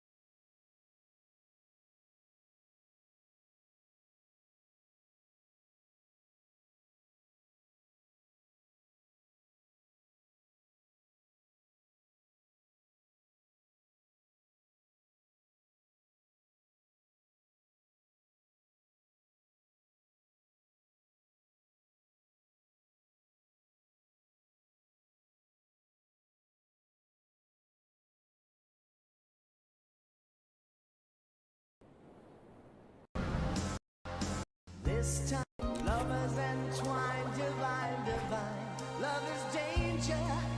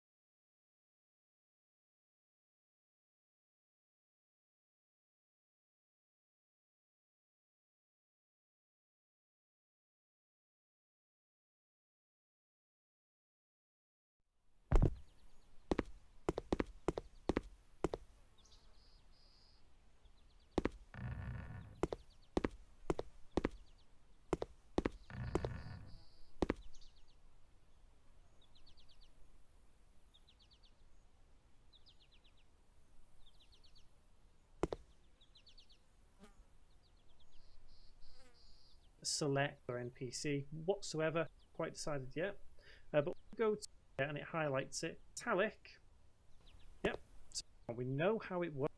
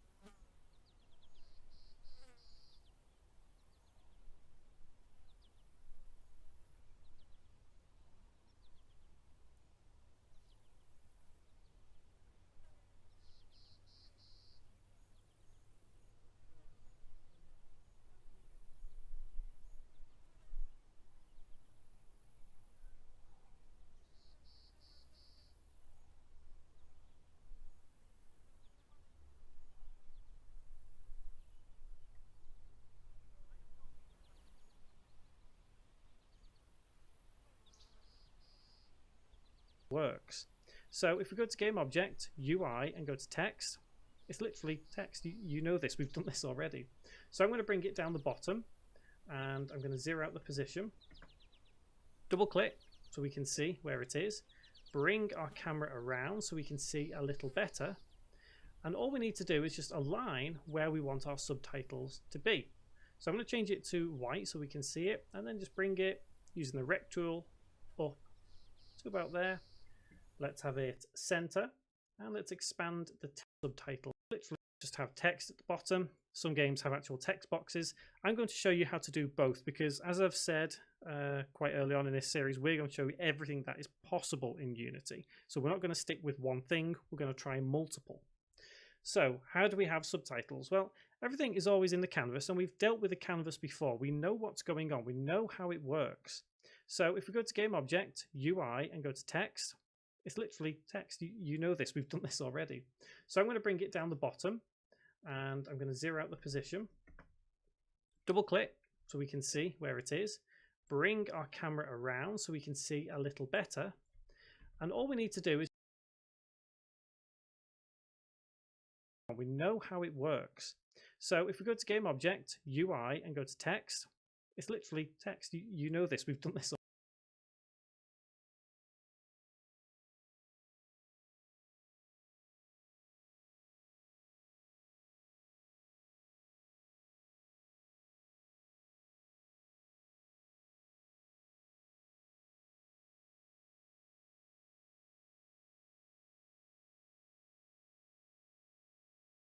Double click this before. We know what's going on. We know how it works. So if we go to game object, UI, and go to text, it's literally text.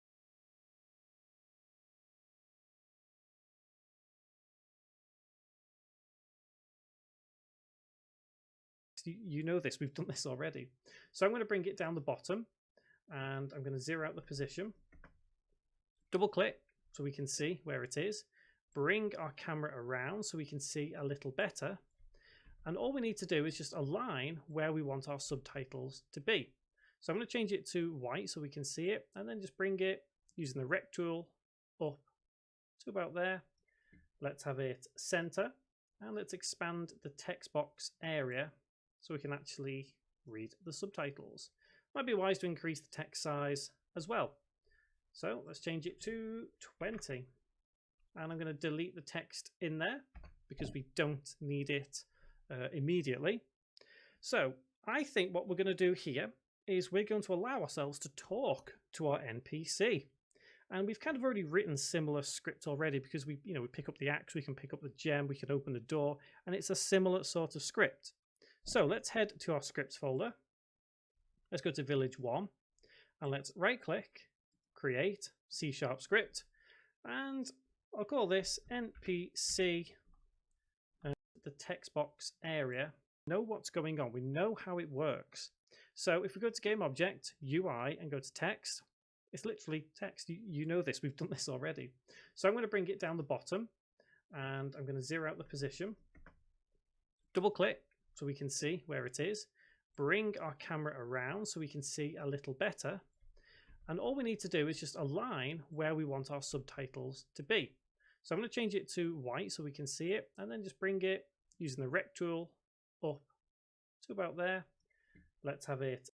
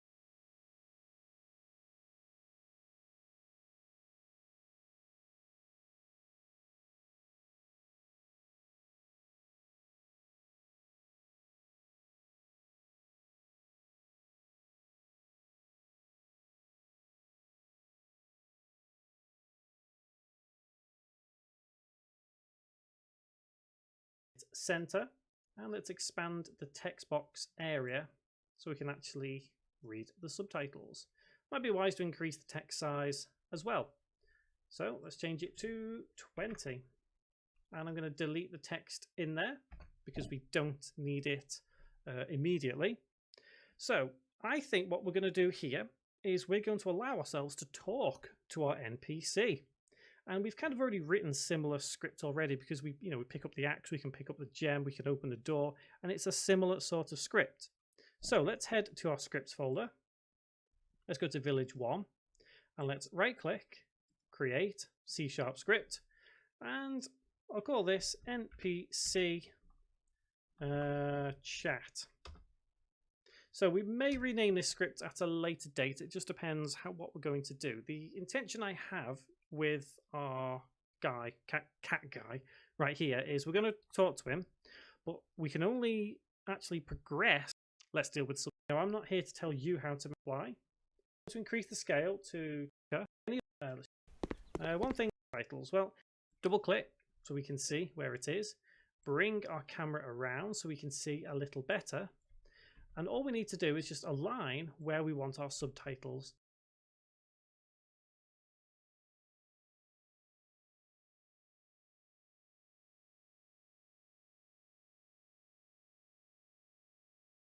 to be. So I'm going to change it to white so we can see it, and then just bring it using the rect tool up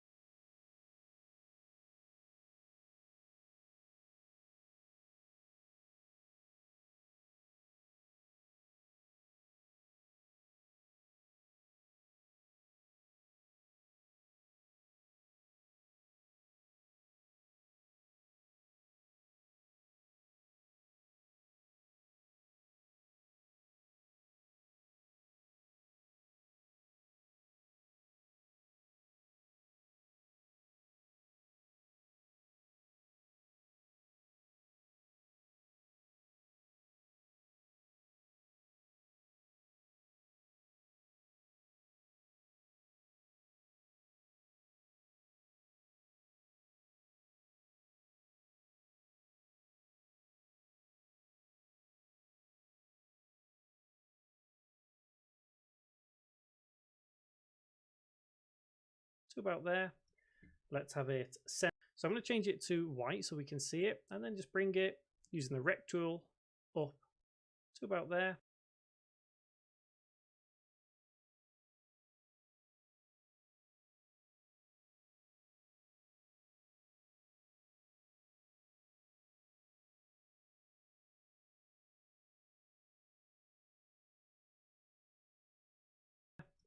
Let's have it center, and let's expand the text box area so we can actually read the subtitles.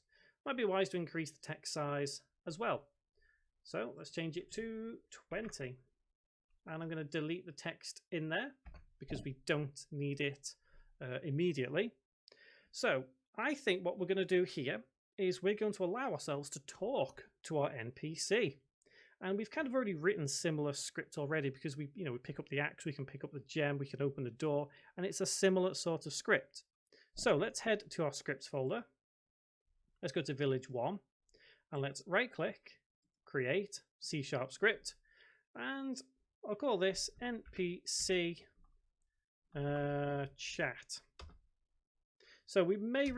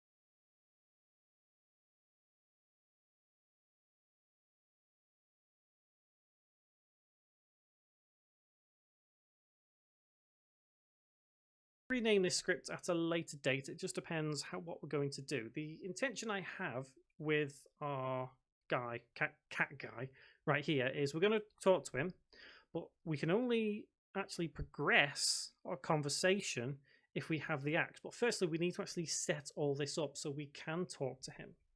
So although we have this script right here that we've just created, if we go to one of the door opens, we can actually use this script that we have already.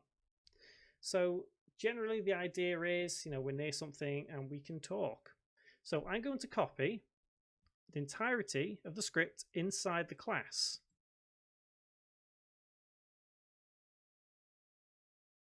The chat.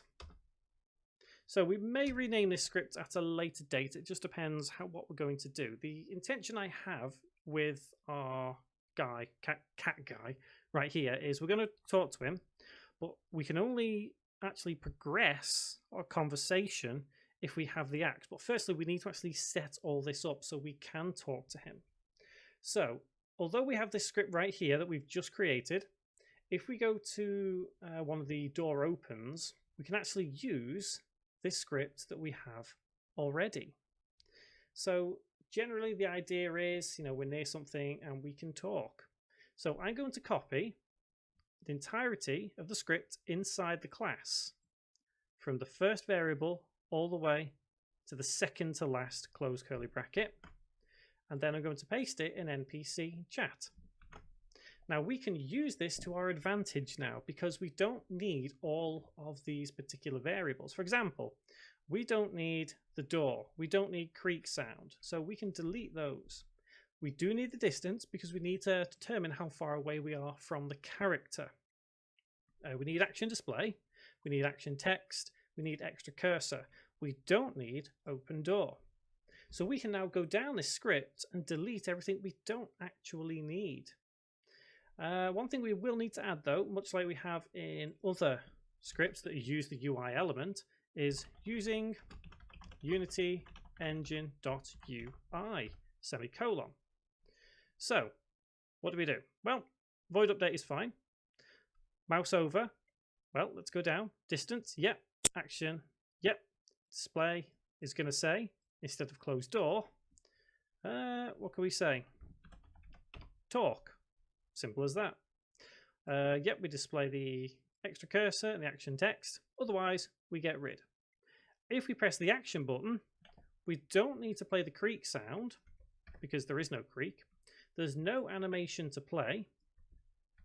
We do need to disable the box collider. And we don't need to actually change the box collider on open door because that's gone. So we turn off this action display, which is fine.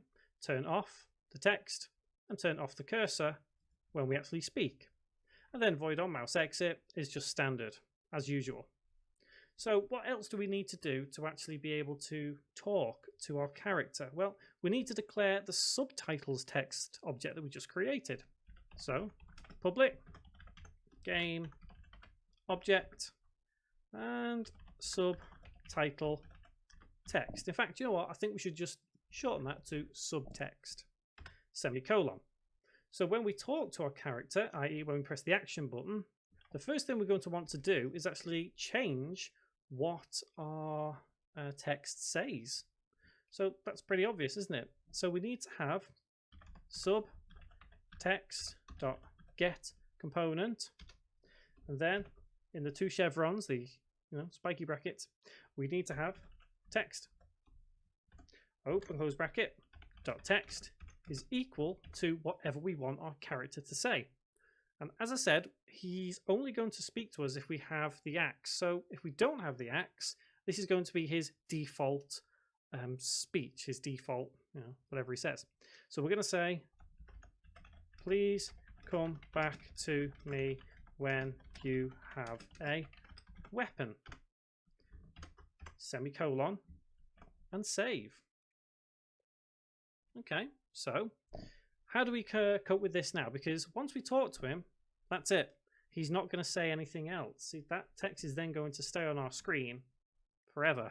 So we need to come up with a way of getting rid of it after a certain period of time.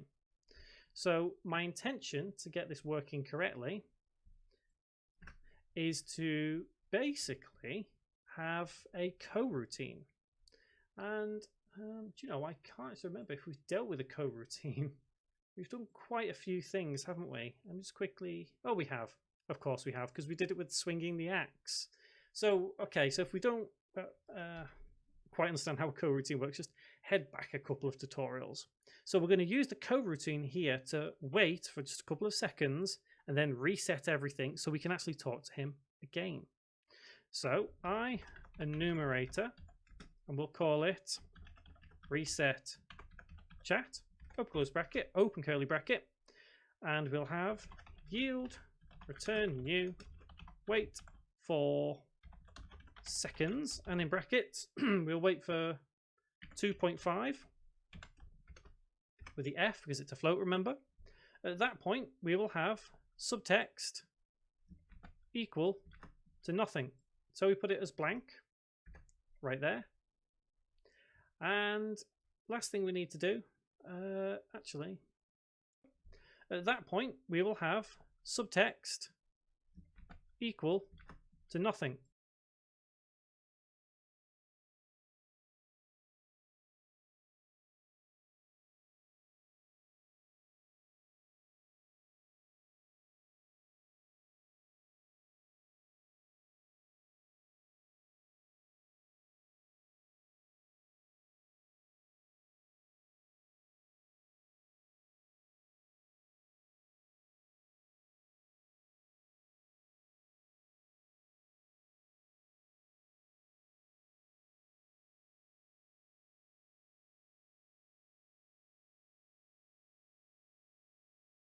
So we put it as blank right there. And last thing we need to do, actually, yes. So last thing we need to do there is re-enable the box collider right there and save. So, of course, Jimmy, one more extra thing there. We need to actually re-enable our coroutine.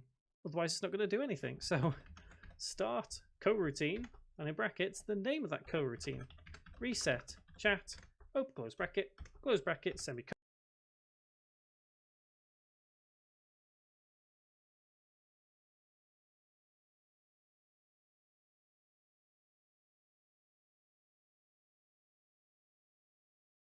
Colon, save. So the last thing we need to do is apply this particular script to an object which surrounds our player. So all we need to do is we go back to our cat warrior. Let's turn ourselves around, and we're going to encompass him in a cube. You'll be amazed how useful cubes can be in Unity. So cube, let's use our move tool just to position our cube. So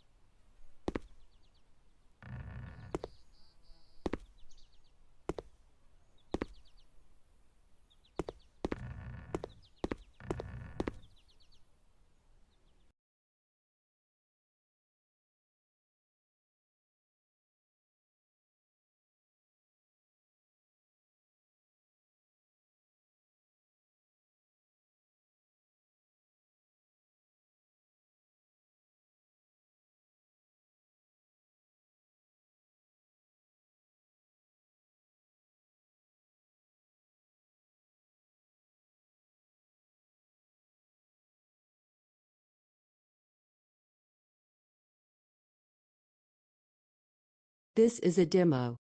Please come back to me when you have a weapon.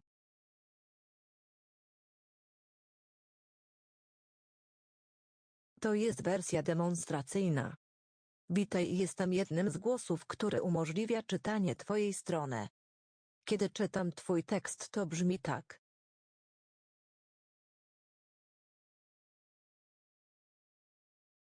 Please come back to me when you have a weapon.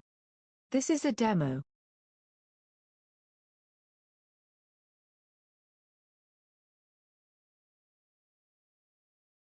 This is a demo. Please come back to me when you have a weapon.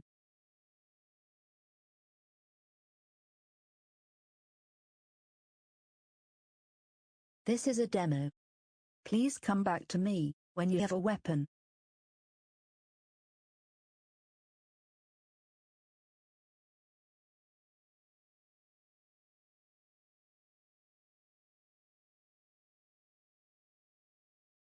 This is a demo.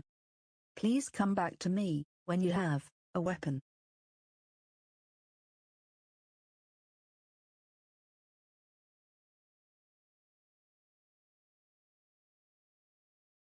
This is a demo. Please come back to me when you have a weapon.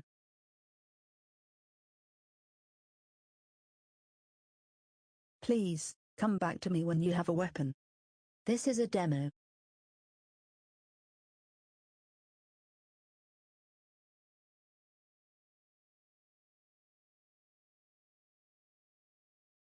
Please come back to me when you have a weapon. This is a demo.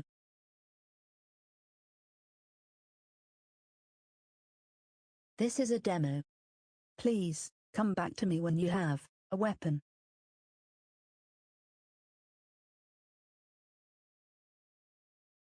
Please come back to me when you have a weapon. This is a demo. This is a demo. Please come back to me when you have a weapon.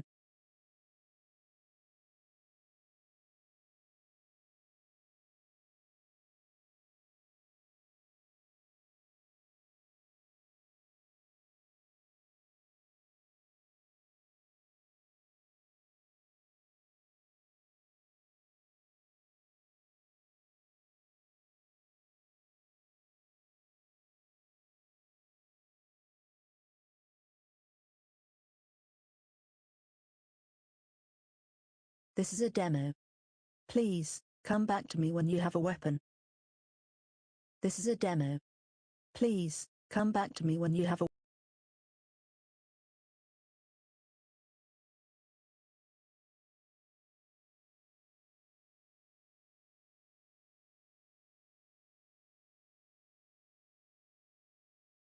Please come back to me.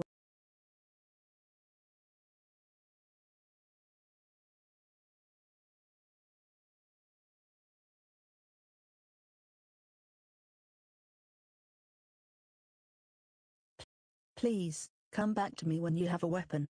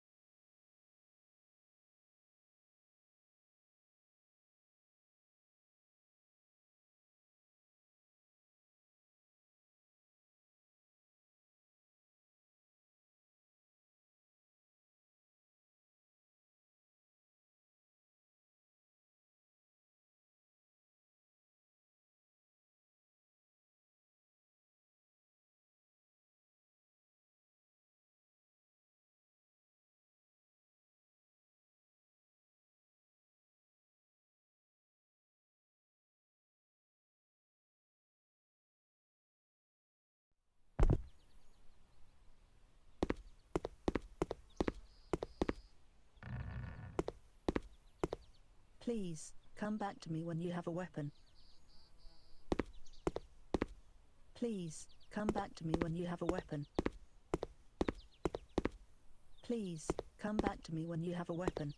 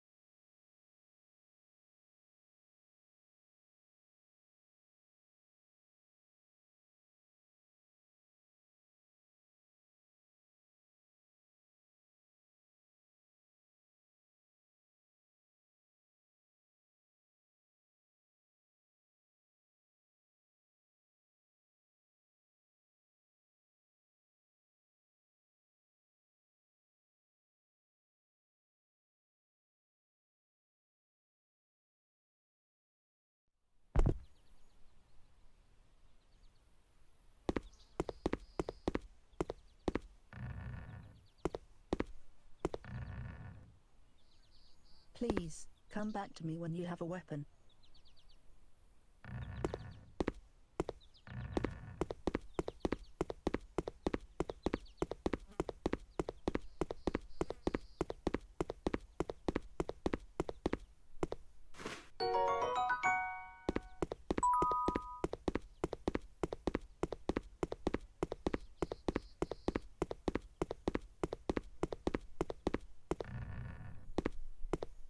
Please, come back to me when you have a weapon.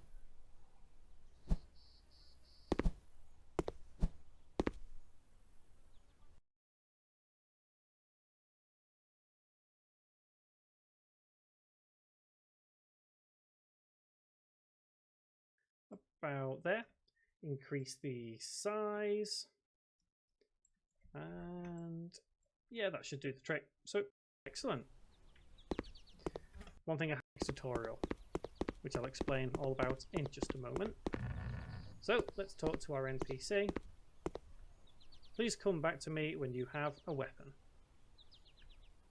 Okay, excellent. One thing I have just realised, we didn't re-enable the box collider, so we just need to put that as true right there. If you have any problems with the scripts, you can always get them on the website. Head over there, head to your downloads and assets section, and head to the series How to Make a Game for Free, which is this Ultimate Beginner series, and tutorial number 16, and you can get the script. So let's just check if this is all in working order now. Please come back to me when you have a weapon. Will do. Again, please come back to me when you have a weapon. So we're just going to keep saying that over and over at this point. So you can see already that we're getting NPCs into place. We're getting the game world working, making it more expansive now. And I think ultimately what we need to do in the next tutorial is work on dialogue states. That being when we collect the axe, he says something different. We'll also look at maybe a text box as well and just see where we get to from there. And also, I think I did say earlier, we're going to have that grass stepping sound rather than, sounds like we're walking on hard floor, but we're actually walking on grass. So we're going to sort that out next time too. Until that next tutorial, guys, thank you very much for watching. Hello there, I'm Jimmy Vegas and this is the Ultimate Unity tutorial for beginners, and welcome to episode 17. So, in this tutorial we're going to take a look at changing the sound of our footsteps from what sounds like walking on solid floor, even though we're on grass, to a more natural sound. And we're also going to look at basically making our NPC here only talk to us realistically when we have hold of our axe, so dialogue states. Don't forget, click the subscribe button, click the bell icon as well, stay up to date with every tutorial in this series, and with that in mind, let's get to work. So, first thing I'm going to do is go into my audio folder, into effects, and I'm going to import 2 audio clips. Grass Step 1 and Grass Step 2. Bring them in. You can get these on the website, head over there, downloads and assets, and yeah, you guys know where to go. So, how do we get these to basically replace what we have as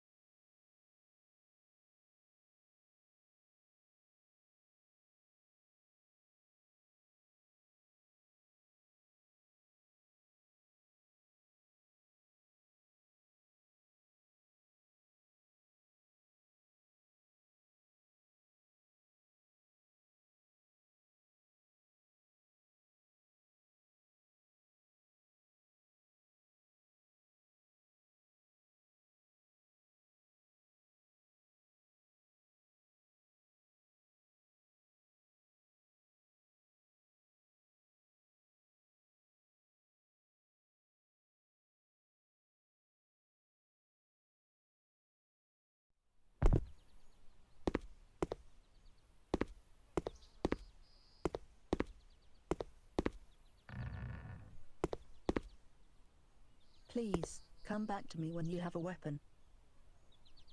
Please, come back to me when you have a weapon.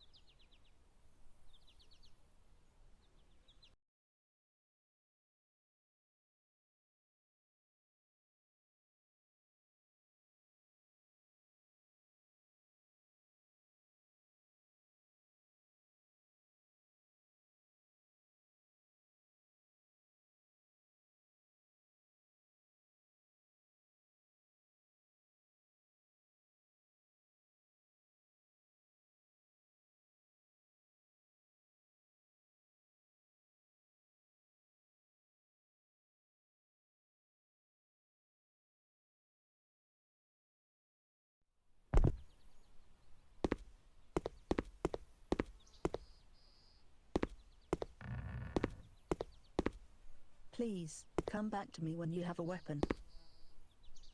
Please, come back to me when you have a weapon. Please, come back to me when you have a weapon.